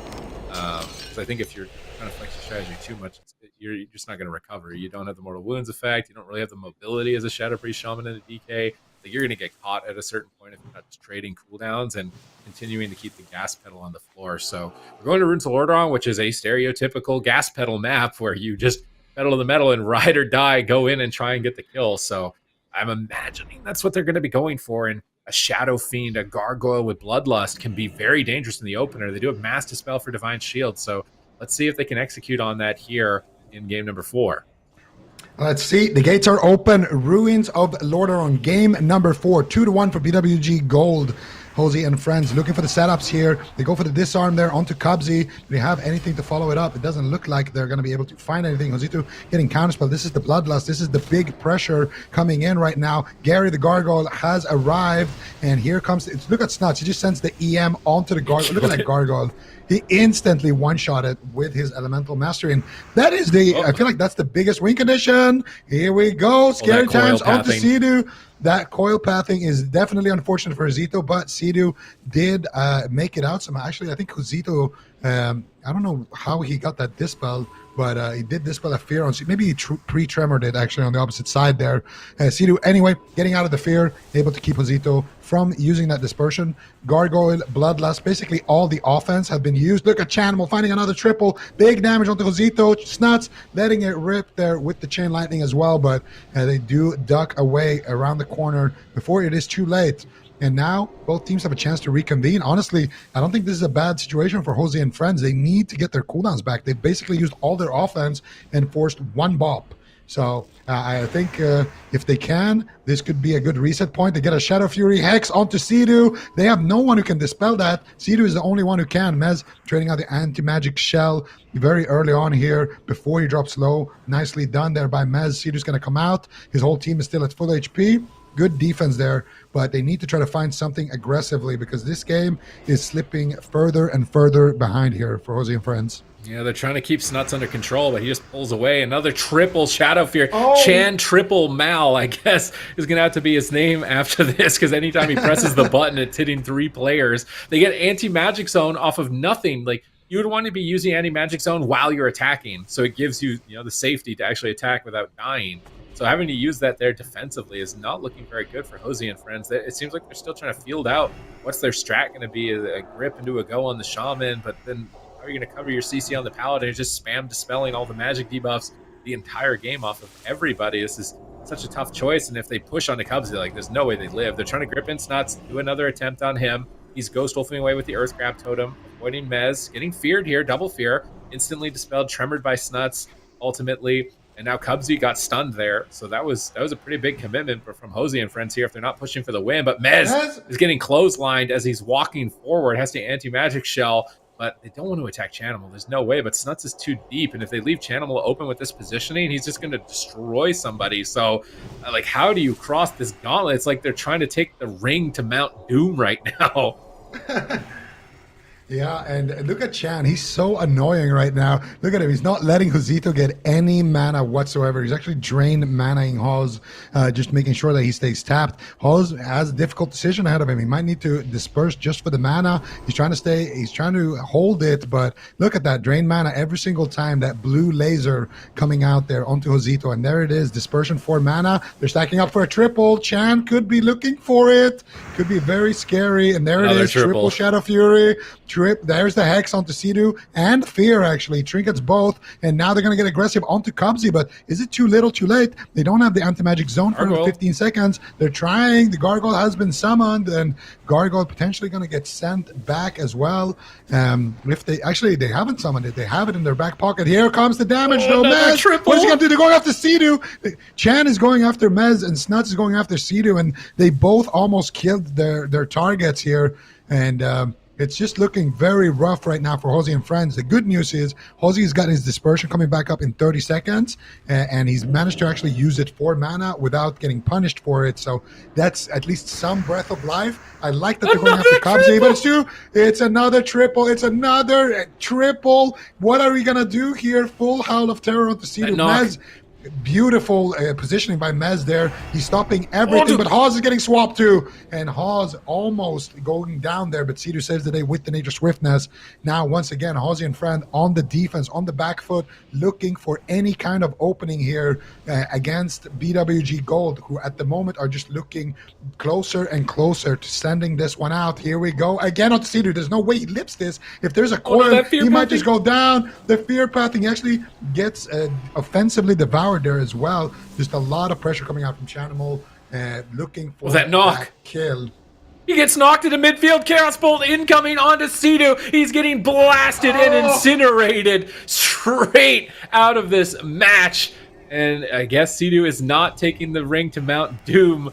Sauron will continue to rule, at least for this game, as we move to match point. It is starting to look like they are getting helpless. Like, I think they wanted to live until Heroism came off cooldown and send Gargo with Heroism again, because they didn't press Garg when it came off cooldown. And Heroism was like a few more seconds away. So that's what I'm imagining is that they wanted to do, is it's like we either win all or nothing with all our buttons, or we're just going to kind of sit at the pillar.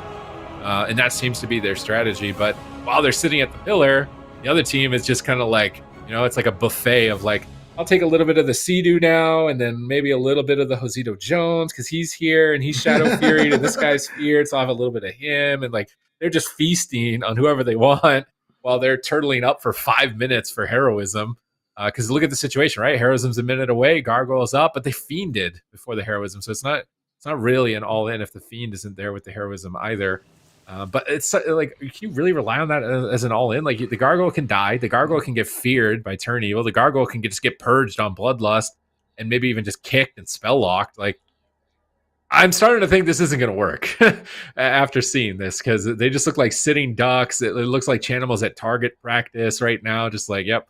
All right, headshot, Chaos Bolt, and Snuts is over here like, oh, I see you. You want this pillar, Sea-Doo? You want this pillar right now? Snuts is walking up like, nope, you can't have the pillar. Knocks him out into the open, silences him, exorcism, chain lightning. Like, all three members are going to take him out at that point. So that 5 minutes was just 5 minutes of them trying to calculate how they were going to dissect HOZI and friends from the tomb. I'm starting to think it's time for a comp swap. Maybe the Ret Paladin will be an X factor with damage compared to the Shadow Priest. Josito's is struggling, I think, to get pressure out. He's just like a double healer with a silence and a stun with the way this matchup's playing out.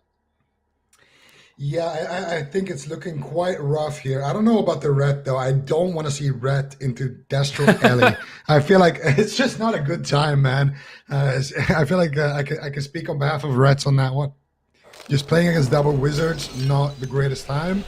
But yeah, definitely it's time for a comp swap. What about Ellie DK? What about like Sea-Doo Ellie and HOZI Priest? Ellie DK. Ellie DK. Yeah, it could maybe work. I don't know how much Ellie actually Sea-Doo has been playing. I know he's been playing in hands, but I actually think we keep Sea-Doo on the Resto Shaman. I don't know if HOZI has been keeping up with his rogue, but in TBC he was a good rogue. Maybe you just send the delete cleave, man. Just go DK Asa rogue or something and just press W on Cubsy and see what happens. I don't know. They need to change something up here. Most likely, they're probably just going to go back to their DK Rat because that's the comp that they have the most practice on. And maybe not a great matchup, but at least that's bringing them the comfort. Or they do something completely out of left field and they go down swinging here. I feel like since this is an upper bracket game, nobody's getting eliminated here, guys. I feel like HOZI and friends actually have a rare opportunity here to maybe experiment a little bit. If they have an off composition that they want to try, DK Enhanced Priest, double healer DK. I'm just spitballing ideas here. I'm not saying they should try any of these, but if there is a comp like that they think, oh yeah, maybe this could work, but they're not sure because they haven't played it, maybe now they just use that last game to get some intel, and then if they can claw their way back to the final, that's an opening for them to actually try to change things up here. But yeah, I think Red DK, extremely rough. Shadow Priest DK, also extremely rough. And it's got to be a comp swap. If they go for the Red DK, it's just comfort. But if they have something completely random, I want to see the HOZI Asaro and just like some random melee cleave and just run at Cubsy, see what happens. Why do I feel like there's a 0% chance he's made a rogue on the server? And Sea-Doo's coming in on Ret. You didn't want to see it, but I mean, what else can you do? Comfort. Right? Like you've played enough. Sea-Doo's coming in with the hammers down. They're going to get some death grips, probably a lot of paladin swaps. I feel like this comp's like your only shot really is killing a healer because you have no mortal strike and a little stun strang, maybe repentance for cross CC on one of the DPS in those situations. Maybe he even plays prot Ret, and then he gets silence. Not that good into wizards. wizards. You think it's straight ret? Yeah. Okay. So regardless, we'll have to wait and see. Who knows what comes out here, because they can pick whatever spec they want, talents-wise, for what could be the final game in the upper bracket. It's looking likely that HOZI and friends are going to be sent down to the lower bracket, though, when you got to rely on a Ret Paladin. But at the same time, a Ret Paladin just won an EU. Is this the day of Rets? Is this the day of reckoning? Like maybe there's some sort of weird superstitious thing going on. This might be the day of Rets if they manage to pull this back and go into the grand finals with it. But they got to win 3 now in a row. If they lose even one game, they'll be down in the lower bracket to fight Bing Bong, which is honestly just as formidable of a Lock Shaman Paladin as BWG Gold. It's not going to get really any easier. It's probably equal at that point down in the lower bracket. So get some data points here, at least with this game. Is the Ret Paladin that terrible? Is it more terrible than the Shadow Priest, right? I feel like now we're debating what's the worst of the worst rather than what's our best option. Like, how can we make it so we don't lose as horribly as possible? Like, how can we make it look like we're putting up a fight at this point with the options that they've got? So we'll have to wait and see as they jump in here. They're obviously going to readjust their binds, jump on some characters here, as they are making quite a big change with the healer becoming a DPS and the DPS now becoming a healer for this series. Hopefully they're in the right frame of mind too, right? Because I feel like one thing as a healer when you play a DPS is you have really good awareness towards like keeping your team alive, and you tend to play more defensive. You want to like protect your team and play more from a defensive angle. But maybe that's not what you need in this matchup particularly. And also Josito as a DPS might be an aggro brain of like trying to get in and get silences, and maybe he plays too aggressive. So like you got to completely like swap your brain out with a new brain when you're playing a healer versus a DPS in this instance, given the circumstance and the scenario. So there's a lot that could go wrong here for HOZI and friends, given that this is such a dramatic shift. As somebody who's played a lot with HOZI, I feel like HOZI's always in DPS mode, man. He's definitely one of the offensive priests. I love playing with him for that reason, actually. But yeah, definitely maybe not the case for it in this matchup. But honestly, I feel like they need to play like fearless in a way, actually. It could actually be good for them. Just, you got nothing to lose. If you lose here, you did a good job. You still have another chance in the lower bracket. It's against, the top dog of the tournament playing, something that's tough for you. It's not obviously they want to go all the way. All the teams, of course, want to go all the way. But I think they can hold their heads high and, just try to figure something out maybe in this game and then just prep for that potential LSP in that lower bracket that is also waiting for them. The map pick is kind of what makes me question the situation a little bit. I feel like if you're going to go with the red DK, wouldn't it be better to just play Ruins and just like go for a big all-in? Or maybe they actually win a lot with hit and run. I really haven't seen a whole lot of red DK. Probably depends on who the target is. Like, how are you going to get the Paladin on Runes if he's just in the room and the Lock and the Ellie are posted up out in front, just like 2 guards? They're just bouncers. Like you're not getting in the Cubsy club tonight, Mez and Sidu, like just getting pushed back. Like, sorry. I mean, it's gonna be rough. Like you definitely are happy to be Cubsy having Snuts and Chanimal as your bouncers, because I don't think you could ask for stronger players to do that job and keep a team away like this. So I'm imagining there's going to be a lot of pillar hugging here. Maybe they're going to need to like release some merch or something with like pillar hugger on it or something, because I can't see this Ret Paladin wanting to be out in the open for too long. Definitely not. And I mean, this is just such a typical situation, right? Sidu, Mez, playing some kind of melee cleave, going up against former C9, Snuts and Chan, just waiting for their slow demise basically behind a pillar. We've seen it over the years so many times. It's like like a El Clasico at this point here in North America. But we can't count anybody out. These guys are absolutely phenomenal players, all 6 of them. Let's see who can actually take this game number 6. It's match point. BWG Gold only need 1 more to be our first team to make it to that grand final. Loser will be facing Bing Bong in that lower bracket, which is also playing Lock Shaman Paladin. We have been seeing a lot of Affliction Warlock, though, from those guys. So HOZI and friends, Definitely a tough situation. If they lose here, they're going to have to face the same comp that they lost to. And Bing Bong probably watching these games, looking how they're going and potentially getting, a little bit of insight here that Shadow Priest DK even took BWG Gold by surprise in that first game. But all of a sudden, Bing Bong is going to have, all of this extra extra video to study. So they're definitely going to be chilling there in the lower bracket. This is El Clasico right here. Sea-Doo Mez behind the pillar, Cubsy, Chan, Snuts playing a Wizard Cleave, chilling out in the open field, waiting for somebody to come out. It's what's crazy to me? It's timeless classic. Competitive WoW Arena has been going on for so long that I'm watching a game in the upper bracket where Sea-Doo is a paladin and Snuts is a shaman.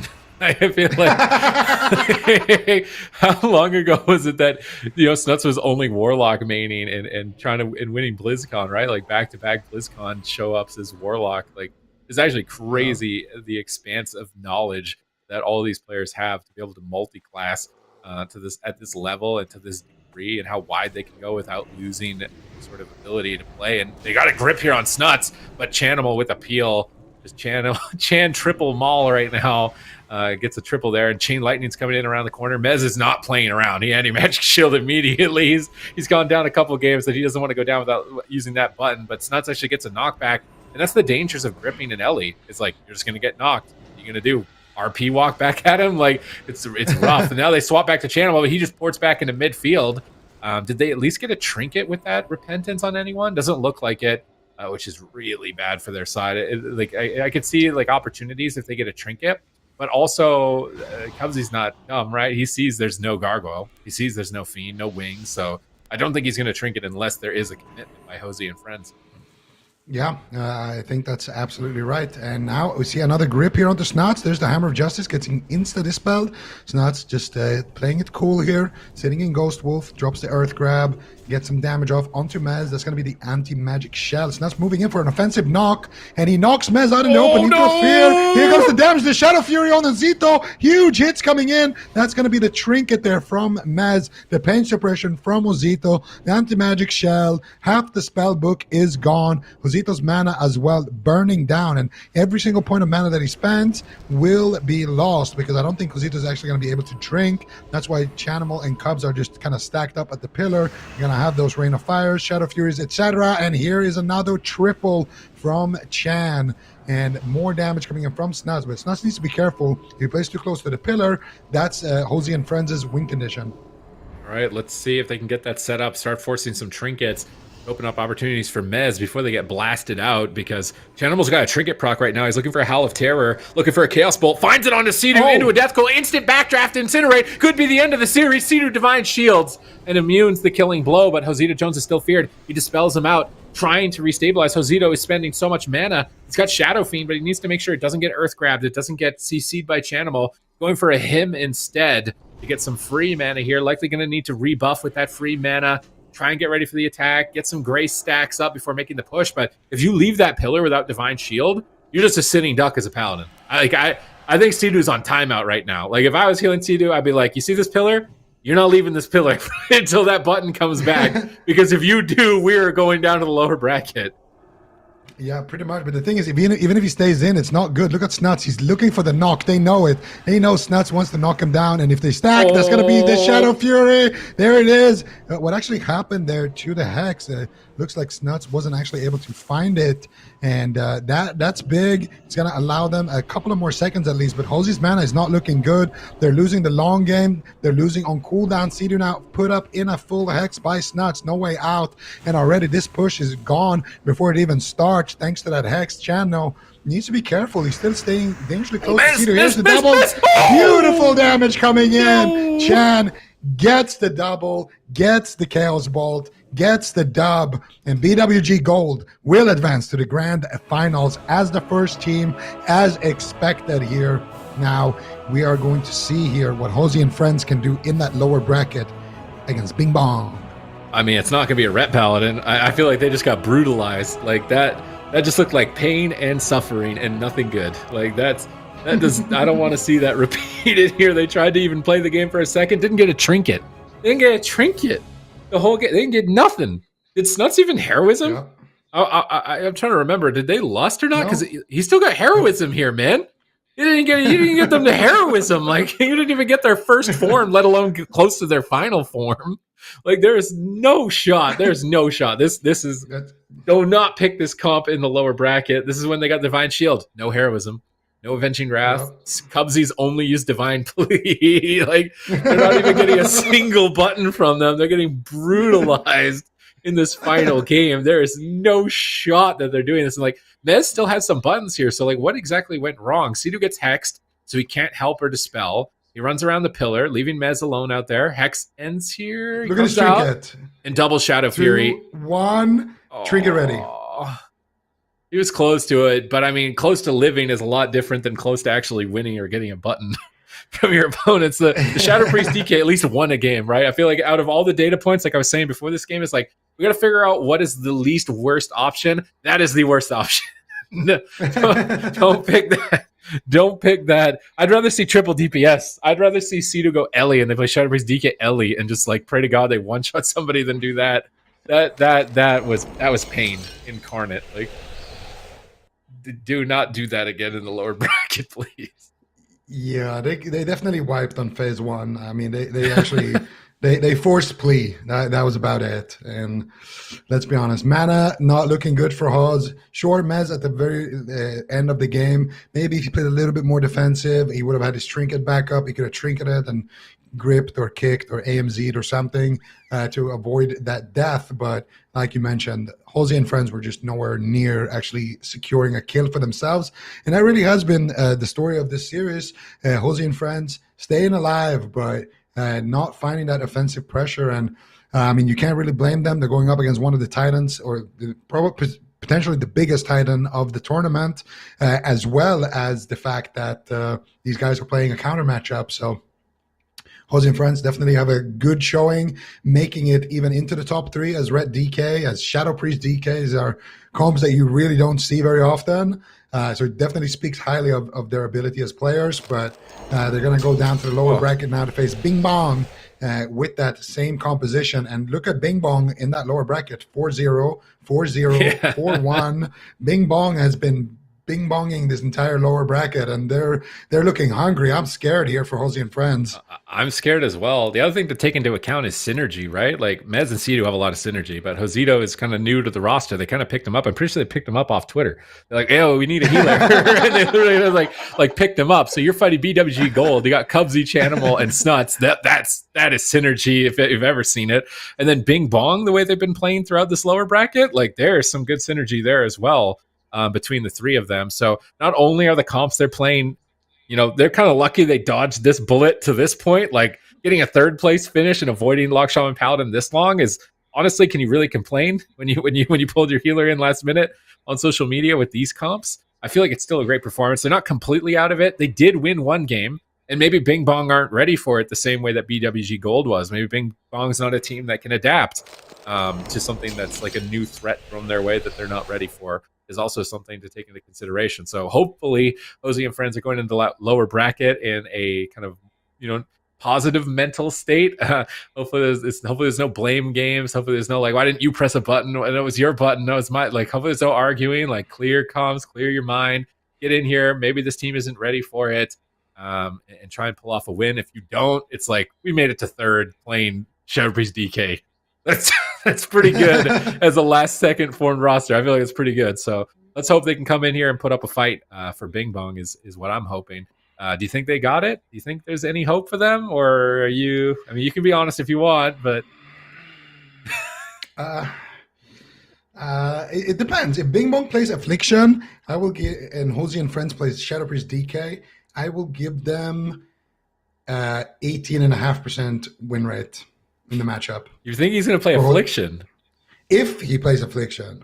Now, you want him to pity them? Pity them and lock Affliction? Maybe JPEG is like, I gotta warm up. You know, I might play it in the finals later. That's actually a good point, maybe. maybe. If he plays Affliction, I will give Bing Bong, or HOZI and friends about 18.5% win rate in that matchup. However, if they play Destruction, I think it's going to be tough here for HOZI and friends, but we are going to find out very, very shortly, guys. After a quick break, we'll be back with Bing Bong versus HOZI and friends. Winner qualifies for the grand final to face BWG Gold. We'll be right back.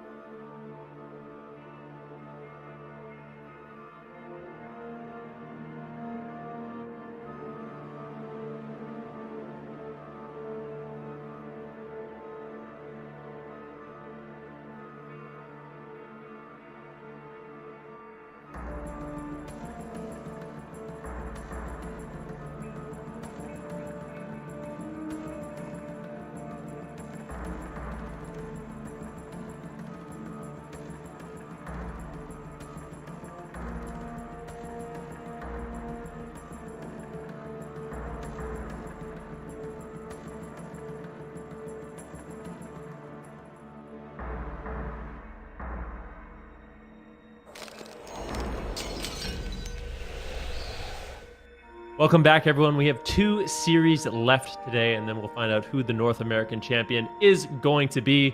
But I think the story of this one really has to be HOZI and friends. They just had a kind of a brutal matchup. And coming off of that loss, they're basically going into another team that runs the exact same composition. And Bing Bong has been on fire, quite honestly. Yeah, absolutely. I mean, HOZI and friends, Sid said it earlier. They look like they were carrying the ring to Mount Doom. Maybe they should rename to Frodo and friends. Because it's definitely looking rough right now. There's just all these Ellie, Locke, Paladins just standing in their way between them and that delicious first place, of course. To HOZI and friends, hopefully they're not too tilted from that game and they just shake it off. You know, it's probably the best team of the tournament. It's a rough matchup. They got a game. Focus on the positive things. Bring it back now. Send JPEG and Bing Bong home and then try to get that rematch. But it's a tough thing to do, you know. Sometimes you're in these situations where like all your options seem a little bit hopeless almost. And it definitely looks that way, but we can't know for sure, you know, what else they have planned. Maybe they have something out of left field that they want to try. Yeah, I was watching all the games while I was off and you guys were casting. And that first game that they won with that Shadow Priest Shaman DK, I couldn't believe it. It seemed like there was a little bit of promise there, but it just seemed like once Snuts, Channel, and Cubsy kind of adapted, that matchup didn't seem great, and they're actually forced off that composition. So now they kind of, I feel like they have a bit of a choice here, right? Like, do they try the Shadow Priest DK Shaman against this particular team? And maybe, you know, maybe they're a little bit worse, so they could actually make the composition work. Because I wasn't a huge fan of the Ret Paladin, I'm not going to lie. Yeah, same. It's just... We've talked about it a lot, but Red Paladin just can't really move. When you're against the Ellie, when you're against the Destro, either you're CC the whole game or you're just dying, waddling at something towards a player or the pillar. So yeah, it's just a tough time for that Red Paladin. We'll see what HOZI and friends decides to do. Honestly, I want to see a new comp from them. I don't think the Ret is going to work. I think their best option, no joke, is some kind of cleave. Now, I think there's two options. There's either HOZI Rogue and Mez on DK and Sidu on Resto Shaman. Or you take Sidu on Enhanced Shaman, Mez on DK, and HOZI on Disc. I think either one of those, I would like to see it at least for a game because, I mean, why not? We already saw what happened with their main matchups, man. Yeah, I was actually going to suggest something completely different. So it looks like they are going with the Shadow Priest DK, but... Sidu is actually, I play fives with him and he plays Ellie Shaman. He's actually quite good at it as well. So I feel like another composition that they could run or try is Haz on the Discipline Priest with DK Ellie. And that's actually a pretty solid composition overall. I think it's particularly good into these Wizard setups. So maybe something that they try and experiment with later. But for game one in this lower bracket elimination match, it is going to be Sidu on the Restoration Shaman. JPEG right now is playing the Destruction Warlock. So he's been playing a lot of Affliction, but for this matchup, he's going all in on the Destruction Warlock, and this is where EMCL is going to be tested. Can he handle the pressure the same way Snuts did in those games we just saw in that last series? EMCL right now going for a lot of damage on that Gargoyle. Actually sent the Elemental Mastery, but Oz was managed to keep it up with the Power Word Shield, and it looks like it will survive.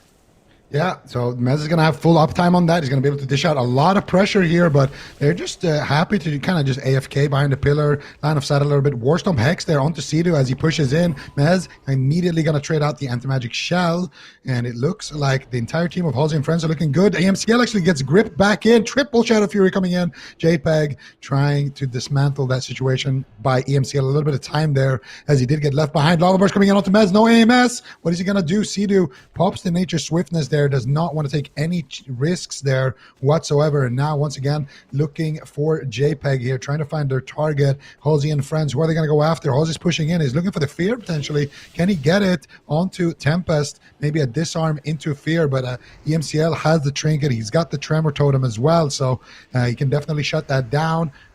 Zeta now stuck in that. Oh my god, Mez forced to sack his pet there right before that Death Code connects, and there's more damage coming in. They're actually going after the Fell Hunter just a little bit here, trying to figure out a new strategy here. They're sending the rockets on the Fell Hunter as well, but it doesn't look like it's taking too much damage just yet. Actually did go down there, I think. Yeah, the Fell Hunter is dead, so maybe they can shut down this Fell domination from JPEG and just make it like a Warlock game where they just kill pets and train Warlock then. Yeah, let's see if they can get it done. Sidu forced to trade his trinket that was on the that second. Hex. So big damage though on Mez at the same time. JPEG could be in trouble. He gets gripped in. Does he have the portal? Looks like he will be able to portal away. And Mez not feeling too confident to make a push. He's got the anti-magic zone. He does get topped off. And maybe HOZI and friends can continue to kind of go all in here on a JPEG, who I don't believe has a Fell Hunter. So I think they managed to kill it off. And that's kind of a disaster for this Warlock. There's going to be no Soul Link. And it's super unlikely with a DK on the enemy team and a Shaman on the enemy team that you're ever really going to get that hard cast off. Yeah, that's the thing. I actually thought he still had another pet, but that was his Spelldumped pet. And now JPEG is going to have to play without a pet. Mez, though, taking a huge chunk of damage. Here comes the damage from EMCL. Chaos Bolts, Lava Burst, everything's flying in. Deflects with the Anti-Magic Zone. And now Mez has Anti-Magic Shell. Mez, he has a really tough decision to make here. He needs to stay on his target. If he goes back, JPEG gets a pet, and their win condition is basically gone. They're going to try to swap over onto EMCL. This is going to allow JPEG potentially to get a new pet here. He's far away. There's no Death Grip, so there's no way he doesn't get that, and he will be summoning it there around the corner. Now full Hex onto Sea-Doo. Mez with Anti-Magic Shell available, wants to hold on to it. It's his last defense right now, for a while at least, and that Gargoyle just came back off of CD, so unfortunately JPEG has a pet now, but if they could have shut it down and then gotten pressure with the Gargoyle, that might be a win actually for them on the side of HOZI and friends. That might be a way to actually secure a kill. And a Mental Master coming in, big damage onto Mez. He's going to use that trinket, that Anti-Magic Shell immediately. EMCL looking for the knock as well, gets feared, but he does land the knock onto Sea-Doo and Mez. Double Earth Grab coming in, the Rockets coming in, Sea-Doo looking for the Hex onto EMCL, and he does find it. No trinket available, and Sea-Doo does defuse the situation again. Really cool to see Sea-Doo on that Restoration Shaman in this match. EMCL going to be gripped over. And honestly, I think EMCL has done a pretty good job this matchup so far, getting hexes, getting nice war stomps, getting really good pressure on Mez. I mean, when JPEG has no pet and he's kind of under fire, it's going to be up to EMCL to really get that pressure off, and I think he's done a good job of that so far in this match. EMCL getting a little bit low, though.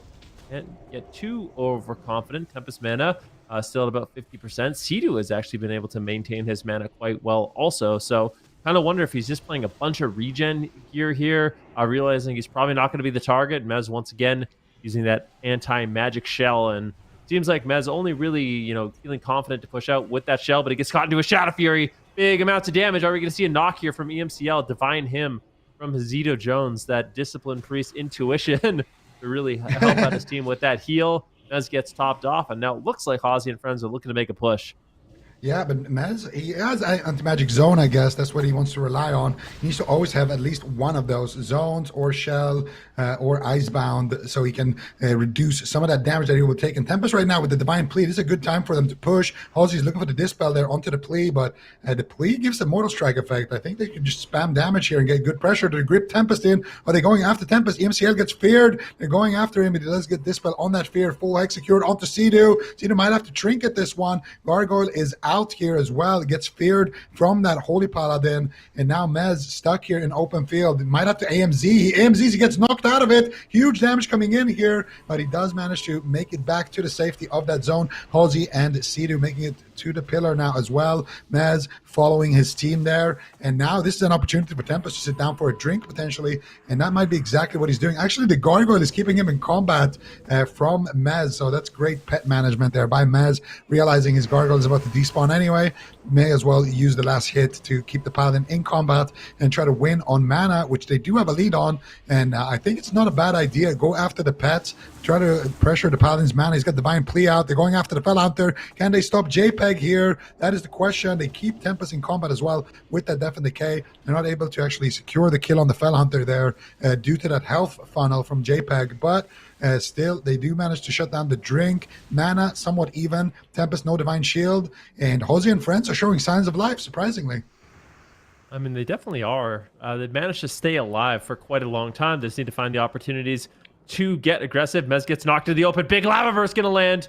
It looks like Mez is able to shrug that off with his anti-magic shell. That was a good push there. Mez with no trinket. Could be vulnerable. But it looks like I said, HOZI and friends, they're playing a strategy where they're not taking many risks in this matchup, right? They're just going to sit back. They're going to play at this pillar. Mez is only going to really make any kind of meaningful push when he's got that anti-magic shell that he can fall back on. And with zone as well, there might be an opportunity here. Hezito's trying to regen a little bit of mana, now going for some VTs. This could be actually a decent time for him to drink, but Mez is just getting blasted. It might get dropped, that pet sack. coming in clutch. But that was a large amount of damage, and HOZI and friends, once again, they are scared. They're running to the pillar, and I think Azita Jones really needs to set up a drink. I want to see the next time Mez has his anti-magic shell and they push out, Oz kind of just sits back, right? He sits back, he drinks because it seems like it's going to be really important. Be able to recover a little mana, but these Rain of Fires from JPEG are slowing down that total recovery from HOZI and friends, and I feel like we're kind of in a bit of a stalemate situation where Bing Bong doesn't want to fully commit to the pillar, and HOZI and friends don't want to commit to the open field, and neither one of these teams really wants to take any kind of risk in this match. Yeah, and I could backfire to the Warlock team. And we did see Snuts and Chan able to close it out even when they were at the pillar like this. But once again, going after that Fell Hunter, health funnel coming in. Good pet control there for JPEG. They're going after the MCL. Mez stand up. He's going to trinket, and he will be able to duck around the corner. Kicks the Howl of Terror. Mez still with Anti-Magic Zone available. No Anti-Magic Shell, though. He might have to trade the zone. Lava Burst coming in from ENCL.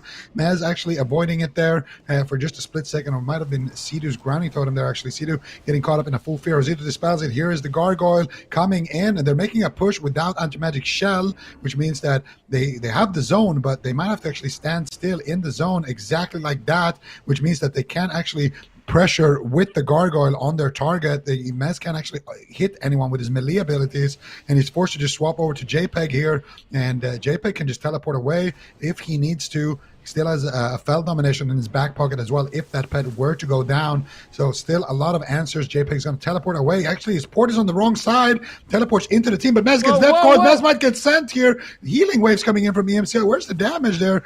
Maybe doesn't want to risk it there with JPEG, but I feel like Tempest had a lot of cooldown still to trade. But now Tempest mana not looking too good. He's got Divine Shield. There's the Hammer of Justice. There's the damage coming in. That was the Feldom from JPEG as well, as his pet was slain in that exchange. And now Mez with the Anti-Magic Shell, he's going to have to trade it and try to duck back to cover. That Anti-Magic Shell was gone in 0.1 second there. Massive damage coming in from Bing Bong, but they got the Feldom at least on the side of HOZI and friends. Yep.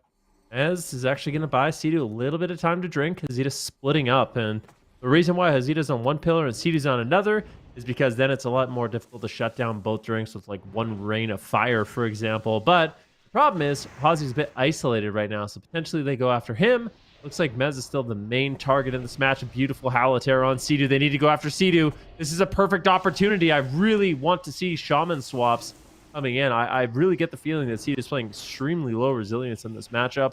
I wonder if JPEG and EMCL are going to be able to capitalize on that at all. It can be difficult when you have Mez and Hoz on the Shadow Priest and the DK kind of shutting down what you do, but at the same time, if you ever get those Howl of Terrors, I think it's a prime opportunity to kind of test Sidu's defense a bit. Yeah, absolutely. We'll see. Sidu actually did take a little bit of damage there, so maybe they're trying to poke him a little bit just to see. Oh my goodness, Sidu actually getting dropped here in that Shadow Fury. Shadow Flames coming in, MCL pushing in, looking for the knock maybe. War Stomp into a Hex, gets feared on the cast. Beautifully done by Ozito. Sidu in a triple DR. Hodge now going for his own Hex, gets Bloodlust on it by Tempest, and they're trying to take down that Fell Hunter once again on the side of HOZI and friends. Not able to do it just yet though. Some damage coming in now actually towards the Fell Hunter. Mez forced to trade out the Anti-Magic Shell as well. Grips Tempest, tried to deny the healing on the Fell Hunter, but the Fell Hunter does get topped off there. And now once again, Sidu in a lot of trouble. He's going to trinket. Sidu very, very low resil indeed. That Shadow Fury looked like it took half his health.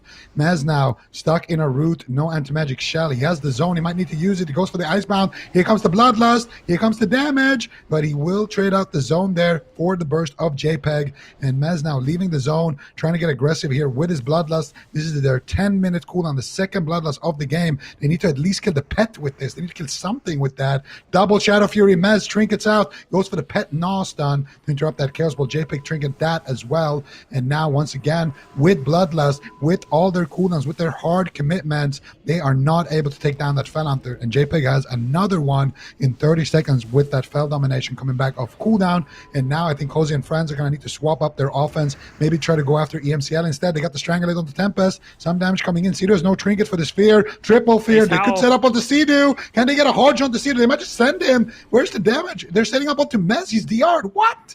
They could have just sent Sidu right there. He was dead. There was no AMZ as well, actually. Sidu was 100% dead. HOZI's just going to disperse. And Sidu now finally taking some damage, but makes it back around the corner.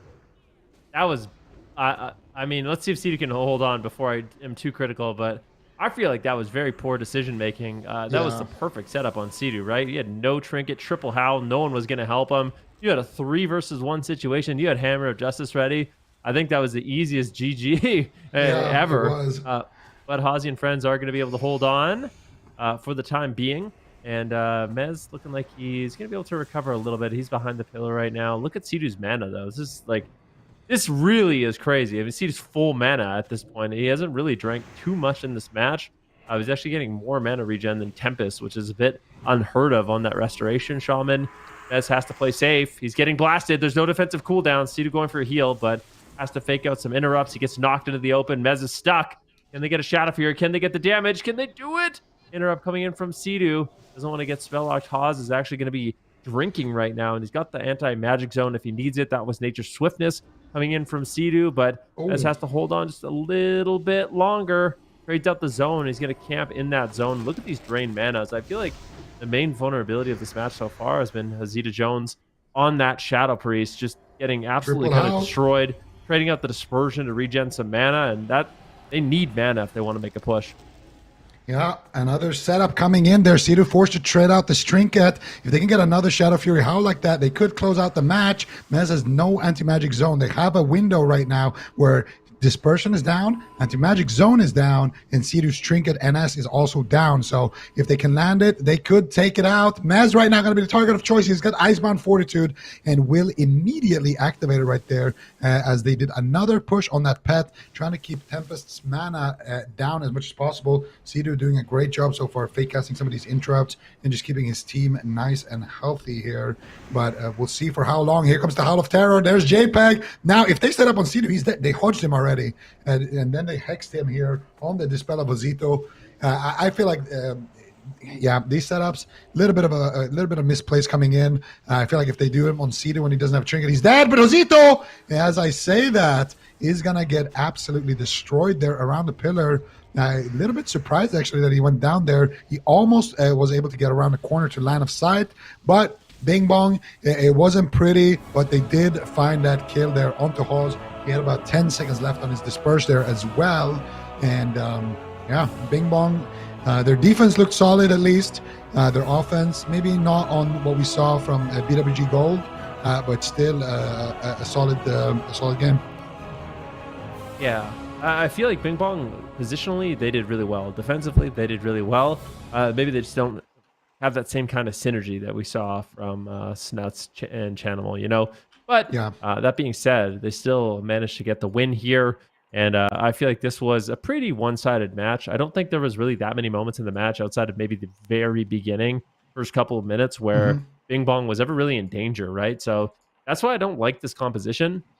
It seems like HOZI and friends, they're surviving long for a long period of time, but to actually get offense just seems like such a big struggle. The Death Knight obviously has a lot of overall damage, but they don't have any kind of Mortal Strike unless Zeta Jones is playing, you know, the Mind Blast spec. But even then, it's not that overwhelming. Tempest seems to be able to deal with that, and when they need to, EMCL can help out with those off heals also. But we can see Josito right now, how this exactly went down. He gets caught into the Death Coil, Blood Elf Silence, and he pops out a Shadow Form to go for some heals, but that Blood Elf Silence really coming in clutch there, allowing them to secure that kill. I wish I could see that again in slow-mo. I think actually HOZI I think he could have dodged that lava burst. I'm not entirely sure. I need to rewatch it, but he took a step out from the pillar. Like it was close. It was close. It looked very close. But yeah, I completely agree with your analysis, Van. Their defense, it's looking good. They're surviving. They're getting it done in terms of defense. But where is the pressure? You know, there was only one time in this entire game where there was a Fellhunter down and the Feldon was also down. And in that moment, they just had to retreat, and JPEG could just go for a hard-casted summon. So I think it's time to swap it up and try to mix things up here, see what else they can do. But obviously, easier said than done. Yeah, I mean, certainly. This is a very good team. This is a very good composition. I think I don't mind if they go to a small map, right? You go to Ruins, which is what they've locked in. Try it again. But if they can't manage to get pressure on Ruins, I don't like this composition. I want to see Sidu on the Elemental Shaman. I want to see them just try something else. I don't like the Ret Paladin. If the Shadow Priest doesn't work on this map, I don't like that either.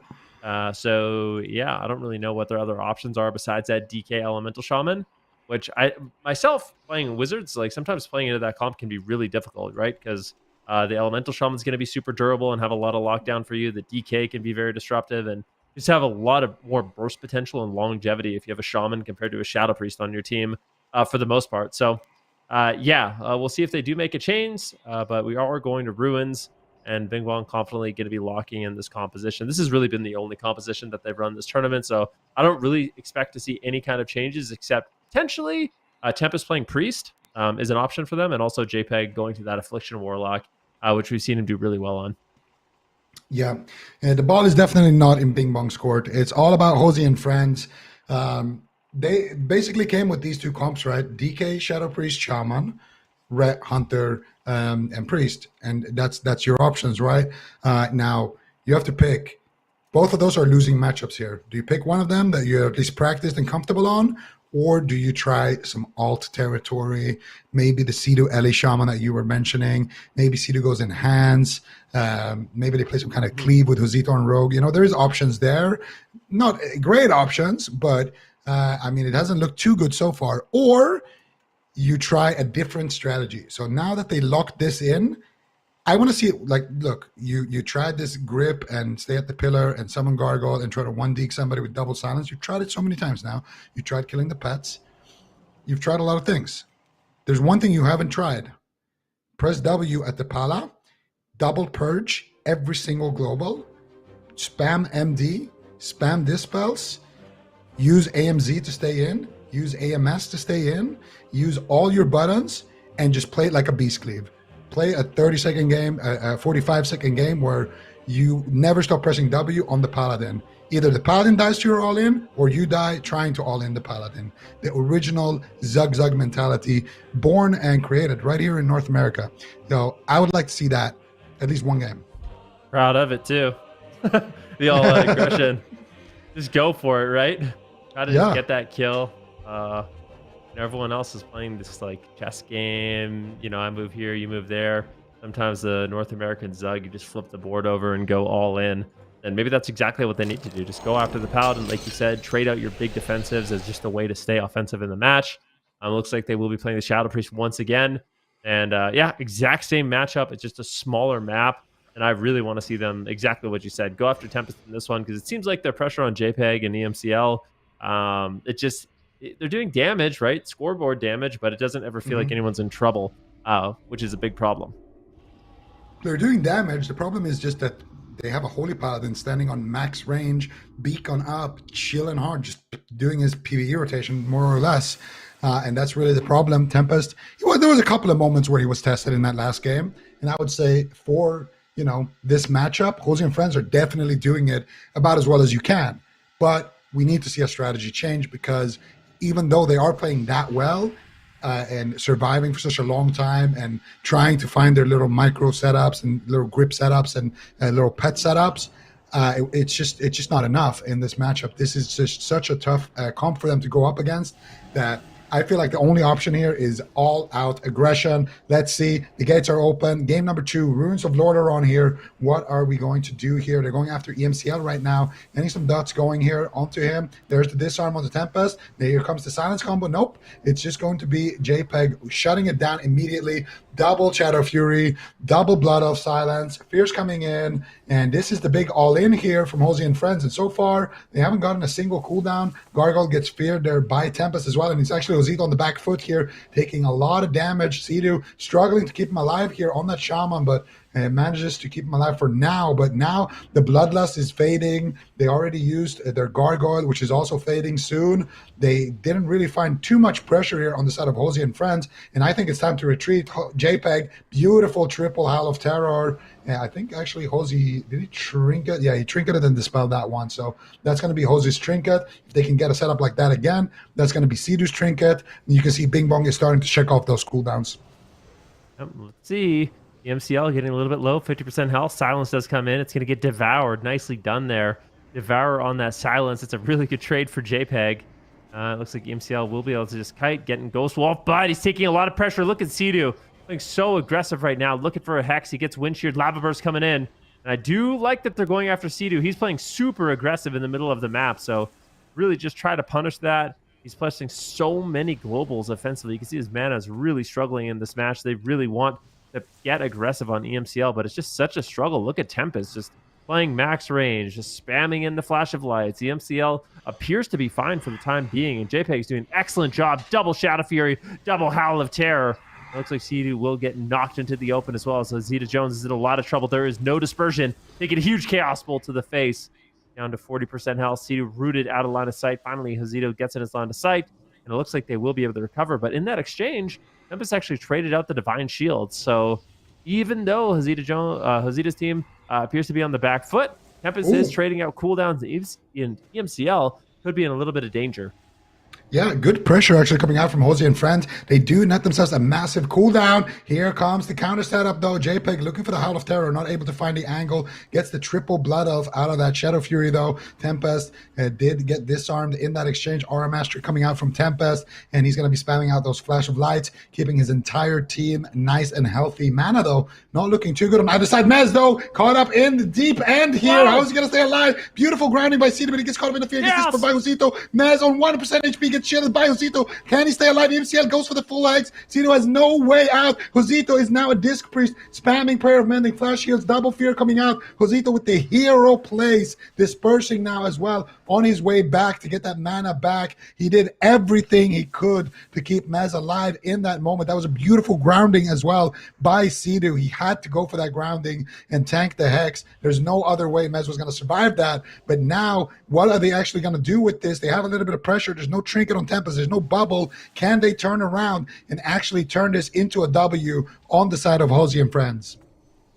That was a Gargoyle too. Gets feared up there by Tempest. Look at it. Oh, that's not what you want at all. And they're just going to kill off the Gargoyle. No, it gets downed. That is super unfortunate for Mez. Zeta Jones, like you said, he had some hero plays to keep Mez alive, but that was basically at the cost of all his mana. Going for a Hymn of Hope right now, giving himself and Sea-Doo a little bit of temporary mana regen. And that should be enough for Mez to survive, but he trades out the anti-magic zone, and they're really not able to get too much done with it.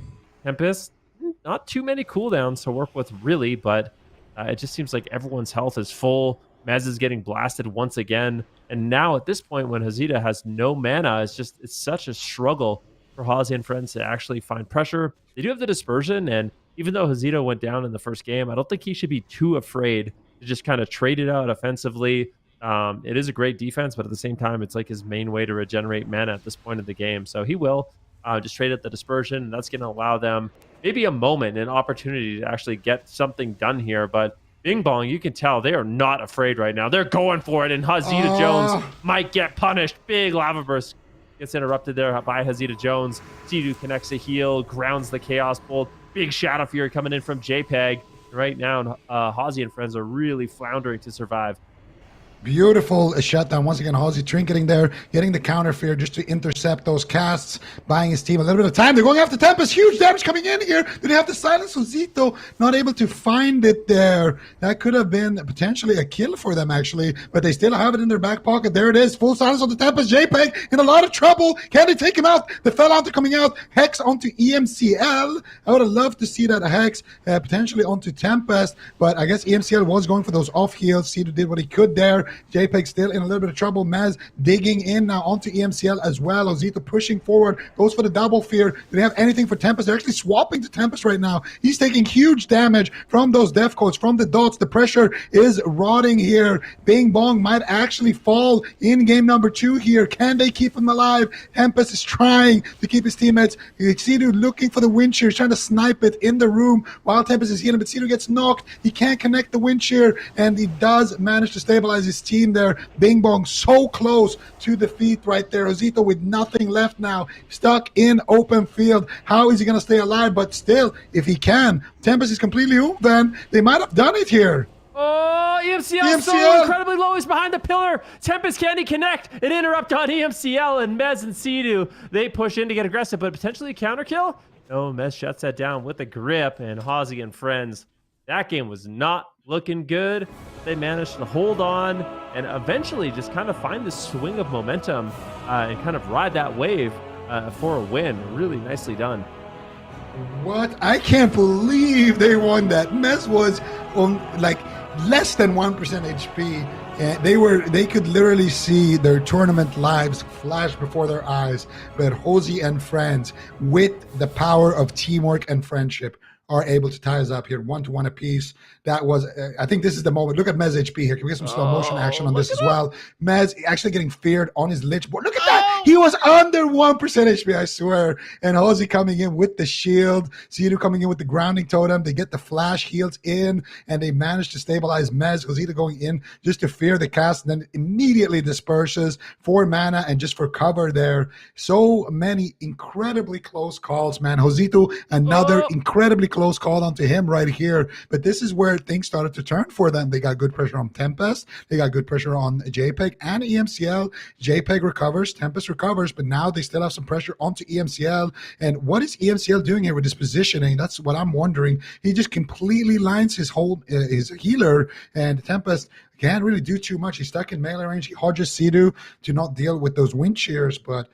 just doesn't have the globals to actually get the heals out after that. And here's the scoreboard. Actually, comparable damage from both sides here. Very comparable.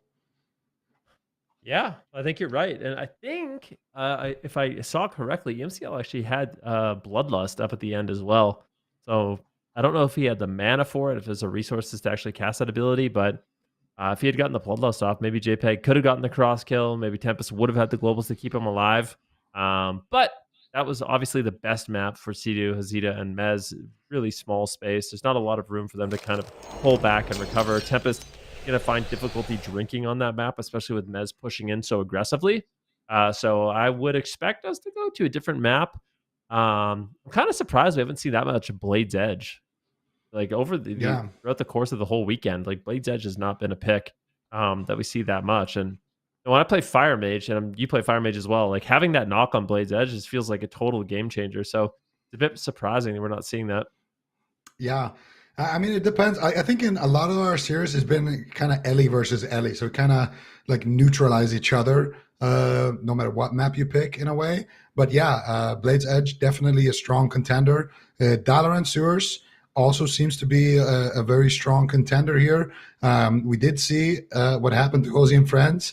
That one time they won against BWG Gold, they immediately got sent on Dalaran Sewers. It was one of the fastest games that they played in that series. So Bing Bong, they've been studying the script here. They know what's going on. They know it's all about the Destro Warlock. They know it's all about that Dalaran Sewers. Benruki as well, of course, representing the University of Dalaran right now. He's actually a professor there. I used to take his class. Highly recommend it, guys. And I highly recommend watching this series as well, because HOZI and friends are not out of it just yet. Yeah, I kind of I came to the realization. I was like, wait, the map's Dalaran and my shirt says Dalaran. That's kind of cool. But yeah, do you think there's any universe? I don't think so. I was gonna say, is there any universe where we see Affliction? But I don't really think we would see that. I think Shadow Fury just seems too valuable, and Chaos Bolt is like the pressure that you need to kind of keep Mez at bay. But I'm kind of wondering if they'll ever make that sort of adaptation. I think going to Dalaran Sewers and taking advantage of that knock. I also kind of thought about Blade's Edge a little bit, and maybe if you have like Sidu, Hozita, and Mez play downstairs, it can be difficult to actually take advantage of the knock. And if you get gripped down, then you're in a really kind of awkward position. Yeah, no, that can definitely happen. Well, it's a tough call here, because last time they played, it was a little bit of a misplay that happened. I think Mez gripped the Ellie, and then the Ellie got like a strike. Yeah, that was pretty much it. So we'll see what they decide to do here. It's a small map. They could play the downstairs, and even if they do knock Mez, if he can grip the Ellie with him, you can like kind of like the Balrog, in Lord of the Rings, just grab him down with him as he's falling down. Yeah. If he could do that, at least he can kind of neutralize the situation. Yeah, that's perfect. You can grip him down and continue their battle. But yeah, I still have to say, one thing that cracked me up a lot yesterday was this icon or this like logo that's come up for HOZI. I heard you guys laughing about it while I was watching. I was like, "What is happening? What is that thing?" It's a hose for HOZI. It's a garden hose with a smile on it. It looks. Yeah. I don't know who came up with that, but very impressive. Ozzy and friends managed to tie it up 1-1.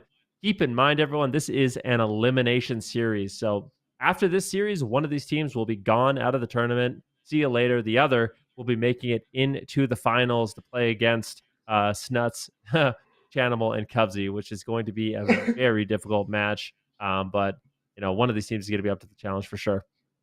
Oh, no question about it here. Let's see which one of these teams it's going to be. This is a very important game. Already a triple EMCL starting off with a strike.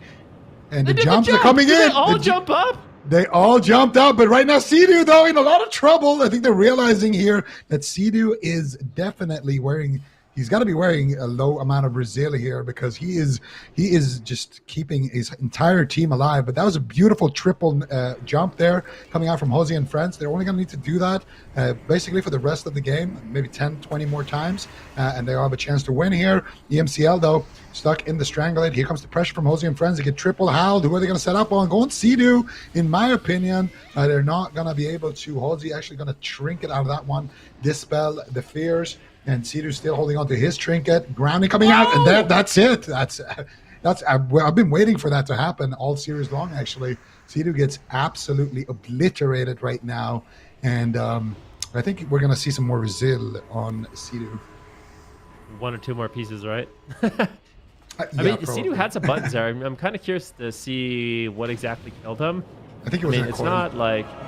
I used to have a guild called On Global. It's kind of a play of getting one shot while you're on global.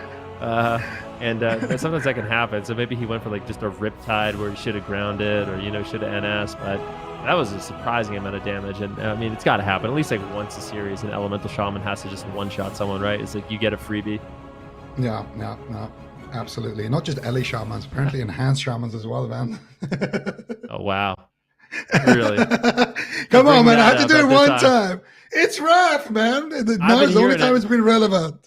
Yeah, but this is when I'm most sensitive about it, okay? I'm sorry, okay? You don't be. It's funny. I'm not really. I'm just making sure you're okay. Good. Yeah, Bing Bong victory going after Sea-Doo. I mean, this is what we were talking about. I think it was already in game number 1 that when they get these setups, just send Sea-Doo, man. He's definitely taking a lot of damage right now. And we're going to see it happen right here. So exactly what is the setup? So this is the Strangulate setup, and they get a triple howl out of that Shadow Fury. And then they go after EMCL. He gets stopped, and they knock HOZI. And then here, I think, is when they start turning on the Sea-Doo. He gets conflagged, blanket spelllock, he grounds. And then after that, he gets coiled. And actually, I think the coil was mid-air while he was dying. He was definitely on global. Wow. I think he did exactly what you said. He riptided, and he was so close, actually. He was almost in melee range. So there's not a lot of travel time to buy himself a new global with, kind of. Just caught him global, couldn't get access to NS. But he would have to trinket for that NS anyway. Because there was a coil in the air. You can see it again here. I mean, those kind of setups are just so deadly, right? Like, it's not that hard to pull off. You just blanket Sea-Doo, shoot some damage at him, coil him out of it. Just blanket into a coil with Elemental Mastery, and he's just dead, right? So that is the power. This is why this composition is so horrifying, right? Because you literally, you have these instant CCs like Shadow Fury, like Death Coil, like your Spell Lock, Silence, and you could just 100-0 people in one of them. They just die. You get a Chaos Bolt off with an Immolate Conflag, with your EM Lava Burst with 2 rockets, even 3 rockets if you want to get crazy, and you can drop Sea-Doo. So I think Sea-Doo's going to have to play this a little bit more careful, because I think Bing Bong has found out their best target, and I think that is Sea-Doo. I really do. If JPEG is left alone in this match, he can get those Shadow Fears, get those Hollow Terrors, and anytime Sea-Doo's in a fear is basically you threatening lethal. Yeah, I'm a big fan of CCing the Dispeller. And the Dispeller in this case is HOZI. If you can get something on HOZI, that usually is a good way to kind of bait Sea-Doo out, because then he has to leave where he is at, maybe go for a Tremor Totem, go for a Grounding Totem, and that's when you can catch him. In those situations, because I really feel like it's a little bit of a mistake to get triple howled in out of a Shadow Fury. I feel like there should always be somebody who has a stop. Of course, Sidu's already putting down those tremor totems. I'm sure maybe EMCL is killing it during the Shadow Fury, helping out his Warlock. So I don't think Sidu can do a whole lot about that, but I feel like Sidu and Hoz can't really be too stacked. That's a big problem because obviously defensively they need to stack, but if they are stacked, then there's your Dispeller is CC'd. And HOZI is the one who can dispel those Shadow Furies and allow Sidu to actually get a new Tremor down, get a Wind Shear, or get around the corner to actually avoid those setups. So yeah, they just need to make sure that those Shadow Furies aren't as deadly. And yeah, they have a fighting chance here, but Bing Bong definitely finding their target. I think it's just the best target for sure. Go after Sidu, try to throw fears onto HOZI, try to throw hexes maybe as well, and try to just root Mez, hex Mez, fear Mez. Eventually Mez is going to get sick and tired of all the CC you're putting on him, AMS one of them, and that's when you can also swap to Mez later on. So I feel like it opens up the game in a different way, but at the same time, keeping Mez at bay is not a bad idea either, just because he is so scary, he is doing so much damage, and he could run away with the game if you don't control him. Yeah, this is a really important match, right? HOZI and friends need to kind of put themselves back in this match on their map pick, and if Bing Bong's able to pick up a win here, they're just one away from sending them home. So I feel like in terms of like your overall kind of feeling towards the match, HOZI and friends, they got to start building up some steam and tying up the series. JPEG going for a Chaos Bolt. Mez getting blasted very early on. There it is. A lot of incoming damage. It's going to be the heroism from Sidu as well to get his team aggressive. EMCL, what are you going to do? He decides to trade out his trinket, but HOZI is there, putting crowd control on Tempest, going for the disarm. I think he doesn't have to trade out his trinket just yet, and I think Tempest should be able to keep EMCL alive, even though that Gargoyle is doing a lot of work right now. EMCL is able to retreat. Tempest in the room as well, also able to just top him off and now putting a little bit of an effort here on a JPEG, and this Gargoyle is getting a lot of work done. I mean, that recasting Bloodlusted Gargoyle is probably the #1 damage in the game right now, but I think Bing Bong has managed to weather the storm, and this is where they kind of got to get that counter pressure back and managed to survive the Bloodlust, and EMCL also traded out his Bloodlust a bit defensively there. They do manage to get the anti-magic zone, but yeah, I wonder if HOZI and friends are going to take more of a defensive approach at this time, because it seems like their momentum is kind of lost. Yeah, and Mez might be kind of lost as well, getting blasted once again. EMCL actually sent the EM right there, and Mez anti-magic shelled it. Otherwise, it would be a very scary situation. He grips EMCL on the knock. HOZI going for the Mind Blast. Big damage. No! The Nostun actually walls his Mind Blast Shadow with Death right there. Tempest, though, free healing in the backline. Mez pushing in. This is exactly where they need to be. Mez wants to push forward, but he can't. He's so low. Can they continue the pressure here? Sidu caught up in a howl. Here comes the setup. JPEG, what is he going to do? Who is he going to go after? It doesn't look like they're going to be able to target Sidu just yet. That fear was so short for some reason onto Sidu. Might have been DR'd right there, and now forced to go back onto Mez. He's got anti-magic shell very, very shortly here in 3 seconds, and he feels safe. He's going to continue to push here onto EMCL, and actually HOZI and friends don't look like they're in too bad of a situation here. Mana not looking too good for Tempest, but Mez now stuck in open field. He's got the AMS, and he will immediately use it right there. Now sending the pet of JPEG, does get the Fel Domination though, does get the Soul Link back up, new Fel Armor as well, and JPEG is ready to go. The pet though, dropping quite low. Mez as well, needs to be careful, goes back to the pillar, and they have a win condition on that pet, and it's also a good way to burn mana. Tempest though, with his Divine Plea,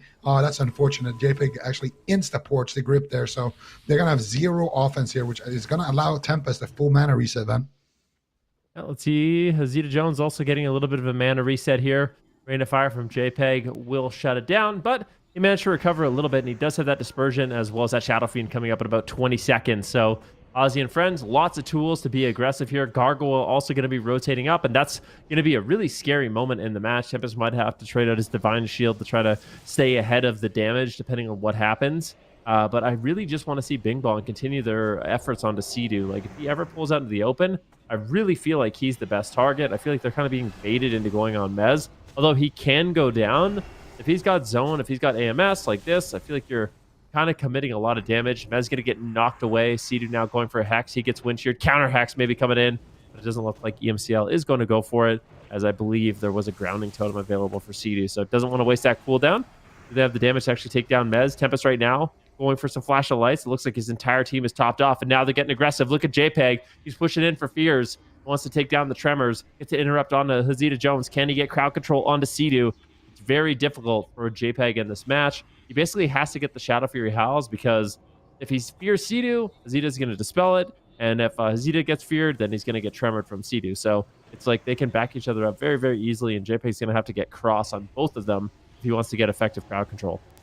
Yeah, and Mez actually did use his Gargoyle right there, and EMCL sent his Elemental Mastery on that. So 3-minute cooldown for a 3-minute cooldown. Gargoyle is down immediately here, and now once again Mez kind of finding himself in a little bit behind enemy lines here. He's trying to get some pressure going. He's going after EMCL. He gets caught up in a Hodge. Mez already getting knocked far away. He's got the IMS, and did he trinket there? He did trinket. Unfortunately, Josito was not able to get that dispel right there. Josito also down a dispersion here, and Sea-Doo has his trinket. So if they can get a fear onto Sea-Doo with no tremor, that could potentially be the setup here. Chaos Bolt's coming in onto Mez. Big damage from JPEG. EMCL though as well, taking a lot of damage. Beautiful pet sack there coming in from Mez. AMZ gets traded here as well. EMCL refreshing the flame shocks here, trying to keep up the pressure. Tempest mana not looking too good. He wants to go for the plea, but this is the chance now for HOZI and friends to get some pressure. Tempest is spam healing, and that divine plea puts a 50% mortal strike essentially on yourself. It puts a healing debuff, reducing your heals by 50% when you have that active. So while he can heal, it's not ideal. You just want to kind of use that and just run around, maybe Sacred Shield, or just use Dispels during that time, and then just regain some mana. JPEG getting feared. He gets Dispelled there by Tempest. Here comes the silence. Here comes the burst onto EMCL. Are they ready? Bubble coming out here. Another Strangulate onto EMCL. Can they take him down? The Warstorm coming in. Lava Burst gets kicked here by Mez. Mez has the Anti-Magic Shell. He's got Lichborn. He's got everything to stay on target. He uses the Lichborn, looking for EMCL. Can he take him down? Tempest with basically no healing left. Double Shadow Fury coming out. Sea-Doo stuck in a Hammer of Justice. Can't be too greedy here. If they swap to him, he needs to be ready to trinket potentially, and he is stuck in that full hex. So Zito using that dispersion for mana, now getting a fear onto Tempest, gets tremored. EMCL still very, very, very low. Zito ripping in with the damage, and HOZI and friends tie us up once again here on Ruins of Lordaeron. I love this map, huh? So, yeah, I mean, this is the best map, and this is what they needed, right? This is a confidence booster. This puts them back in the series, but the problem is they lost game number 1, so they're going to have to win a swing match. So HOZI and friends, that's something that definitely needs to be in their mind right now. They can't keep relying on Ruins of Lordaeron. They need to find a win on a different map. But this is a solid game. I feel like when that second Shadow Fiend comes up, when the second Gargoyle comes up, it's a great opportunity for them to get a lot of pressure rolling in. I'm kind of surprised at how long they can maintain that momentum, right? Like, it feels like for such a long period in the match, Tempest is just having an easy time. Really no problems at all. Everyone's getting topped off. And I'm trying to figure out what that pivotal moment is where EMCL just seems like he cannot recover. Like right now, his health is just incredibly low, and they're able to just ride this momentum and pressure for such a long time. I mean, it's a combination of things here, but in this instance, Mez just popped Empowered Rune Weapon, so he did get a decent amount of damage with that. And then I think it's just HOZI here actually pumping. Gets a fear onto Tempest, he gets tremored, but it buys him just a second. Then there's the Mind Blast Shadow Word Death coming in, and then he refreshes his Devouring Plague, goes for the Mind Flay, and Mez is there with the coils as well. It's just so much damage coming in. Look at HOZI's damage, man. 300k as a Shadow Priest, 125k healing done. HOZI, he you know, it wasn't the flashiest game from him, but he was doing his role. He was doing it consistently, getting the dispels out, getting the damage out, staying alive, and it worked out for him. Yeah, I mean, absolutely. They're walking away with the win in that game. Not the series just yet. Still need to get one of these teams to 4 total points. But yeah, Mez and Hazita have been able to do a lot of damage, and that Shadow Priest crowd control really strong as well. When you cast that Mind Blast, you do reduce incoming healing. So yeah, it's been impressive to see this team kind of flex between their different compositions, going from the Cleaves to the Shadow Priest DK. I know these guys have been practicing a lot, and I think it was you and Supatees were talking about how they basically picked Hazita Jones up off of Twitter when they needed a new third. So they got to work right away, playing every single night, and it's cool to see that they're playing this composition really nobody else I've seen play and making it work. Yeah, I mean, I feel like you're not the only one who hasn't seen this composition play. It's very, very surprising. I mean, the first time we saw it, we more or less counted it out. We're like, yep, this is desperation. This is just, what they're going with. But it looks like it's something they practice. They look good at it. They actually have some win conditions. But I can't help but feel like Bing Bong, they need to punish more at the pillar. I feel like that's the big difference. Compared to Chan and Snuts. I feel like even when they were at the pillar with Chan and Snuts, Chan would go for the triple Shadow Fury when they're all stacked at the pillar, and Snuts would try to either knock them out or go for a Hex at the same time as it lands. So Snuts would pre-position up at the pillar, and then they would boom, drop the Shadow Fury, and then they would go in, sneak in a Hex, and then that would give them pressure. Or if they couldn't find that, they would just knock everybody while they're stunned out in the open, get a bunch of free damage rolling that way. So I feel like that's one thing. The other thing is obviously there has been some kind of adaptation here. There's no way Sidhu's playing the same gear that he was in that previous series, because he's just able to keep them going for such a long time without ever drinking. So I feel like Sidhu, he's definitely changed something up. He's definitely cooked something up there in the Resto Shaman department. And it's definitely working out for them so far.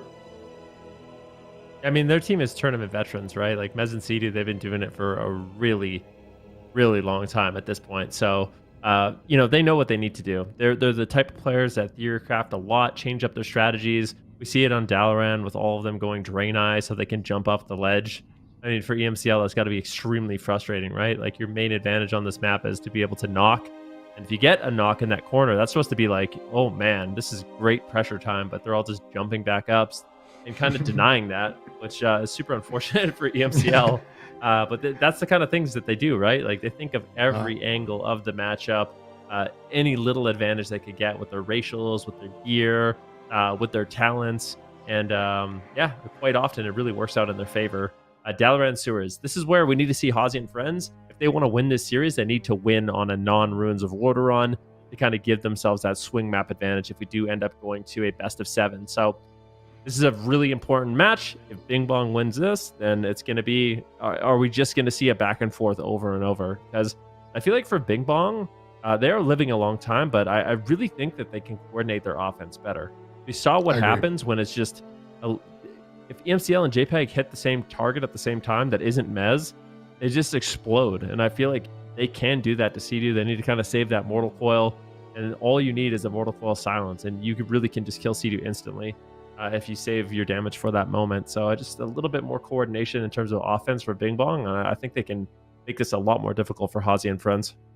Absolutely. And I mean, for them, they're going to have that map at least to work with. They're going to have those knocks. And sure, HOZI and friends, they've been practicing. They've been going, on some friendly rock climbing training sessions. But still, it is going to take some time. Somebody might fail the jump. Somebody might get too far knocked away from the wall, right? So there's definitely a lot of potential, especially on this map. But I completely agree with you. I think there's two things that I've noticed. Number one, the targeting is a little sus for Bing Bong, if we're being honest. And number two, the setups is mostly JPEG, actually. He's going in by himself, getting a triple Shadow Fury, and then trying to set up triple Howls. And I feel like it's a little bit of a mistake from HOZI and friends. Not always. Sometimes you just have to be stacked up. This is the only safe place on the whole map, and your whole team is dying, So there's situations where it's not a mistake, but for the most part, you really, really, really want to avoid that, having Sidhu and Hoz on top of each other. And also, you really, really want to avoid letting JPEG do that, because he's just one player, So somebody should have an interrupt for that, or at least an easy defensive rotation to survive that. Every single howl, I think it's 45-second cooldown. So by the time you get your fourth howl, when there shouldn't be any trinkets, there's going to be a trinket coming back up, or that already came back up. So I feel like it's not a reliable win condition. Whereas Shadow Fury Hex, you can just do that on every Shadow Fury. You just do that, Shadow Fury knock, you can do it on every Shadow Fury, and you're going to find those windows of pressure a lot more often, like we saw from BWG Gold. Yeah. I'm excited to see how this one does play out. We'll hop into this game very soon. HOZI and friends really trying to make it work with that Shadow Priest DK. The question is, have we seen enough adaptations as well? Like, let's say HOZI and friends actually do end up winning this series. They battle it back. They win on Dalaran. they managed to close it out. Like, have we seen enough of an adaptation for them to actually kind of contest BWG Gold? From Bing Bong? Or you mean from HOZI? No, from HOZI and friends, if they do get that rematch. I'm always a little bit skeptic when it comes to saying that somebody has a chance against those guys. So It's crazy. It really is crazy, though. Like, I feel like at this point, like 99% of people expect them to win. You know what I mean? Like, no. They're just so dominant. I think about all the actually. I think about like pretty much all the like the official classic tournaments. I feel like Chanimal and Snuts have won every single time they played. Am I wrong about that? I think so. I don't think you're wrong. Yeah. So when Snuts and Chanimal aren't playing together, Chanimal, I think he was playing in Europe and he ended up winning. Yep. He went to Europe and won, and then Snuts has like North America on lockdown right now. Like, these guys are just the kings of classic. It's just it's just the gatekeepers. That's what they call them, you know. That's what they called a lot of them. There was a situation there with that. Yeah, Bing Bong, HOZI and friends. I'm sorry, man. It's getting a little late. You know, it's 1 a.m. here in Sweden. So I'm just talking without thinking a lot of the time. But yeah, HOZI and friends, Bing Bong, Dalaran Sewers. I think this is HOZI and friends actually taking a little bit extra time right now. It makes sense. This is a very important game. Like you said, this is the swing match, which means when a series is tied, the loser picks the map. So if you won map number 1, you go all the way to game 7. If you did win map number 1, when it comes to game 7, you're going to have the comp and map advantage. So you get to select your map, and then the enemy team has picked their comp, and then you get a chance to counter comp. Obviously, in this case, probably not going to be a whole lot of comp swaps, but the map has been a factor for sure. So if HOZI and friends can grab a win on Dalaran, then all of a sudden they won't have to play that game 7 that could decide everything on Dalaran. Likewise for Bing Bong, if they win on Ruins, then they can take away one of those games and they can all of a sudden make it a non-factor. So Bing Bong definitely need to win this one, and HOZI and friends, if there's a game to upset that could carry them all the way to the finals, this is the match to win. If they can somehow win on the Dalaran Sewers against all odds here, playing Shaman, DK, Shadow Priest against LSP. If they can do it. What's different? What is Athlete Warlock? Yeah, we're seeing Affliction. How do we feel about this? I feel like this is a mistake, and the main reason I think this is a mistake is because Shadow Priest is very good at dealing with spread pressure. Like when I play Fire Mage, Shadow Priest just dismantles me with Prayer of Mending. Like if you have pressure on everybody, Prayer of Mending just absolutely destroys you. The only thing that's nice is JPEG is actually very good. To his credit, I will say he's very good at poking Tremors and getting double Howl. So potentially they could get big setups with that. Mez going to get knocked off the side of the map, and we'll see how this Unstable Affliction adaptation from JPEG is going to work out in this map. Yeah, let's see if it actually does pay off. Like you said, HOZI is going to be basically like a second healer who can make it a non-factor, that Affliction Warlock, which should, in theory, allow HOZI and friends to maintain their pressure for a long period of time. Here comes a War Stomp into a Hex there by EMCL, and there is the Howl of Terror coming out. They do snipe the Tremor Totem. Who are they going to set up onto? JPEG here, looking a lot more comfortable, honestly, on the Affliction Warlock. You can tell this seems to be his preferred spec to play here. Looking fantastic so far, but is it better in the matchup? That is the question. Josito has that Prayer of Mending. He has basically an infinite mana pool on the Shadow Priest, as long as he doesn't get caught when his dispersion is down. Right now the Gargoyle is up and the Gargoyle is down. EMCL takes care of it, and he still has his Elemental Mastery here in his back pocket. Defco coming out onto Maz actually does get dispelled right there. Maz staying on target here onto JPEG. Demonic Circle coming out. JPEG actually wants to jump down and then teleport up, and notice that JPEG put his circle here where it technically will be out of line if Mez drops down or gets gripped.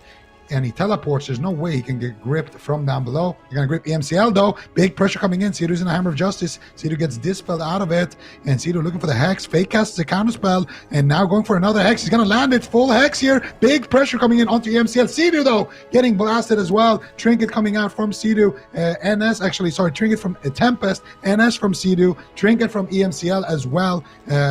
Big damage coming in here from everybody, and so far this game is looking better than all the other Dalaran games, I would say, Van. Yeah, I would say so too. I think the main thing that's going to be a struggle for JPEG is his ability to actually counter pressure. Like when they go after EMCL, it's not that threat of that big Chaos Bolt. That was the Feldon that came in as well. So they kill one more pet. JPEG's going to be in a lot of trouble. He doesn't have that defense of the Nether Protection. And he's not going to have Soul Link if that Fell Hunter goes down. So very important they keep it alive. And I just haven't really seen too many people on HOZI and Friends side be in danger this map. Like it seems like they do have a bit of consistent damage, but there's not that threat of that Chaos Bolt. There's not that threat of that one shot. And I think HOZI and Friends, as a result, are able to play a lot more aggressive in this matchup. They can kind of push in. They're not as afraid. And I don't know if this is actually going to work out for Bing Bong. And this could be that swing match we talked about. This is a very important match for Bing Bong to win. Yeah, absolutely. And right now it's not looking too good. JPEG gets gripped. I think he has the Demonic Circle. He's not too far away from it though. Mez actually might be able to close that distance, but for now, JPEG is going to feel safe. They're going for his pet here, going for the health funnels, trying to keep it alive. Manages to do so for now.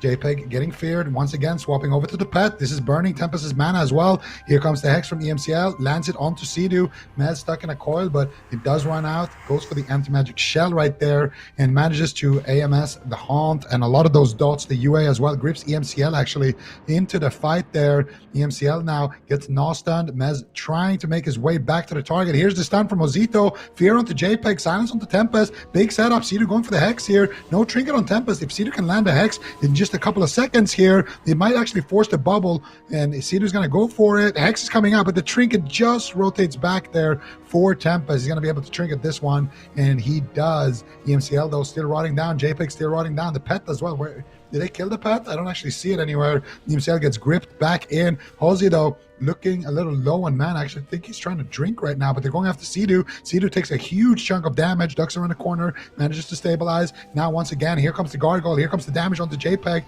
He does have a Fell Hunter out and alive right now, but it might go down to the Soul Link damage. There's so much pressure coming out. They tremor the Gargoyle. They actually dispelled the Gargoyle right there by HOZI, and if they can keep it alive, Ozito though, no dispersion, getting blasted. Sidu coming out with the NS, full Hex onto Sidu, no trinket. HOZI, how is he going to stay alive? He goes into the AMZ of Mez, and he will save the day for now. And nice anti-magic zone there by Mez. Beautiful triple Howl of Terror, though. Mez going to get feared up into the open. Can they get dots on him? Are they going to rot him down whatsoever? It doesn't look like they are going to. They're going to go after Sidu just a little bit. He gets a Power Word Shield from Hazita Jones to kind of bolster his health. But look at his mana. Sidu's mana is just so incredible in this match. Hasn't had a problem whatsoever. I can't believe the amount of regeneration that he has and how long he's able to sustain against a team like this.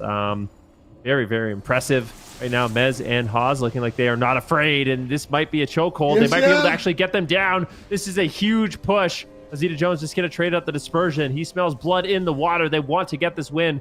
Mez gets knocked off. Can they get a grip? They need a grip on EMCL potentially. Can they go after him? I don't think he has it available. So unfortunately not going to be able to really capitalize onto that. That knock from EMCL really kind of set them up. A big setup here onto Sidu. Can they get it? Lava Burst gets interrupted there by Mez. Beautiful protection. Wind Shear now, and EMCL is just really struggling to find that Lava Burst. Still a grounding totem. There's the Mind Freeze. Sidu likely will get the grounding totem as well. Mez and Sidu have unbelievable communication when it comes to stops between the two of them. So it could be really difficult when you're trying to get in those casts. Yeah, and HOZI actually not looking too good on mana here. Dispersion 30 seconds away, but what a beautiful grip there by Mez. Gripping him away from Tempest, kicks the heel. Can they take him down? And they do. Mez with the hero grip there. And all of a sudden, HOZI and friends take the lead in the series.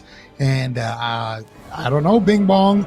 Do you actually want to play Affliction Warlock? I don't think this is the matchup where you want to be the Affliction Warlock. There's just Prayer of Mending, Vampiric Embrace, all these things that the Shadow Priest brings to the table to kind of, reduce a lot of that raw pressure combined with the fact that you have that dispersion, there's less burst damage that can just one-shot you, which allows you to actually use it more freely, like HOZI did in this match. Perfect adaptation there from Hoz, realizing he's not going to be, getting Shadow Fury Chaos bolted and deleted in 1 second, so he can just send those on cooldown for mana and just play more of a defensive role, keep Mez aggressive, make sure his team doesn't get AoE, like spread pressured down from the Warlock, and all of a sudden, you can take a look here at exactly what happened. I think EMCL, did he knock Mez? Or I think he knocks Mez and then Mez exactly grips him midair. About. It's like the Balrog dripping down.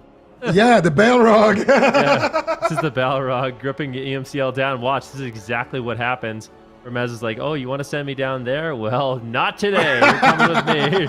And then EMCL Fly, like, fools. I've made a terrible, terrible mistake going down here with Mez. And yeah, I think it's just rough. MCL kind of struggled to do a lot of damage in this matchup. I mean, it's just kind of normal that he's going to do lower damage. He's dealing with a lot of interrupts. But I'll tell you what, if you are kind of that heavy hitter on your team, so both Destruction Warlocks and Elemental Shaman are heavy hitters, right? Like their casts they're strong. But when you're the only heavy hitter and Mez and Cedar are just stopping literally every single thing you do, that is just brutal. Yeah, that's why I said it at the start before we got into the series. I don't want to see the Affliction Warlock here. JPEG's been having a phenomenal performance on that Affliction Warlock, but please, man, get it out of here. We don't want to see it again in this matchup. Look at HOZI. Look at his healing. Just look at it. How much of that do you think is Prayer of Mending? I would say 78%, 78.2% at least is 5%. Is Prayer of 5%. Yeah. Seems reasonable. Oh, there you go. You said this. Blade's Edge. All right. Let's see if it works. All right, now, Destruction, please. We tried the experiment. We tried the Affliction Dream. Didn't seem like it was the move. From my own experiences and from what I've seen, Shadow Priests are very good at helping their healer with spread pressure. Prayer of Mending is insane. Like you said, it's probably 80% of HOZI Jones healing there, throwing in shields, throwing in the occasional Prayer of Mending. And then the only kind of lethality, the thing is, like I said, when you're the only one that can kind of threaten lethal, even though JPEG is getting everyone low and his scoreboard damage is high, he's not the closer, right? The closer of the match is going to be EMCL. And if he's getting shut down on every lava burst because he's the only one that's really threatening, it becomes way more difficult. Whereas if you're Destruction and Mez and Cedar have to worry about Chaos Bolts, as well as the Shadow Fear Howl of Terrors, you have to interrupt those. Then you have to also interrupt the lava burst. It becomes a lot more difficult. So I think you kind of need those two casted threats in a matchup like this. Yeah, I completely agree. I feel like just having the Ellie Shaman, like you said, it just gets shut down a lot. And for Bing Bong, they just weren't able to find the pressure. Big reason for that, of course, is going to be the Shadow Priest. Bing Bong going to be locking in the LSP once again here. HOZI and friends already locked in as that Shadow Priest DK Shaman. Now, we don't know what spec Bing Bong is actually playing. So we'll see that once the gates open. If there's no Shadow Fury... Oh, all right, look at that. Prayer of Mending, okay, 25%. But look at that Vampiric Embrace as well, doing so much healing. Also, he's playing Glyph of Powered Shield. So just a lot of healing here. Is he playing Living? He's playing Living Ice Crystal. So Glyph of Powered Shield is when you put up a Powered Shield, the target also gets a small heal. I think it crits for like 1.2k or something. But it on every shield, you get like 500 to 1k healing. Yeah, it adds up. Plus you're shielding 3 members, right? And that he's also playing Living Ice Crystals, which is the Malygos trinket, which is just a direct heal when you use it. And I think it gives, it either gives bonus healing or MP5 on equip. I'm not sure. But yeah, it's a healer trinket. It gives you a massive MP5. So. Yeah. Okay, so it's like the Season 5 version of Bauble, basically.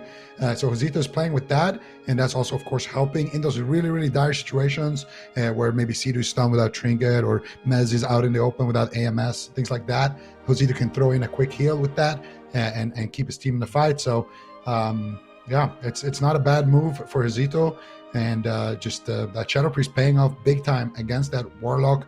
Vampiric Embrace, we mentioned it. Prayer of Mending, we mentioned it. These are just more or less passive tools for a Shadow Priest to kind of deal with a Warlock with. The only downside to Prayer of Mending, of course, is that you have to leave Shadow form to cast it. So that's the Not one that. downside. Yeah, that is a downside for sure. But I feel like a lot of the time when you're in that kind of, when everyone's rotting down, you're scared, you're probably going to be behind the pillar anyways, right? It's like not that big of a deal. So for Josito, I really like everything that he's playing. Everything checks out. But this map it's going to be fun. I think it's going to be an explosive map. I kind of wonder, because I feel like a lot of this comes down to how Sea-Doo, Mez, and Josito really want to play it. Like, are they just going to play at this bottom pillar? Because I see a lot of Death Knights do that. They just play on the bottom. They don't mess around whatsoever with the top of the map. And there can be difficulties with that, right? Like, so I'll give you a few, for instance. Like, if you grip the Shaman down or you grip the Paladin down, it's a long journey to actually get back up top, right? So you have a long period of time where you can actually train down and kind of isolate these targets. The one thing is, if you play on the floor, it's going to be almost impossible for them to go after JPEG, which they're not really doing anyways. And also, it's going to be very easy for JPEG to resummon his pet. That's another thing. If they decide to play on the lower side of the map, I think he can play a lot more aggressive with his pet, because if it does end up going down, he can kind of just portal up, and he has kind of a lot of freedom to maneuver around the map. But yeah, this is the formation I'm talking about. Mez is just going to be waiting for a grip, and we're at a bit of an impasse right now. That's true. Obviously, all the wizards want to play up top in their wizard formation, and all the non-wizards want to play on the floor and not have to deal with that. They don't want to deal with Nox in this match. Yeah, and JPEG is a Destruction Warlock, so that Affliction Experiment, going to put that on hold for a little bit here. The failed experiment. It was definitely a failed experiment. We got HOZI and friends here on match point. So this is what we were talking about a little bit earlier, where I was saying HOZI and Sea-Doo, those two cannot be on the same pillar.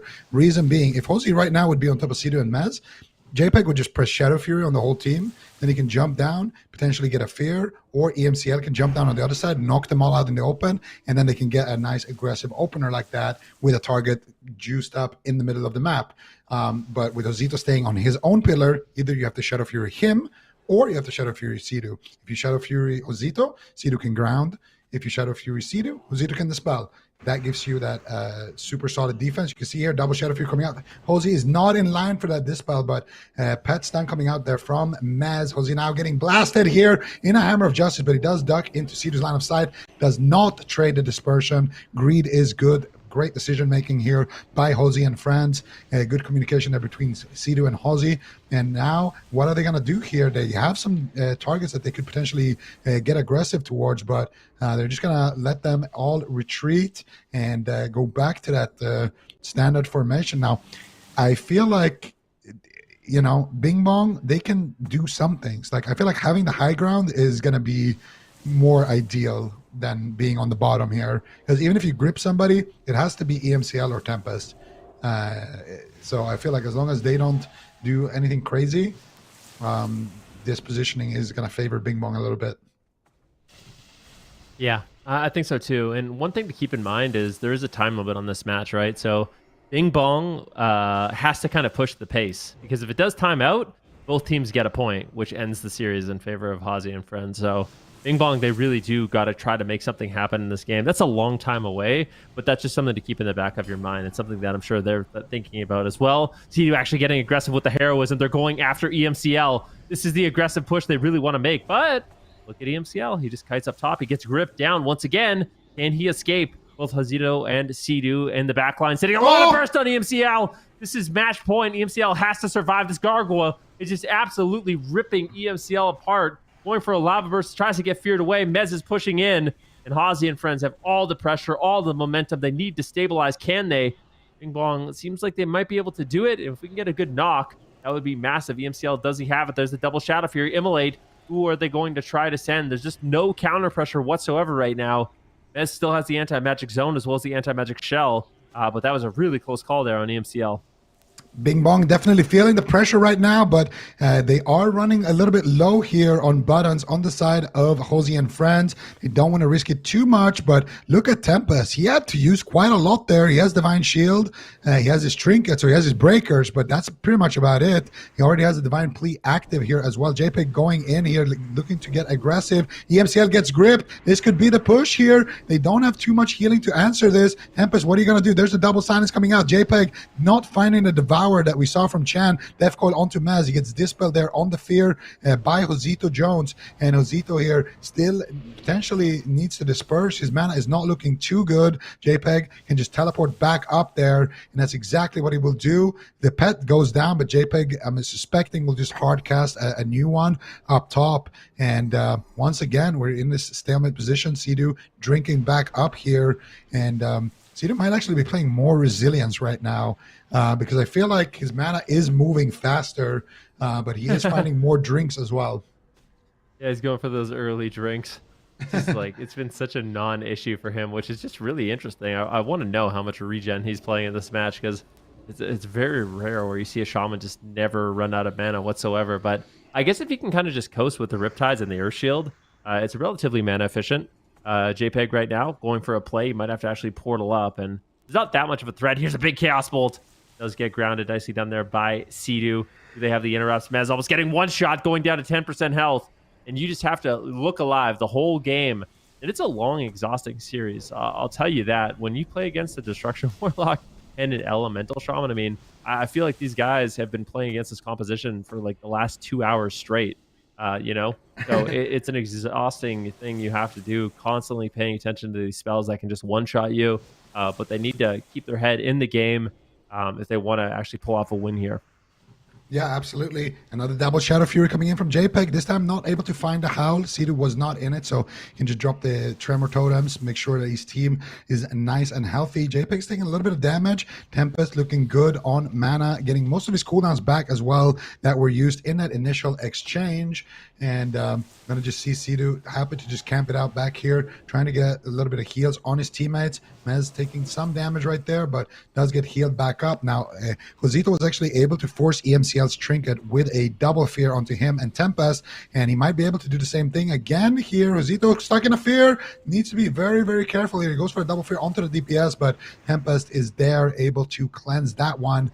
And now Sidu here stuck as well in CC. Mez actually getting blasted here in a Hammer of Justice as well. Mez does get out of that one, and it looks like Mez will be okay for now. He has the AMS and the AMZ. Doesn't want to use either of those two. Now swapping over to Josito. Here's the EMCL grip, but Mez doesn't feel confident to actually chase on that grip, so he's going to let EMCL slip away for now. Josito did trade his dispersion there as well, potentially to regain a little bit of mana as well. Tempest now with the Divine Plea active, full mana, and Sidu's gear is, I think, definitely different here because his mana is going nowhere but down, man. Yeah, it's a lot of pressure, right? I mean, they're doing quite a bit of damage, but it seems like he's able to just get off these drinks consistently.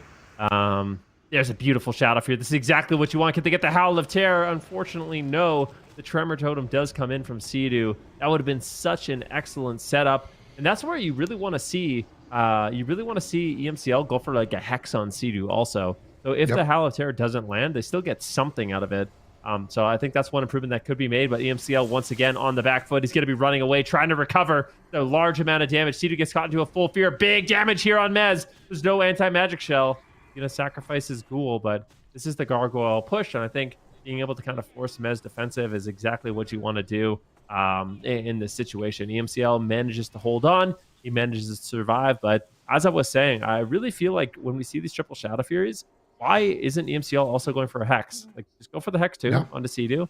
And then even if the Howl doesn't land, you get something out of it and you can try to start developing some momentum. So a little bit better coordination, I feel like, could make this matchup totally different.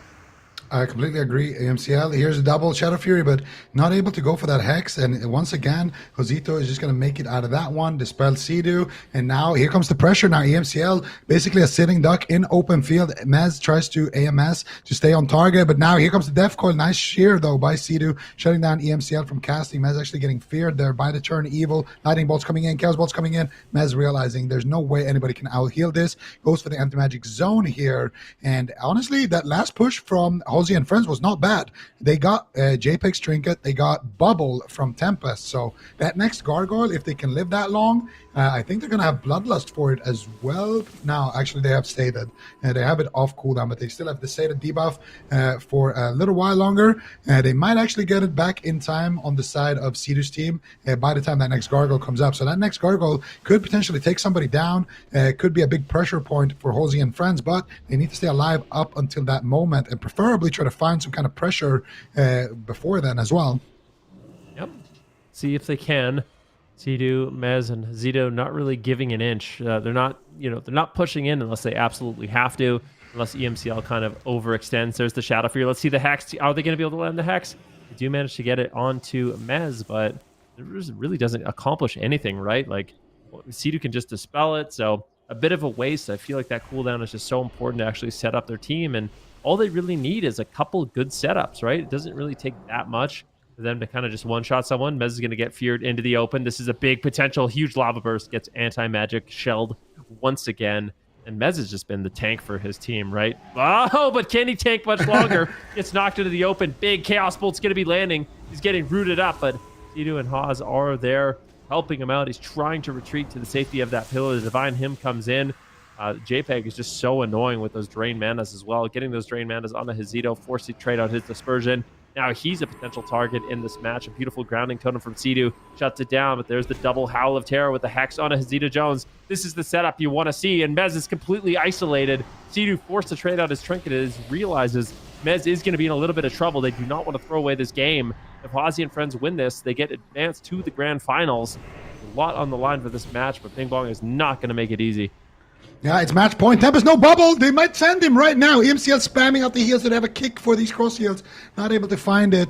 And they are at least able to get something back at the back end of that one. Tempest with no trinket, no divine shield. Mez with his gargoyle up right now. They might actually send Tempest if they can get some pressure. But HOZI with no dispersion, getting absolutely crushed. How is he going to stay alive? Sidu needs to do something here. AMZ gets dropped. Sidu coming in with a Riptide with the Earth Shield. A couple of clutch heals right there as well. Mez saving the day once again here. EMCL, though, taking huge hits of damage as well here behind the pillar. Hozito trying to solo him right now. Mez making his way to the target as well. EMCL is very scared right now. How is he going to make it out alive? Mana looking good for Tempest, at least. That is the one saving grace. Usually when we get to this point, Tempest doesn't have too much mana to work with, but this game, he's done a fantastic job actually keeping it up. And now Tempest in a full fear here. They could set up out of this. Tempest does get tremored. Mez going to be in trouble once again. The pet might go down, and it does for JPEG. He has the Fell Domination, though. Could just maybe even hard cast it up top. No, he will go for that Fell Domination.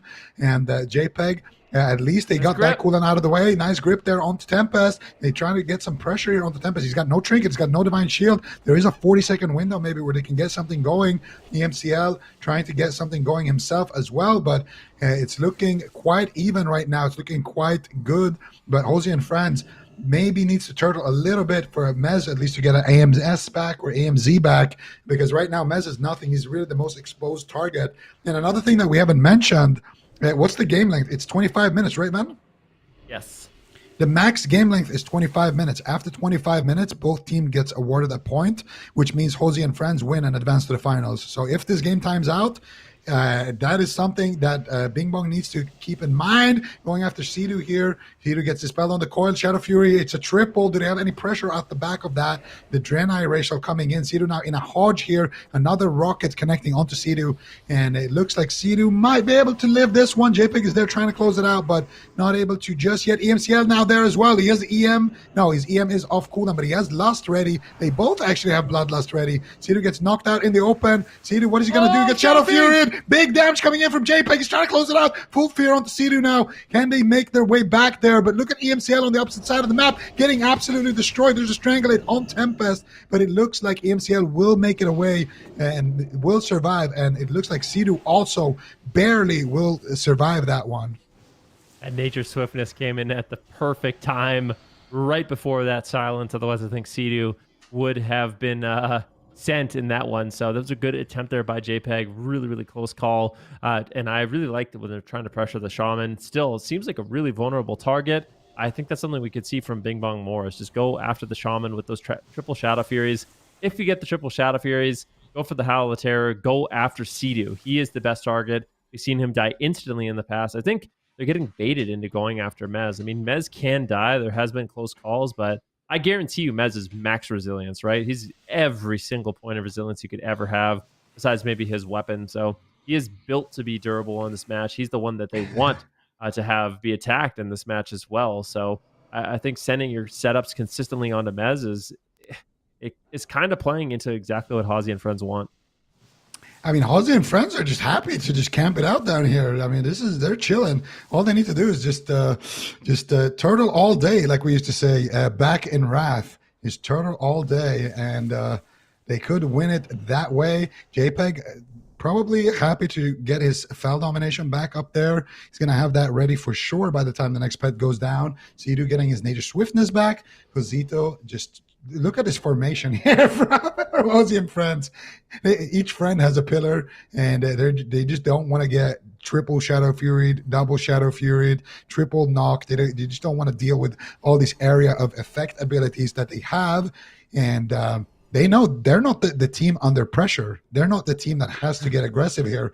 Bing Bong is. Bing Bong is the team that needs to make something happen. HOZI and friends, they just need to like this is like a football game where one team is up 1-0 and there's 10 minutes left on the clock. Like the other team just has to play aggro, just get your goalkeeper out as well. Send it, That's all you can do really at this point, because this game is definitely slipping away from their fingers, and if it does, so will the series. But at the same time, HOZI and friends, they can't get too comfortable, right?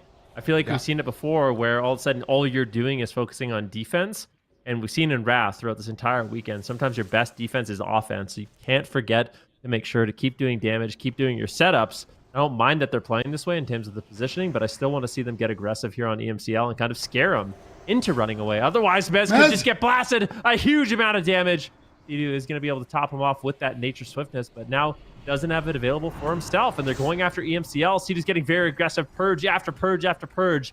This is the heroism, but Mez just cannot connect, and Bing Bong is going to retreat upstairs. That was their bloodlust, and what did they get? They got the anti-magic shell and nature swiftness. I guess I got Sidu's trinket, so no trinket, no nature swiftness. Sidu is a prime target to actually go down in this match. I really want to see them set up for just a perfect setup here on Sidu if they can. Yeah, but right now EMCL is getting blasted. Even Sidu going in for the lava burst.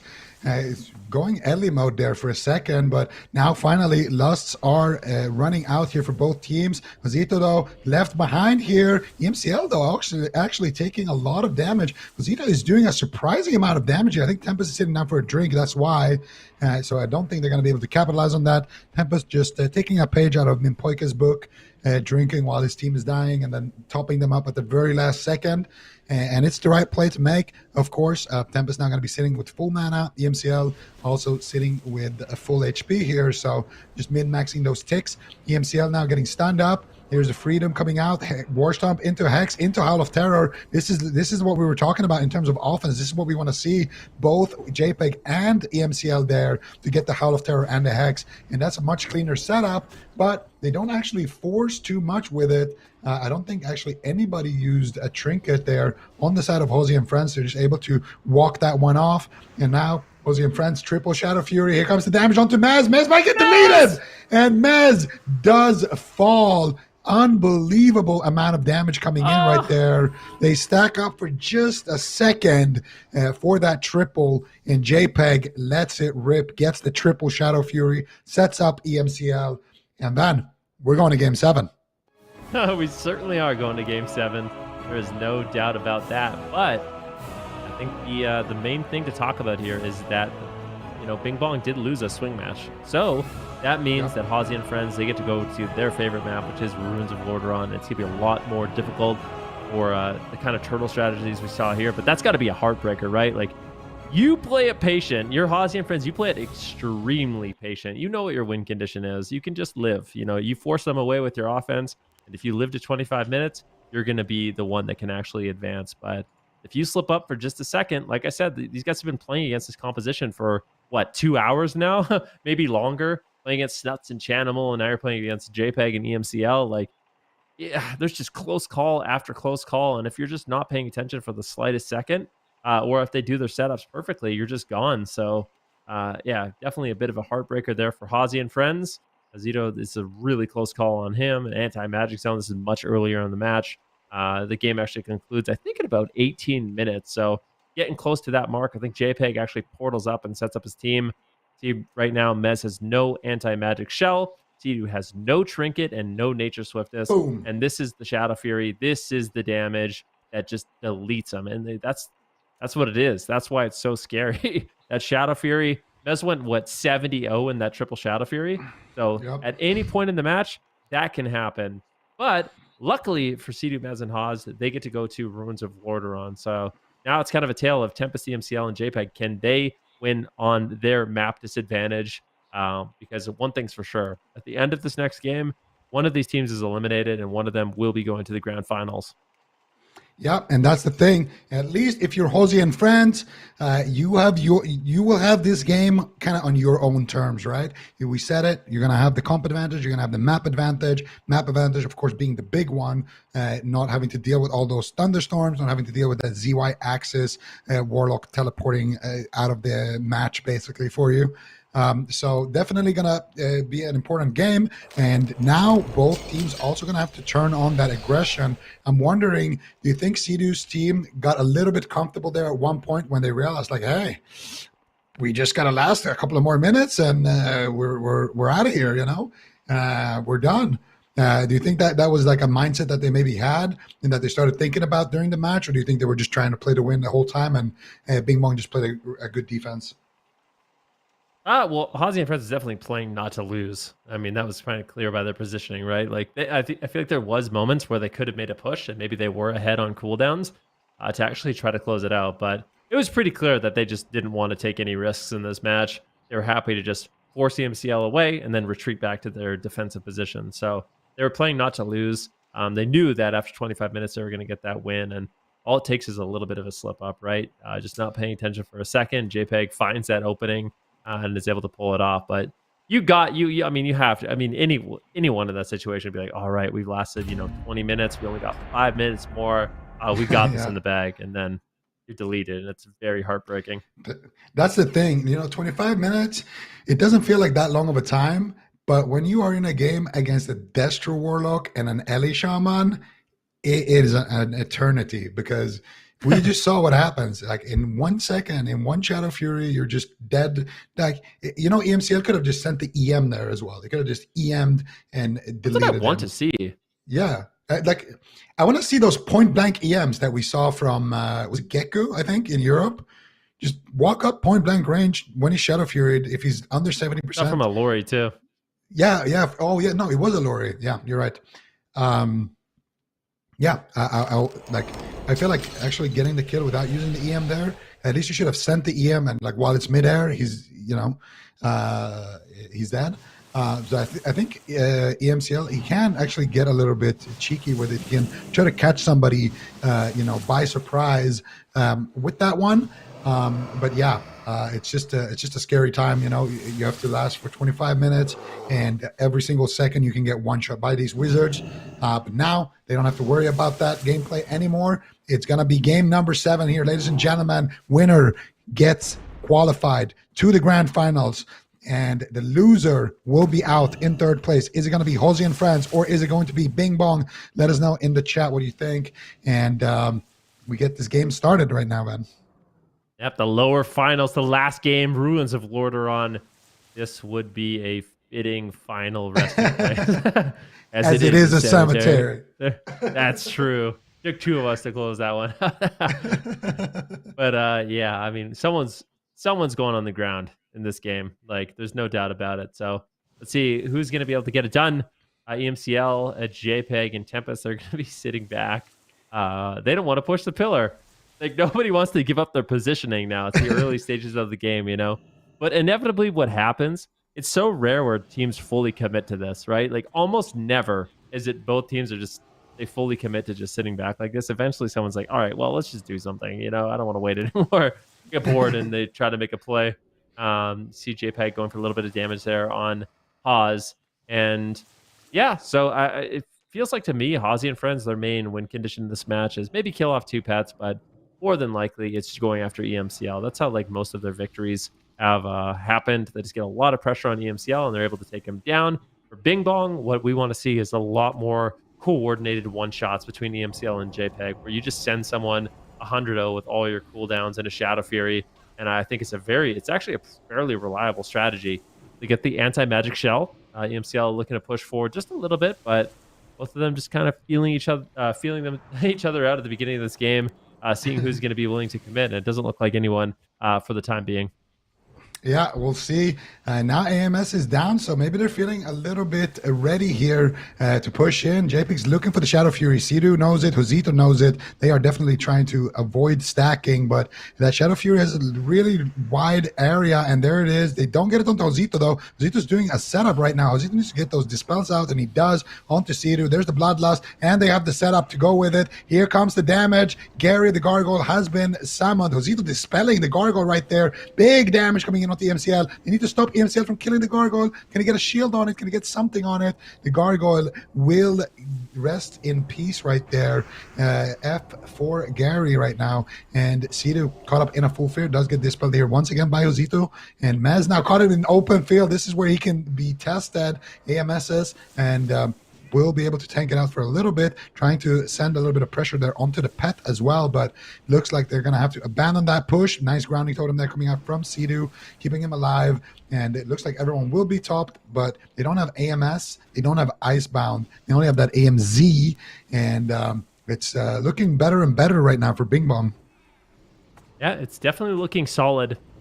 The silence right now over onto EMCL. Strangulate going to be coming in from Mez, but there's the Shadow Fury, and Sidu actually did trade out his Nature Swiftness, and that's like the big emergency heals that Restoration Shaman have in this game. So without that, it's going to be difficult for Sidu to kind of respond to this overwhelming amount of damage. I think Mez is going to have to play a little bit safe right now, and it looks like he will, right? He's got the anti-magic shell. He doesn't really want to push in. EMCL's mana is not looking good, so potentially he'll want to go for a drink. Normally, Ellie Shamans can sustain their mana quite well, and he's actually just going to fully pull back, sit down for a drink, recover his mana, and now is opting to push in once again. And I really like that. Now, Tempest is also going to sit down for a drink. JPEG maybe overextending. Can he get gripped away from his port? Got a very aggressive port position. Goes for a Shadow Fury. He tries to get one of those cheeky angles where you get all three people right on the edge, and unfortunately misses all three people. I think. Maybe he still has it available. But yeah, if he can get that triple Shadow Fury, it's going to be really, really solid for JPEG. I like his portal positioning as well. He's going to be the most durable member of this match. So pushing in and really setting up a team is such an important role. As long as EMCL and Tempest are there to kind of like back him up, they can make these really, really lethal setups like we saw in that last game. Yeah, and right now, potentially a lethal setup on the Sidu. Lava Burst coming in. Actually going after Mez. What? Okay, so EMCL went after Mez, and I think JPEG went after Sidu, so definitely not on the same page there, but Mez now in a lot of trouble. There's the Warstorm, there's the Blood Oath. Huge hits of damage coming in. He's going to drop the AMZ. Honestly, after he took all the damage and they were already feared, that was a little bit late on that AMZ. He could have actually held that one, but these are very bursty classes. You know, these guys have been playing for such a long time now as well. They had back-to-back series. Nice kick there coming out from Mez onto that Howl of Terror. And HOZI and friends, I feel like they just need to try to find their footing right now. It's not looking too good. They don't have the AMS or the AMZ. Chaos Bolt coming in. Mez has AMS very, very shortly. He goes for the pet sack right before the coil hits him. Full hex onto Sidu. Sidu's going to trinket out of that one now. They have an opportunity to get aggressive on the EMCL. Out there coming in from JPEG. He gets a triple. Sidu has no trinket. I think they should just swap Sidu here. No, he pre-tremored it. Sidu, what an absolute legend. Pre-tremors there. Very, very close call. Josito, though, left behind. No dispersion. NS coming in. Here's Gary, the Gargoyle, back in action. Gets feared, though, by Tempest. Can they connect now and get some damage rolling? I feel like the Shadow Fury, it does not have a cooldown or something. They were just in a Shadow Fury, and now they hit another triple. Gargoyle sending big damage onto EMCL. They can't kill it off. It has to be JPEG if somebody's going to do it. And that Gargoyle actually getting some heals there by Sidu, doing a lot of work right now for Mez. If they can get some pressure going, this could be their moment. While that Gargoyle is still active, they go after Tempest. Gargoyle is shooting onto EMCL. Multiple pressure points, fear onto EMCL, but they don't have a silence onto Tempest.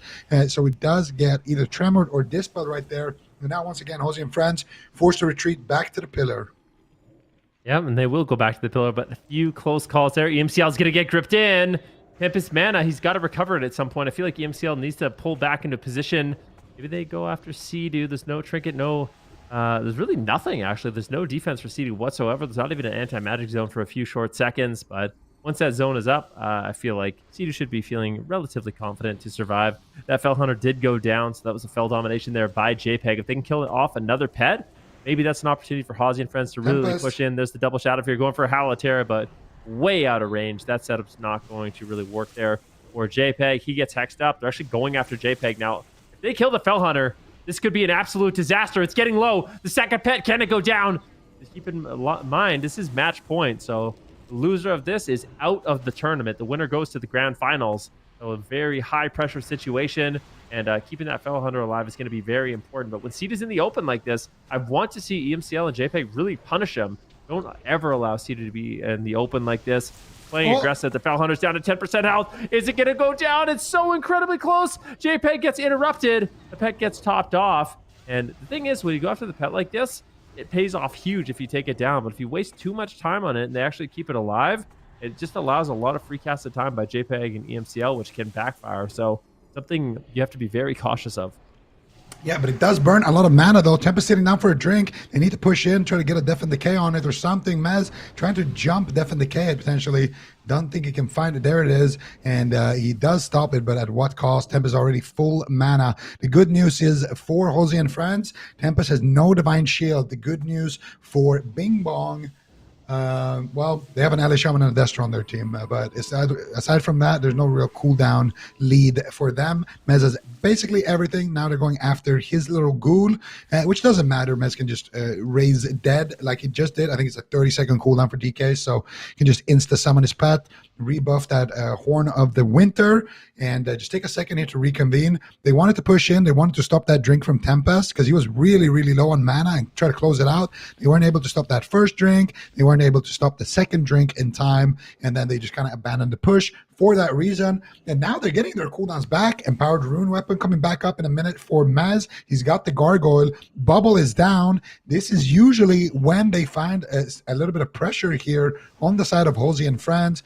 and JPEG and EMCL actually pushing in as well. So this could be an opportunity here if they can keep the Gargoyle alive, tremored, and on the right target. If they can do that, they can maybe snowball another victory here on the side of HOZI and friends. And for Bing Bong, of course, we all know what the setup looks like for them. They want to get that triple Shadow Fury and then send somebody EM, and of course Chaos Bolts coming in, Lava Burst, just big damage coming in from these wizards.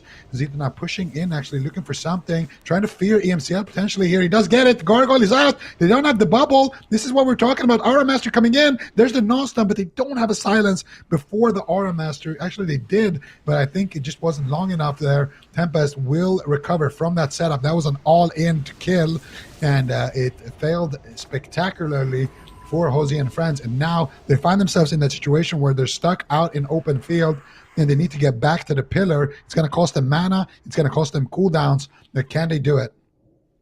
We'll have to see. Mez is pretty committed. Look at how far in he is. A hex over onto JPEG. JPEG's going to trade out his medallion there. Big Chaos Bolt on Mez.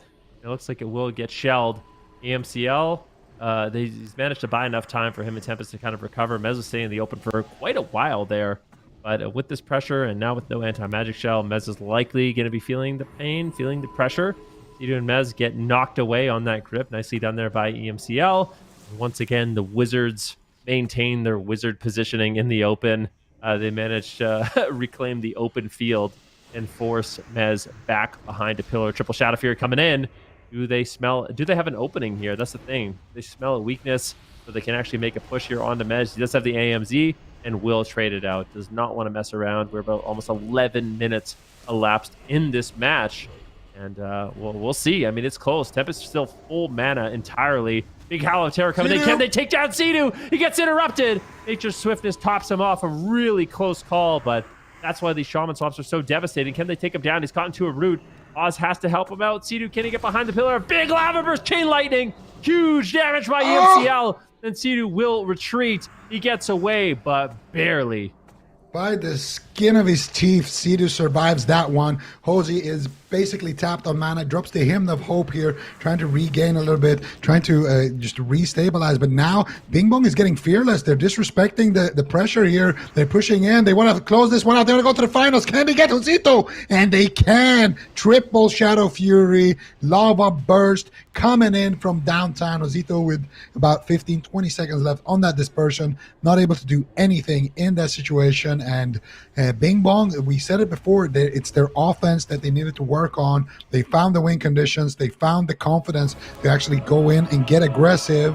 And Bing Bong will be going to the grand finals. Big shout out to HOZI and friends, though, playing some off-meta things, making it close, and finishing third. Yeah, I mean, they played phenomenal, right? Like, they're just going up against a really kind of brutal composition. Ultimately, Bing Bong is going to be able to pull off the win and make it through that lower bracket, go on an absolute tear, make it into the grand finals. And now we got some wizard mirrors. We're going to see Bing Bong going head to head against Snuts, Chanimal, and Cubsy, and that is going to be their toughest opponent yet. There's no doubt about it. But look at these final moments. Sidu gets caught in the open, basically almost goes down twice there. The Nature Swiftness comes in. He's able to escape to the pillar. But at this point, Bing Bong, they kind of sense that they have momentum. JPEG willing to play very, very aggressive, and they kind of just go for it. The Shadow Fury is just such a devastating tool, that instant range stun. Look at that triple stun. Oz barely holds on and then gets dropped. Nicely done there by Bing Bong. But you really got to give it up to HOZI and friends playing this composition no one else really plays, and making it so far in this tournament. Yeah, absolutely. Nothing but respect for these guys, really at the top of their game, and nothing but respect for Bing Bong as well, playing that LSP, going through that lower bracket, playing the Affliction Warlock, playing the Destro Warlock, playing with the Priest, really showing some flexibility and really showing that they are definitely a team to be reckoned with here, showing up big when it matters in that last game. Big damage coming in here from JPEG, EMCL as well. And you can see that these guys definitely deserve it. They're going to be in the grand finals going up against BWG Gold with that is Chan, Snuts, and Cubsy, potentially in a mirror matchup. Now, I want to quickly just turn our attention to that matchup there, Van. I want to ask you a question. If you had to pick here, would you think that the Affliction Warlock or the Destruction Warlock is more favored in the LSP mirror? Destruction. And the only reason I say that, well, there's a few reasons why I say that. First of all, I feel like Destruction Warlocks they're borderline immortal against casters with their nether protection. True. So I think just being like, an immortal target that can dictate the pace of the match and going for those Shadow Fears is really, really strong. I also think your threat of killing the Fell Hunter, which is a huge weakness in the match, is way higher, right? Like the Affliction Warlock, it's a slow rot on that pet. So I think having the two heavy hitting casters, having the Destruction Warlock with the triple AoE stun, it's just really, really powerful. And actually, we did see Bing Bong play the Destruction Warlock, right? They locked it in with the Discipline Priest. So that might be the biggest factor, is because both of these Paladins play different healers. So for Bing Bong, they have the Discipline Priest available to them.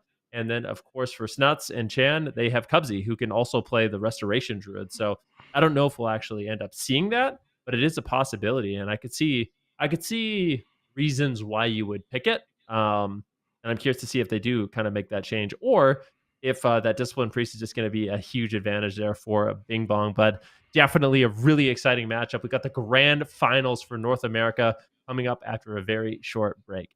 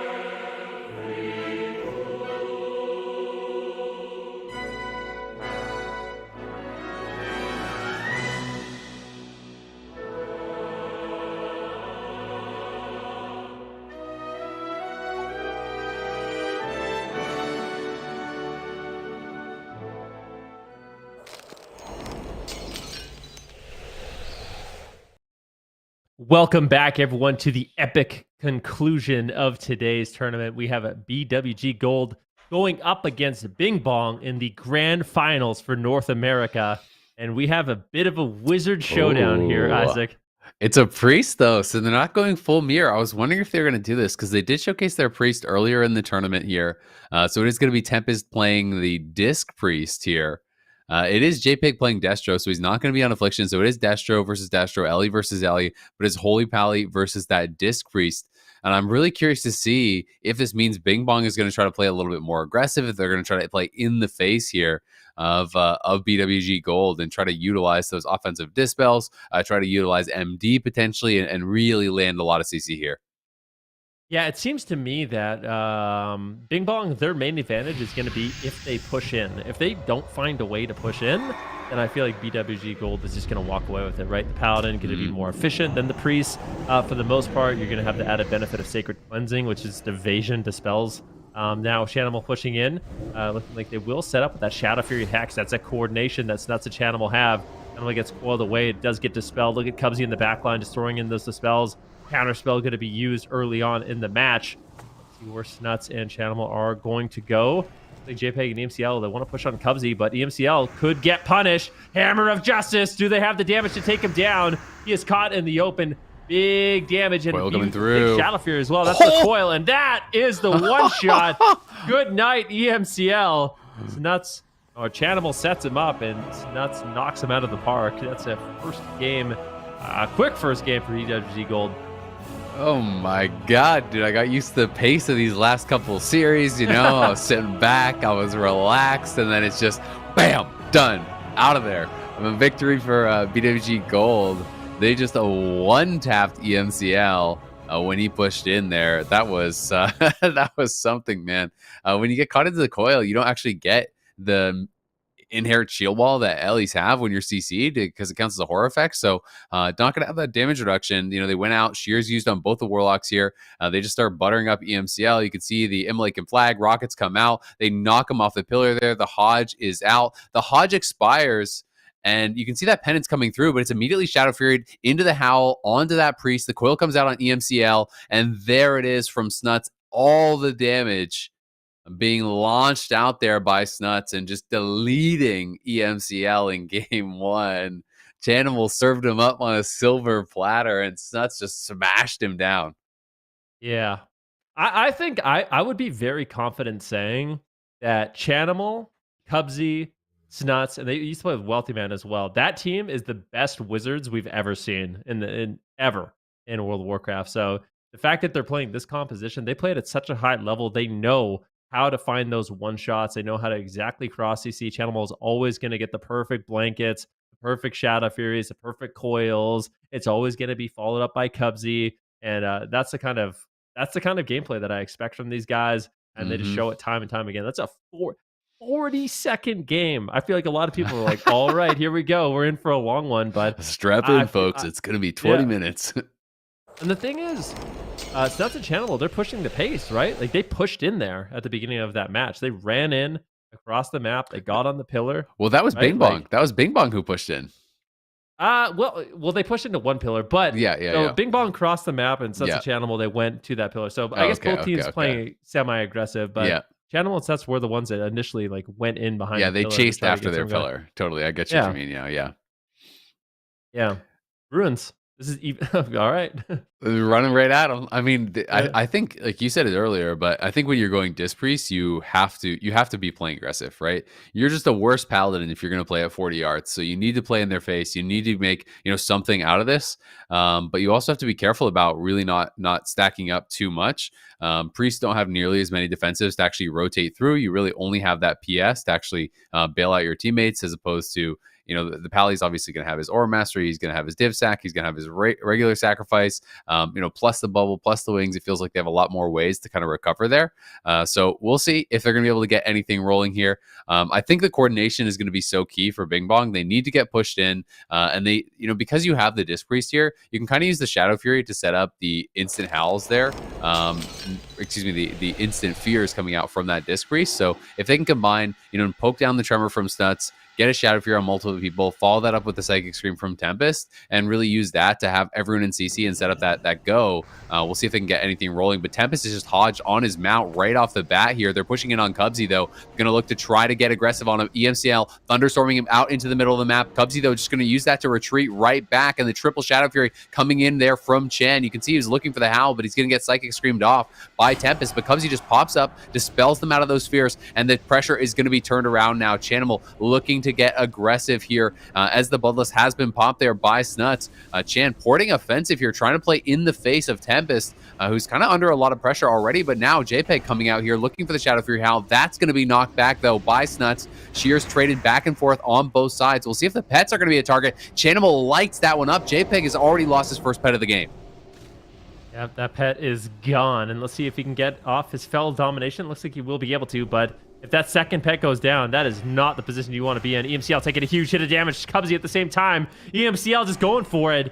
And you really got to respect Bing Bong here. They're playing very aggressive in this match. You know, I feel like they're the underdogs going into this, but the level of aggression that's coming in from them, I think is really, really impressive. A lot of teams in their situation would kind of play scared, play not to lose, but they are not afraid to go toe-to-toe, which I'm impressed with. Yeah, absolutely. I mean, they're playing really aggressive. You know, they're playing to win. They're going to risk it all here. But Tempest has caught into a Fury split from EMCL, and that could be it, and it is. He gets coiled up. He gets burst down. That is all it takes.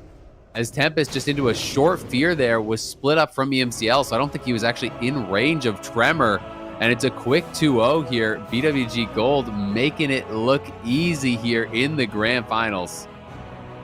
Yeah, no, BWG Gold, I mean, they just seem like they're kind of in a league of their own. It's like, you know, they just kind of cruise through the upper bracket. The grand finals right now, they're up 2-0.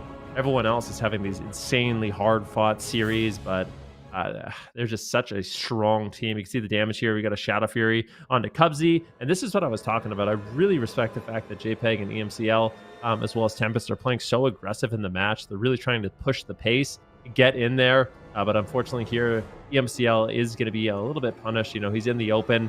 Chanimal goes for a Fear on EMCL. He's caught into a Hex. Tempest and JPEG are kind of in the back line, and they're able to just kind of light up EMCL. Animal, we can see he gets some big casts off. There's a double Shadow Fury onto JPEG, onto Tempest. You got a Fear on Tempest, and EMCL just gets absolutely smoked. So Chanimal, he is just in a league of his own on that Warlock. He's always finding these like perfect setups, and it's such a playmaker for their roster.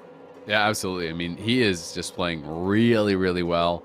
One of the things I think he really excels at is just constantly killing off those totems with his pets. He does it all game long, whacking the totems with his sword, whacking the totems with his pet.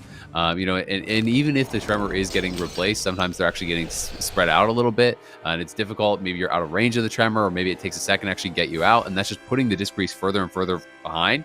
You know, we saw Snuts got relatively low. EMCL pushed in to try to actually set something up with that, and then as soon as EMCL is pushing in, Chan's playing in between the Ellie and the Disc Priest, and you're forced out in this awkward situation where now you're not in range of that Tremor Totem, so you get feared up. It only sits for a couple seconds, but that's all it takes. If these guys are going to get to free cast, if you don't have the interrupts coming down, just get deleted again.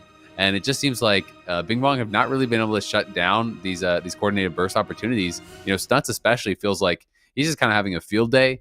You know, Chan is kind of getting the setups, and then every single time they're getting these kills, you can see Snuts is just free casting away, getting everything out there. And now we're going to sewers, so I think it's just going to be the same thing again and again. Bing Bong have just decided, you know what? We are not playing a long, slow game. We are going straight at them. We're going to win or we're going to lose. I love it. That's it. I mean, as a fan of World of Warcraft, as someone that watching these games, that's exactly the attitude you want to see in a grand finals like this. So Bing Bong, they're going to be bringing in Tempest on that Discipline Priest once again. And I guess I kind of wonder, is the Discipline Priest working out? Like, could they play Paladin and play that same level of aggression? Or like, how do we feel like the Discipline Priest is actually working out? Obviously, they've lost 2 games, but I mean, does it look like it's done anything? They're down 2-0 in like 3 minutes of total game time, so I don't think you can say that the Disc Priest is really working out. Is that because of the Discipline Priest? That's what I'm wondering. I don't think so. It's hard to tell. I mean, I will say I don't think that they would have lost as fast if they're like at the very least. I think the games would be going longer. Pallies just have way more saves, right? Like Disc Priest has PS, and that's really it. So if you're not able to actually really coordinate to interrupt the cast constantly and keep this disc offensive, then it really brings nothing to the comp that a Paladin doesn't. So I do think that it's not really giving them any sort of a major advantage here, but clearly I don't think they feel that they can win a standard mirror, right? So they're trying to play it more aggressive. They're trying to get in the face here of Cubsy, utilize the MD, utilize these fears coming out from the priest to try to have that be their advantage, right? And I think if you feel that you're maybe a bit outmatched in a straight up mirror, mixing it up I think is smart. So we'll have to see if I can get anything a little bit more done in this next match. But it's definitely looking tough. I mean, Stutz Chan, Cubsy definitely are absolute beasts. They were heavy favorites for the tournament before it even started, and that hasn't changed as they're up 2-0 in the grand finals. Yeah, definitely not. These guys are just in a league of their own. Like I say, their coordination, their synergy, and just their overall kind of like dedication. They play a lot of classic Chanimal and Stutz especially. Cubsy played a little bit in the Burning Crusade. He got rank 1 on the Restoration Druid. I think he primarily played 5v5. But they knew when I asked Nuts who the third was going to be, because I knew he was going to play with Chanimal. They could basically have picked any healer in the game. Any healer of the game would have played with them. But they got Cubsy. They got him geared up and they got him practiced. And it seems like it's been working out. Getting them geared. Man, their game's already starting out, though. Shadow Fury going to land on multiple people there from Chan, and they're trying to get that pressure rolling. But, as you say, Cubsy just is such an incredible healer in his own right. This team's so well practiced, so well coordinated. But it is, again, Bing Bong trying to push in. You can see Tempest moving up towards that waterfall, using that as a pseudo pillar here in the middle. The Shadow Fury is going to come down onto multiple people, and it's a big knock. Splitting up BWG Gold here for the first time. They're actually going to try to look to turn on Chan, but he is just porting back up. He's kiting back. He's reconnecting with Snuts, and the first pet from JPEG is already gone. Snuts, though, down to about 40% HP. He's going to be pressured hard here. Can they keep that damage rolling? It doesn't look like it, as the Howl of Terror is going to land on JPEG, and the cross CC was there covering that fear onto Tempest and EMCL. They couldn't get the Dispel down on JPEG, and now Chan is pushing in. He's going for the Shadow Fury Fear, but he will get Psychic Screamed off on it. Has the Devour for himself, though, and just ports immediately back up. They want to keep this pressure rolling here. Remember, JPEG has already used that Feldom, so if they can kill one more pet, it's really going to be a big advantage for this BWG Gold team. Yep, no doubt about that. Let's see if they can actually pull it off. That's right now in the open, trying to get some blasted damage off. They get a double Shadow Fear onto JPEG and EMCL, but not really able to get too much done with that. The EMCL now caught into the open. He's taking a huge hit of damage. He gets knocked out by Snuds, but that Shadow Fear from JPEG slowing down the damage a little bit, and they weren't able to capitalize. That's a big moment. You can tell that's when they really want to commit. It's that Mortal Coil on EMCL to deny the shears, but a big setup here on Tempest as well. He's getting blasted. The mana is not looking good. That's one of the problems with the Discipline Priest, right? Like, you have that extra bit of offense, but your longevity is not even close to the Paladin. Yeah, and I mean, the Priest can't generally afford to actually stack PV gear either. They kind of have to put themselves at risk to really get that value out. He does have that Shadow Fiend down, so he's getting some mana back now. The PS, though, going to be spent onto EMCL. Immediate trinket on that Shadow Fury. He's actually going to War Stomp the Howl. Nice play there from EMCL, and Snuts taking some pressure here. They're free casting into him. He's down to about 20% HP. Some work to do here for Cubsy. Finally going to be able to top him back off, but EMCL knocked down to that corner. You can see the mana drains coming out here from Chan. He senses they have that huge advantage, and he's going to push forward. Look to try to close this one out. Snuts looking for the Hex. It will be Thunderstorm down. This could be their last push here onto Snuts. Cubsy will have to push in. EMCL, though, taking pressure himself. He's down even lower here, looking for a Hex. He's going to get CS'd on it, though, and Snuts trying to turn it around now. The Shadow Fury comes up there from Chanimal. You can see Howl of Terror coming out here from JPEG. The Chaos Bolts trying to come out, but both Warlock interrupting each other back and forth. EMCL, though, feared into the corner. JPEG hexed up. It's a fear now on Tempest. It's a 3v1, and this could be it. EMCL will fall, and BWG Gold take another one. It's 3-0. Absolute domination. Yeah, that was the best game we've seen from Bing Bong, though. There was a lot of pressure on Snuts. Cubsy actually had to do a little bit of work in this game, like you called out. He had to actually heal. He ended up trading out his Trinket, his Divine Shield. So the setups from Bing Bong were a lot more solid, and I'd say this is the most pressured we've seen BWG Gold, but they just play it so cool. They're able to recover, and as soon as they do recover, they're able to just flip the momentum, flip it like a switch, and they get aggressive on EMCL, get them feared into the open, they get the Hex on JPEG, they get fear onto the Priest, and it's just a beautiful classic 3v1 which is what you would expect from this team. Yeah, I mean, you see in the final moments, right? Like, they just set up these plays so well. You could see at this point, to me, this was the last shot here. Great knock from EMCL. They have to go all in on Snuts. The Shadow Fury comes in, but Cubsy had really good positioning on the side there. He bubbles early. He knows this is the last opportunity for them to really lose because the priest is tapped, right? So he pushes forward, he uses the bubble early, gets those heals out. Tempest is just completely tapped, though. The Hex lands on JPEG, single target fear here onto Tempest, EMCL in a 1v3. You knew that was lights out as soon as you see all that CC landing. It's just so masterfully done. Do really appreciate there that Cubsy is willing to just trade out that bubble early. He's not going to risk it because they're so good at actually understanding not only their own win conditions, but this is something I talked about a lot today and yesterday as well, but understanding, where are the opportunities for your opponents to win, right? When Snuts gets knocked there, that was really the last chance that they actually had to lose the game. So he doesn't hesitate. He just pushes in, bubbles it up, and stops that push. I swear Chanimal, Chanimal is the type of player that I feel like it's like him when he's playing World of Warcraft Arena. It's like him and reading the Matrix or whatever, like that green text going by. Like that's what his screen looks like when he's in an arena. He just notices everything, right? He notices exactly what they need to do to win, as well as anytime they're in trouble. They're so good at deflecting those situations. So it just is. It's what makes this team so special. We'll see. Do we think there's? I mean. It's going to be it's a tall order to come back 4 wins in a row here. I feel like this could easily just be a 4-0. Yeah, I mean, let's be honest, right? They do seem to be pretty heavily outmatched. I think Bing Bong has done an incredible job, making it all the way to the finals against a really tough cast of teams. I mean, they had a crazy run. At one point they went 12-1 in the lower bracket. They did obviously just have a close matchup against HOZI and friends. We're able to just barely take them down. But it's the big dogs waiting in the finals here. BWG Gold are definitely a juggernaut, and they are showing why so far, across these 3 games. If it was me, I would probably flip it on the Pally, try something a little bit different here, but it looks like they're just going right back to it. It's hard to know. Like, maybe they've played each other a ton of times with Pally on ladder, and it just never worked out, so they want to try something different, which, fair enough if that's the case, but it does feel very, very difficult because even though, like, in theory, you can really get aggressive and, like, maybe push in on Cubsy and MD him and whatever, in practice, it feels so difficult for it to actually happen because so much pressure is coming out and so much disruption is coming out, from the enemy Destro, from the enemy Ellie, that Tempest never gets to do anything except heal, right? And it's like, if all you're doing is healing, you may as well kind of just be playing the Pally, it feels like. Yeah, I mean, that's certainly true. And it can be really aggressive, really difficult as well with their positioning to actually take advantage of the fears. I mean, obviously, Snuts is on that Shaman with the Tremor Totem, but I also feel like it's especially hard because these particular players, they play their positioning so well. Another really aggressive strategy and opening here onto Cubsy. They're just going after the Paladin. Cubsy, can he survive? He gets knocked into the open. There's the coil. Doesn't have any damage. Doesn't look like it. EMCL gets a beautiful grounding totem off on that Chaos Bolt. They're going to be able to just shrug off that initial pressure. A full hex on the Snuts. But EMCL is feared in the open. Who are they going to go after? Look at EMCL. I feel like he's pretty isolated here. Snuts Channel could turn around and go after him. It looks like they're not going to. They're going after the Fell Hunter. The first Fell Hunter does fall, and that is a huge threat for JPEG. He is going to have to go after that Fell Dome. Is that a second pet?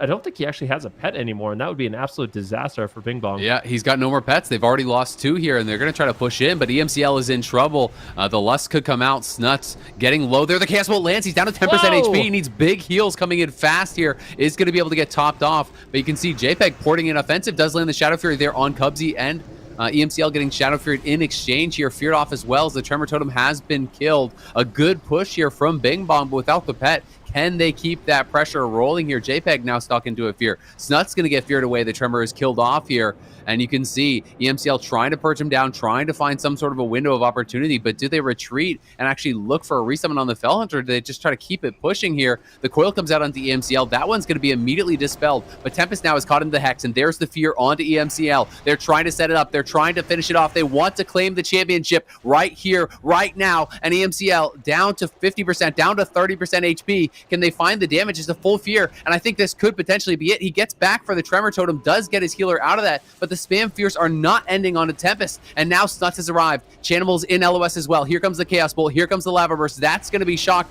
but Tempest is just getting soloed up by Chan. The Shadow Fury comes through, a nice shear onto the Incinerate. There's no spell lock available, so Tempest will survive for now, but he gets out of that Psychic Scream immediately, and the pressure just won't end. Yeah, great job by JPEG. He really shut that down. Got a big fear on Snuts, and EMCL did manage to survive. That was a really close call where EMCL was completely isolated, but they managed to hold on, and they are making this close. Still have the Divine Shield here for Cubsy as well as his Trinket, so there's a lot left to work with. But we saw Snuts almost get completely one-shot. Tempest gets knocked into the open. A beautiful knock there, isolating EMCL. Can Tempest get in line of sight? Doesn't look like they're able to get off many casts. JPEG's there to defend him with the Shadow Fury Fear. And that is more than enough, buying them time. And now Cubsy is the one that's in danger. Huge hits of damage incoming, but with those flash of lights, should be okay. But such a back and forth fourth game here.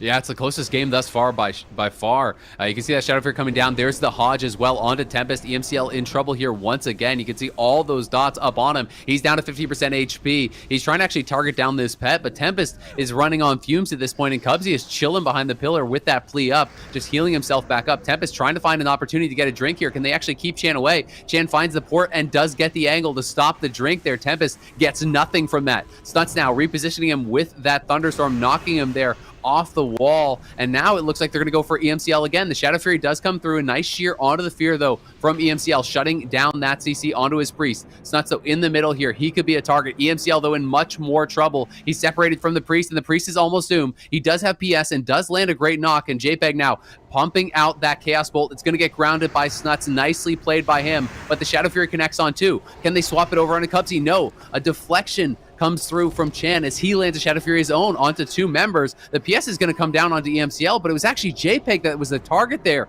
They misread the situation. No damage was really coming out. A nice War Stomp, but look at EMCL. He's a mile away from Tempest, and Tempest is going for a drink. This could be tough here. He's got to try to survive on his own, but JPEG, great peels. The Hex is going to come through off that Shadow Fury as well. A Howl's coming down, but a nice MD is actually going to get JPEG out of it, and now the Hex will land on his Nuts. Can they turn this around onto Cubsy? Cubsy is He does go into the plea, and he's in the Divine Shield here, but he's really being pressured, and Bing Bong are pushing BWG Gold in this fourth game. Yeah, they really are. And I mean, Cubsy only has a little bit of mana left. He's got no Divine Shield. They could potentially make a swap on him. They're going after Snuts, so the pressure is huge. JPEG doing an excellent job at the same time, though. EMCL getting absolutely blasted. Big penance coming in from Tempest, and Tempest is now running on fumes. He's got no mana left. I can't help but feel like this game is going to end soon. Nobody's at a pillar. Nobody's got mana. And the Wizard Bolts are flying in this match. EMCL gets geared away. Hex on to JPEG. Big setup here from BWG Gold. An interrupt on the EMCL. The Pendants lands, but that's the last little bit of healing. And Cubsy closes it out with a big hammer smack onto EMCL. And BWG Gold are going to be your North American champions. And I mean, even though Bing Bong made them work for it in this last game, I feel like BWG Gold overall in this tournament was absolutely dominant. Yeah, they just crushed through Snuts, Chan, Cubsy. The Kings remain kings here in this one, 4-0 in the grand finals, crushing all comers here in the Classic Arena tournament here for Wrath of the Lich King. Really, really looking strong, showing their class.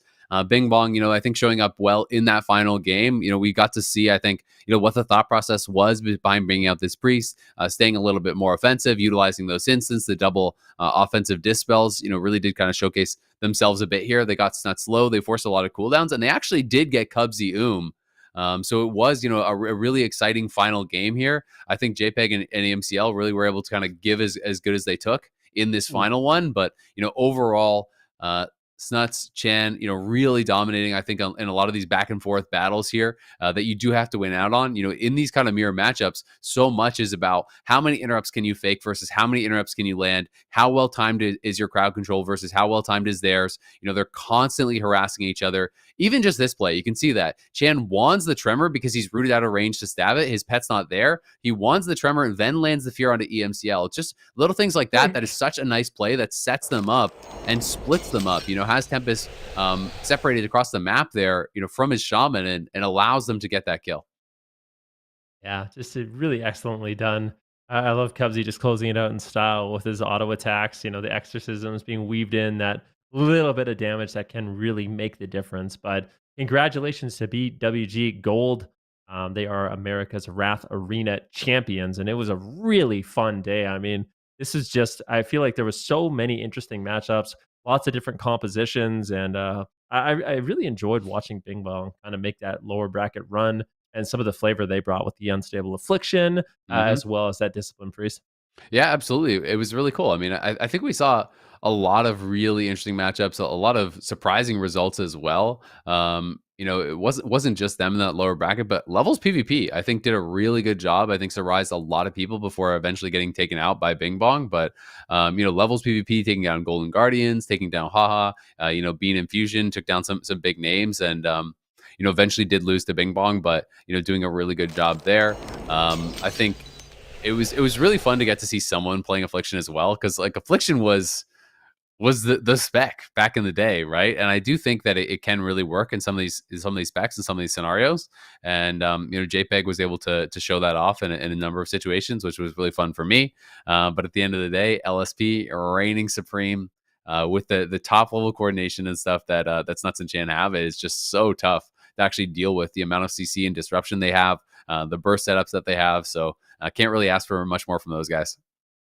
Yeah, I mean, there really is no question about it. Such an awesome finals that we had here today, as well as in Europe. BWG obviously can't be too unhappy with the results. They got to win in Europe. They got to win in North America. So, yeah, and I feel like in Europe as well. Recap that a little bit. Seeing the Hunter Feral team kind of dominant was really unexpected for me. Yeah. Yeah, absolutely. I mean, it was a big surprise, seeing how well they did, and it was really cool that it was, versus Mage Ellie, and then I guess they played some RMP as well in the finals, right? But seeing some compositions that at least in these tournaments have not been nearly as popular, so definitely was a lot of fun to see a little bit of the mix-ups. I'm so curious to see how it would be if we got to see both the BWG teams playing off against each other, if we got to see how Chan's team, him, Snuts, and Cubsy would do against some of the European Thundercleaves and stuff, because LSP obviously kind of reigning supreme in NA. In EU, there was none of them even in the top four, if I recall correctly. So, very different kind of results as far as the compositions go. And I think it's always fun to see that diversity. I think so too, and that's kind of the classic question, right? Who's better, NA or EU? You can see here the North American bracket, and we could take a look at BWG's gold run. They kind of went on an absolute tear. They took down the Golden Guardians. That was a really fun match. The Golden Hmm. Guardians were also one of those teams really exciting to watch. That Shadow Priest Rogue Shaman. After that, they took down Ganking Top in a 4-1. Took down HOZI and Friends in a 4-1 and then a 4-0 in the final. So for them, I mean, they can't be disappointed at all with their results. They're going to be super happy. Bing Bong had a little bit of a different road where they basically had to go through a deep lower bracket run, which isn't an easy thing to do. Every single one of your matchups is an elimination game, but ultimately they did end up losing to BWG Gold. But I would say for them, they got to be really happy with their performance. I think they had a really great showing. Yeah, absolutely. And I think that they're a team like, if you've been around the PvP scene a long time, you know a lot of these guys, but they're definitely lesser known compared to, some of the people that they took down in this one, lesser known to obviously like Golden Guardians and HOZI and Friends and BWG Gold and stuff. So definitely an impressive showing, and they're going to walk away with some cash to show for it for themselves, which is going to be really, really nice. So I'm excited. I mean, I hope we're gonna have more of these events. Get to see more of these guys kind of clashing, and see if there is that kind of like meta evolution. Tournament over tournament and week over week on ladder and stuff to see if it is just these teams staying at the top, or if anyone can kind of figure out a way to take down some of the LSPs and stuff in NA. Yeah, and here we can see exactly how it went for BWG Black over in Europe. They had a little bit more of a challenging road, right? Like it wasn't as clear cut for them. They actually lost to Remnant, and a lot of us thought when they had that rematch later on in the tournament that it would go in favor of Remnant because they Mhm. had lost to them earlier on. But Super T's kind of mentioned is like, is that the same team? They've gone through like this journey through the lower bracket where they've been busting out all these different compositions and kind of like really leveling up. And It's the training the montage. exactly. They managed to do it. They climbed the steps and they ended up being champions in a really dominant finals as well. Yeah, yeah, no, it was really, really surprising. And I mean, even just I thought they were so fun to watch, right? Like especially watching against some of the Thundercleaves. I did think that B2G Black was going to lose some of those series. When they went earlier up against Feed and then against Black Betty and stuff in the lower bracket. The way that they were coordinating on a lot of those pushes was really, really beautiful to see. Really showcasing mastery of their comp, mastery of their classes, and such a high level of understanding of like when they really need to push and when the game is kind of falling out of control. So I just think that's so fun to actually see. And it's a beautiful thing to get to watch the gameplay to the highest level. I was super happy that you got to join us as well. Like it was really, really cool. Yeah. Never had a chance to actually cast with you, and obviously you're a legend at it, right? One of the like original goats of WoW casting and playing. So I will say, on behalf of myself, Zico, Super T's, and probably everyone watching, it was really fun to have you here. Oh, thank you so much. I mean, this is my roots, right? This is home. Casting WoW, playing WoW. This is my favorite game of all time for sure. I grew up playing this game. This is how I got my start in esports. So always have love for the game. I always watch you guys, have a lot of respect for what you guys are doing, and we've been friends for like 14, 15 years now. So it's definitely a bit of a Long dream time. for me to get to cast with you. This has been a lot of fun, and I appreciate all the love in the chat and all the love online and everything for me coming back and casting. Definitely hope to do some more casting. Hopefully I'll be brought back and get to do some more in the coming weeks or months or years or whatever. Because it's a lot of fun. Yeah, for sure. And the classic events have been absolutely awesome. We just want to say thank you so much for watching this tournament as well as the raid race. And keep in mind, WoW Esports is not done for the year. We just announced the next episode of the variety show, and we can take a look at that. So if you guys are interested, you can apply today. Sign-ups close on Friday, November 25th at 10 a.m. So sign up, and it should be a really, really fun event. Yeah, I'm excited. I'm excited to check it out. Excited for all the rest of Wrath and Dragonflight coming out. So lots of awesome WoW stuff coming up. Lots of content to do. Hopefully, we'll be able to get some more games in here, Ben. I'm definitely excited. Yeah, we could send it in the solo shuffle eventually. But yeah, once again, thank you so much for tuning in. Ladies and gentlemen, congratulations to the winner. Thank you for watching, and have a great rest of your day.